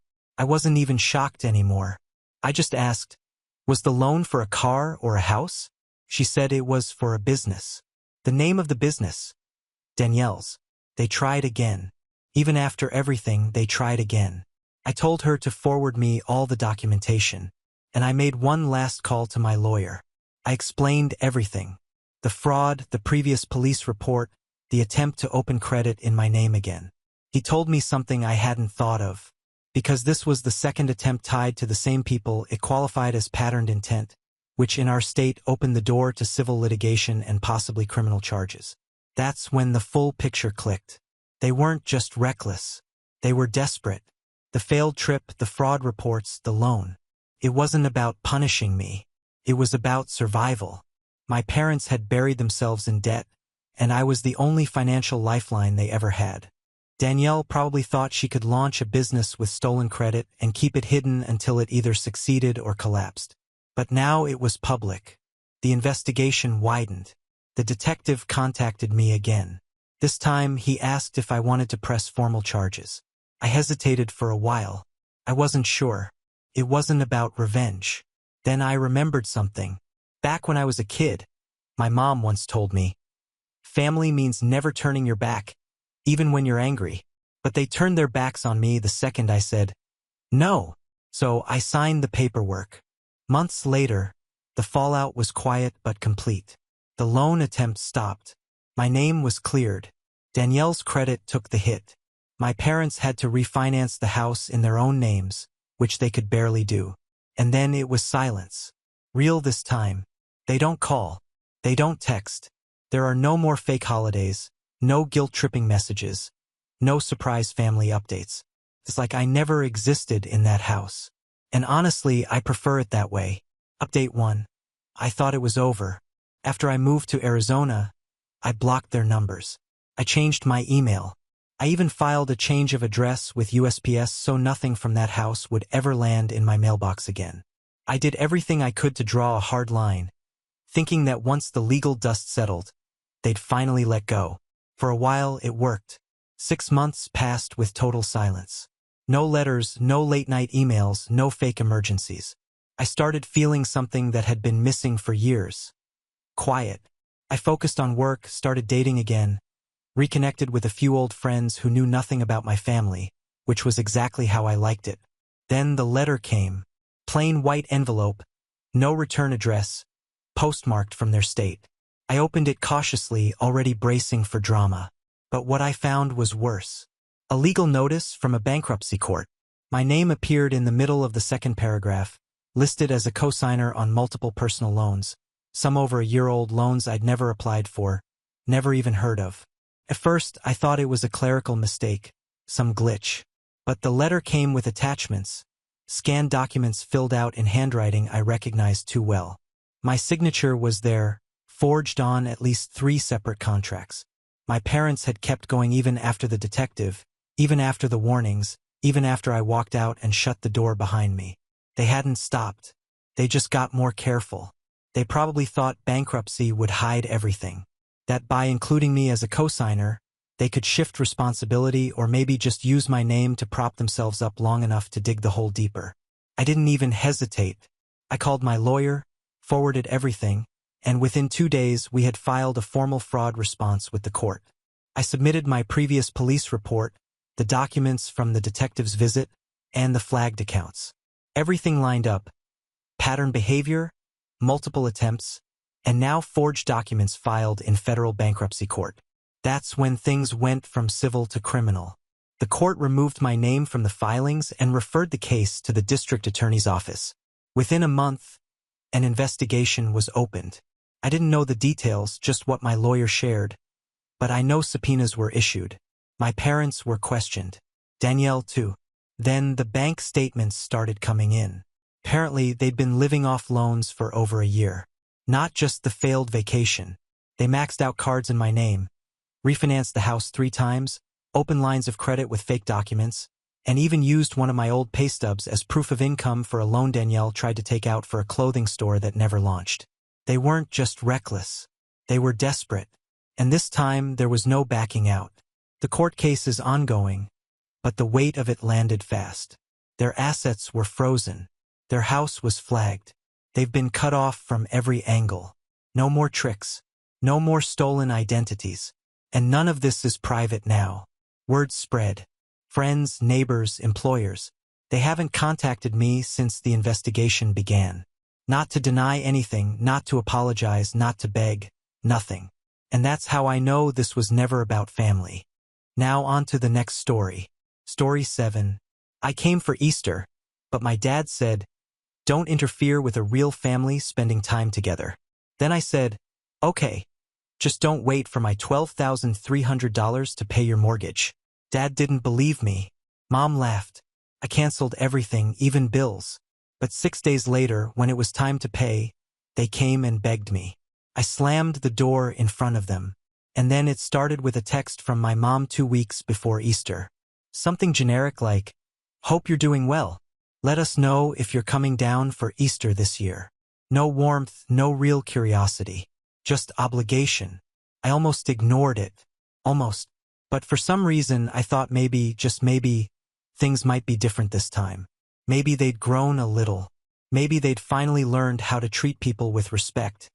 Even their own son. So I said yes. I booked the flight, cleared my schedule, and even decided to surprise them with something helpful. I'd been sending small chunks of money over the past year. Nothing crazy, but they'd hinted more than once that they were behind on the mortgage. So, I moved some money around and prepared to cover what was needed, $12,300. It wasn't pocket change to me, but I said to myself, this is family, and family helps each other, right? I didn't tell them I was coming early. I landed on Good Friday and took a taxi straight to the house. My mom opened the door. The first thing she said was, "Oh, you didn't tell me you were coming today." Then she half smiled and added, "Well, come in, I guess," as if I were a neighbor who had shown up at the wrong door. But she didn't mean to be rude. Inside, the place was packed. My dad had gathered some of his cousins and some of those weird family friends who always cling to holiday meals like they're owed a seat at the table. I went out to say hello. No one really moved. My dad looked at me, then back at whoever he was talking to. Then, plain as day, in front of everyone, he said, "Don't get in the way of a real family spending time together." That hit home. No one said anything, not even a cough. Just silence, like everyone agreed, but no one wanted to say it out loud. I didn't react right away. I went back to the kitchen where my mother was pretending to be busy with appetizers. I looked at her and said, "Okay, but don't wait until I give you $12,300 to pay the mortgage." She actually laughed like I just cracked a dry dad joke. I walked out without saying another word. That night, I sat in my hotel room and canceled everything. The mortgage payment, gone. The advances on her bills, canceled. I called every company and canceled them one by one. Even the grocery delivery I had scheduled for Saturday morning. I canceled everything. Felt cold. Felt good. Easter Sunday came. I stayed at my hotel. I watched a movie, had room service, and ignored every notification from the group chat where they were posting pictures of the family dinner. No one mentioned that I wasn't there. Not even once. Then 6 days later, on the due date, I got a knock on the door. It was them. My parents. No phone call, no message. Just standing there in the hotel like nothing had happened. My dad looked exhausted.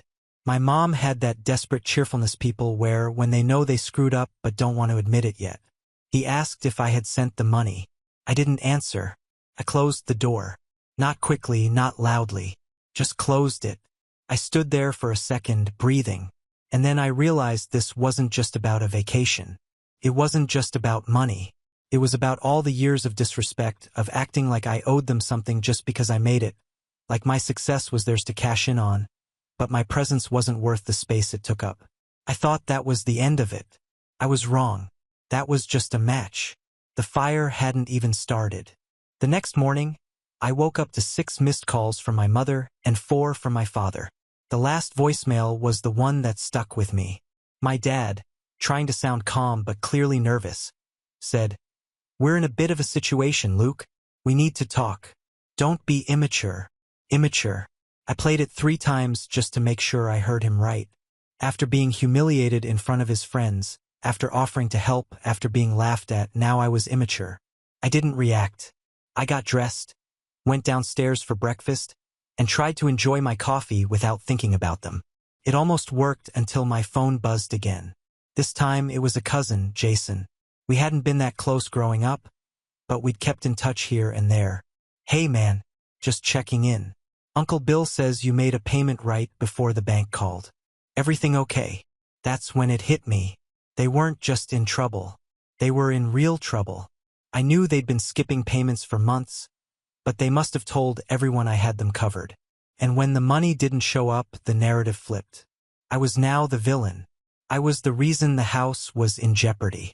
That afternoon, my phone exploded with texts from family members I hadn't spoken to in years. Some polite, some not. My Aunt Helen even sent a Bible verse followed by, "That's not how good sons behave." I turned off my phone. Then 2 days later, the hotel front desk called me at 11 p.m.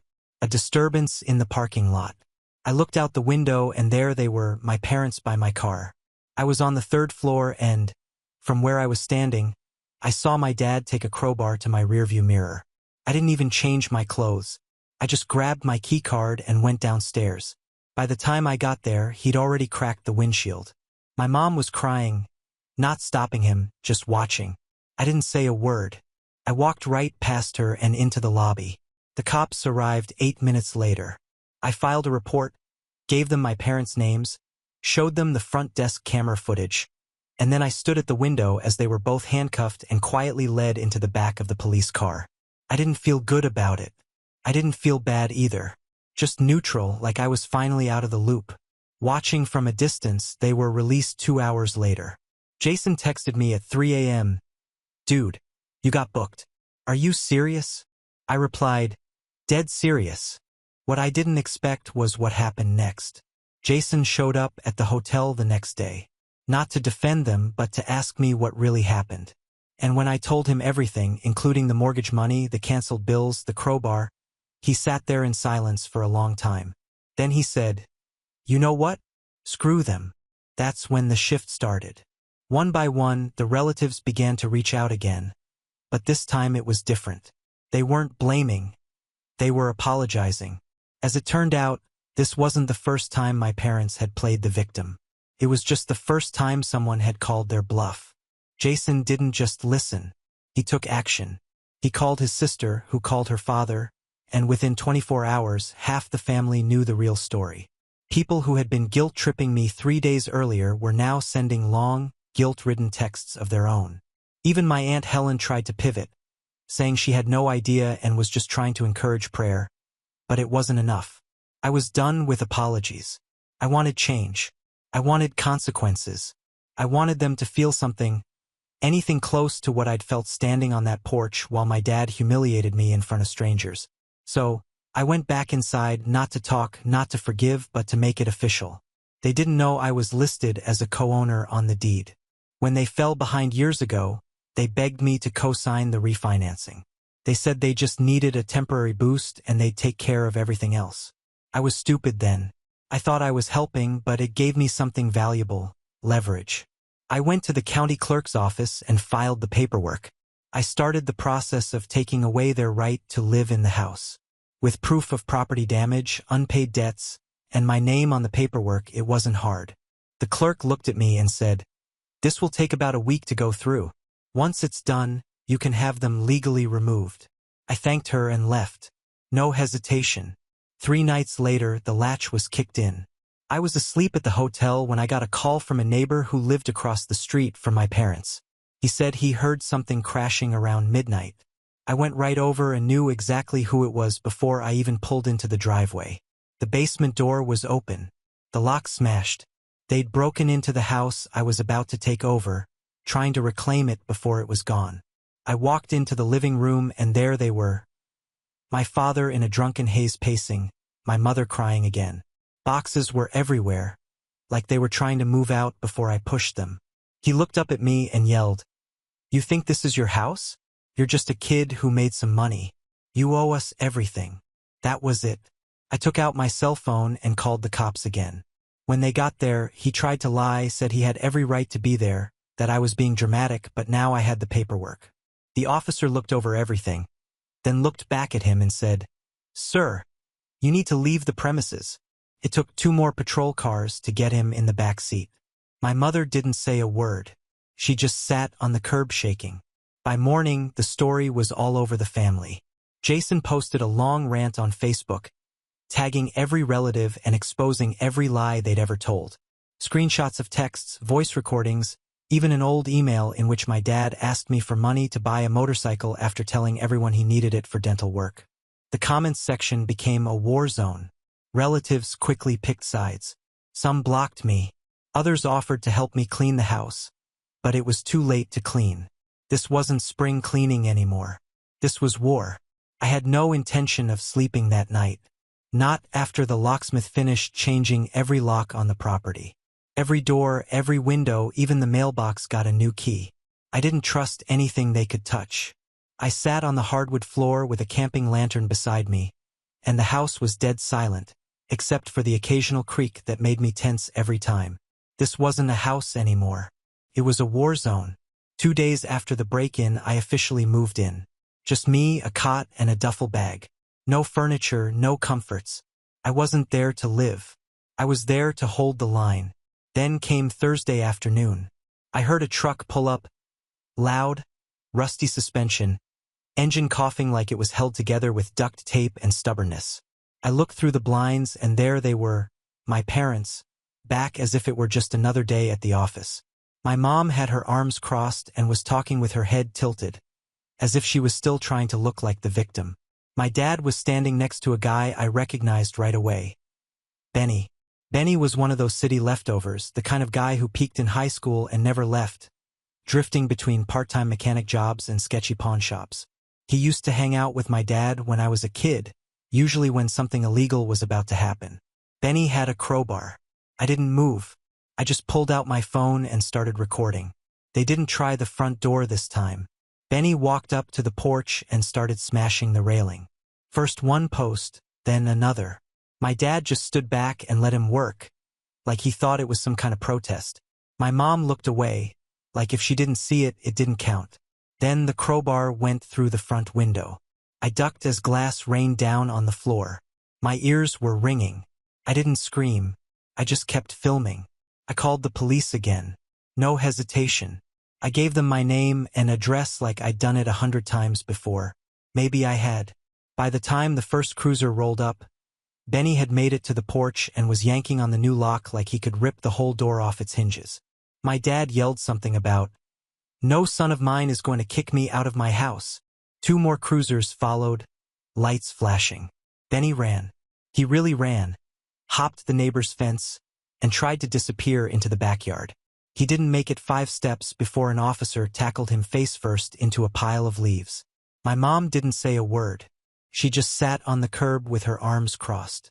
This time, my dad was handcuffed too, resisting officers' malicious mischief, trespassing. Same for Benny. The officer who took my statement didn't even ask me if I wanted to press charges. She said, "We'll do it either way." But what happened next surprised me. As I was giving my statement, I heard a voice behind me, soft but firm. It was my grandmother. I hadn't seen her in almost 5 years. She lived across the country and we'd only talked on birthdays for the past decade. Somehow she knew. She asked if we could go inside and talk. I let her in. She walked slowly through the house, looking at the damage, the broken window, the shards of glass on the floor, the boxes I hadn't even opened. She sat down on a plastic chair and pulled a folder from her bag. Inside were letters, dozens of them, all from my father. Letters he'd written to her in his 20s, asking for money, blaming others, talking about schemes to guilt people into helping him.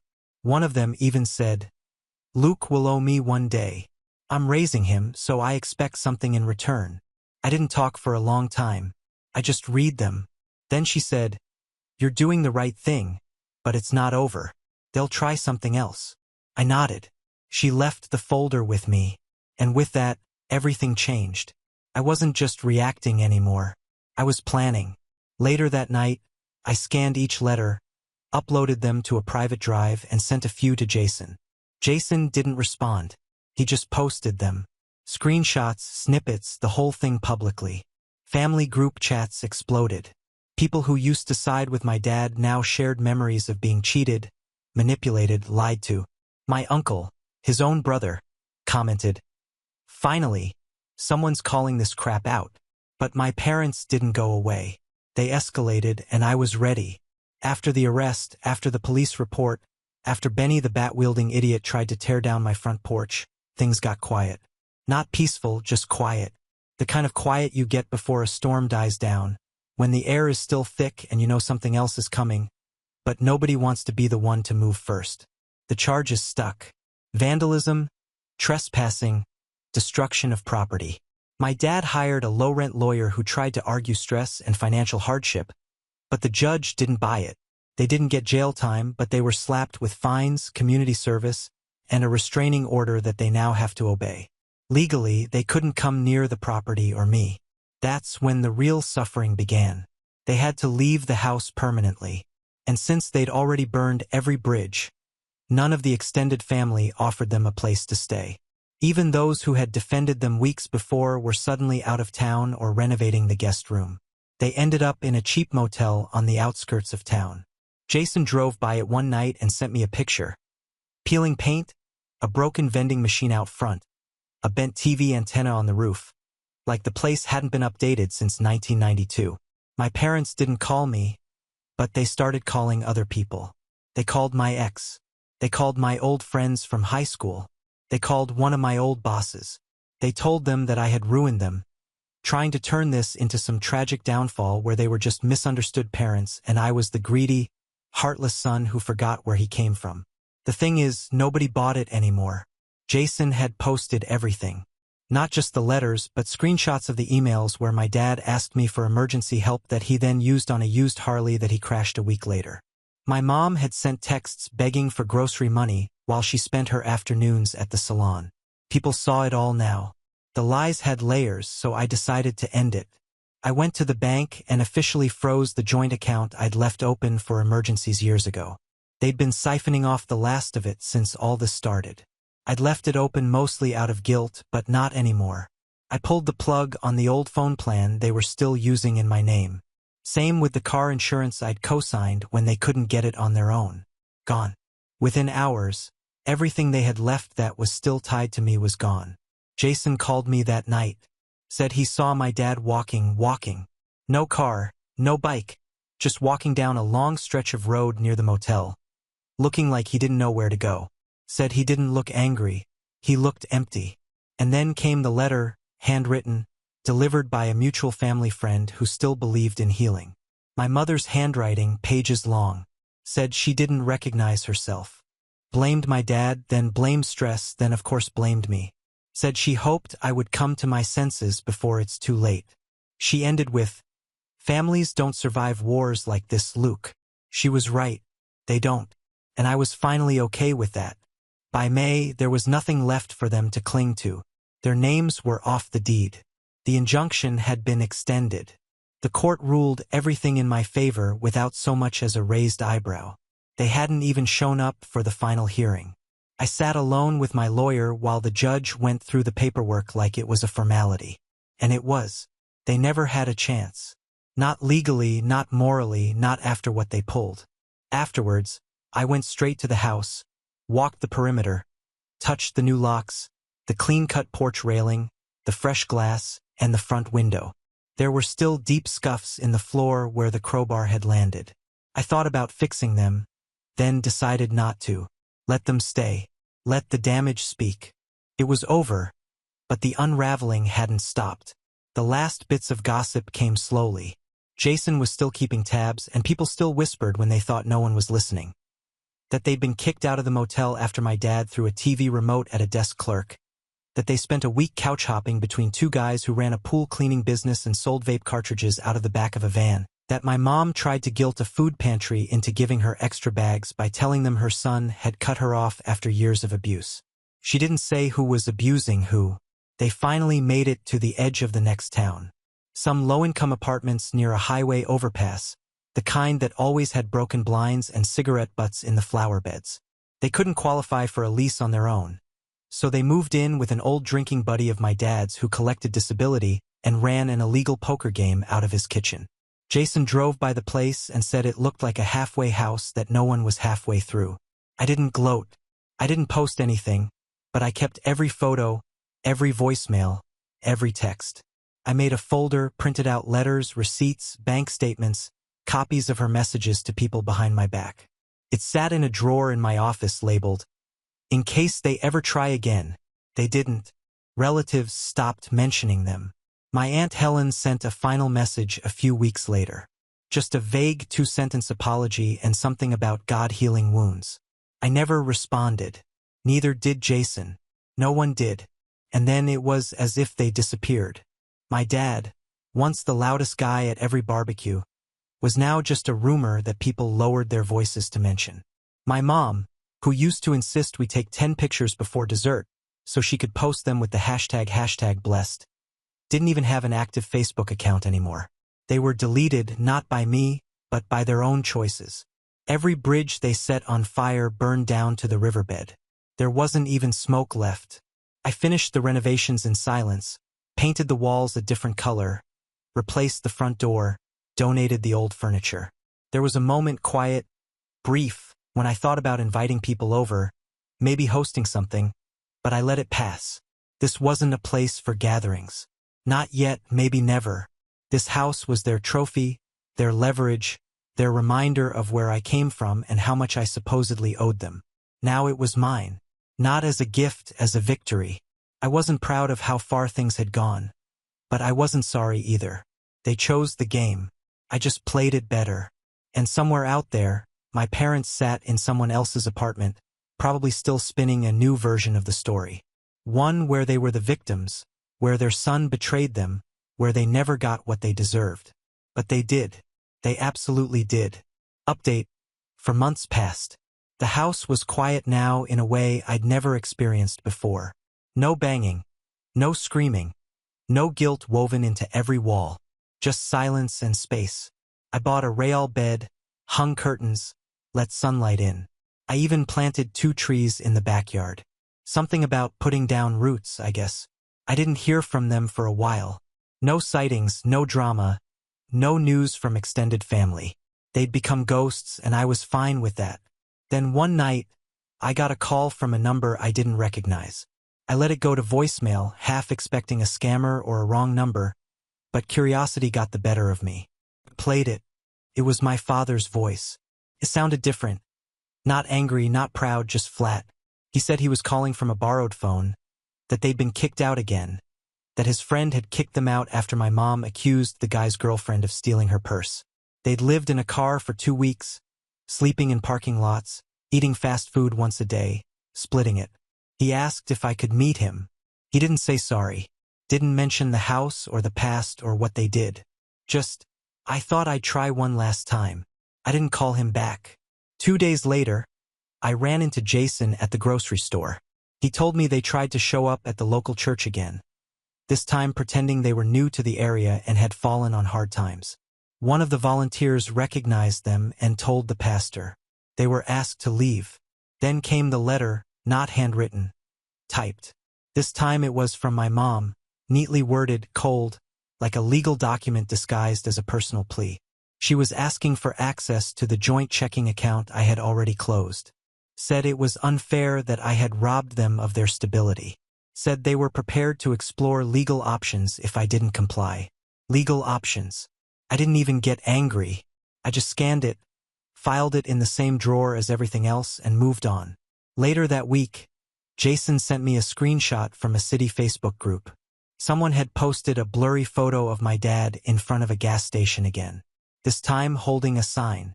Not even begging. It just said, "Help wanted. Family trouble." No name, no context. Just the remnants of pride trying to spin sympathy. A few comments were sympathetic. Most weren't. I read them once and closed the application. I hadn't won anything, but I'd survived. And now I lived. They weren't.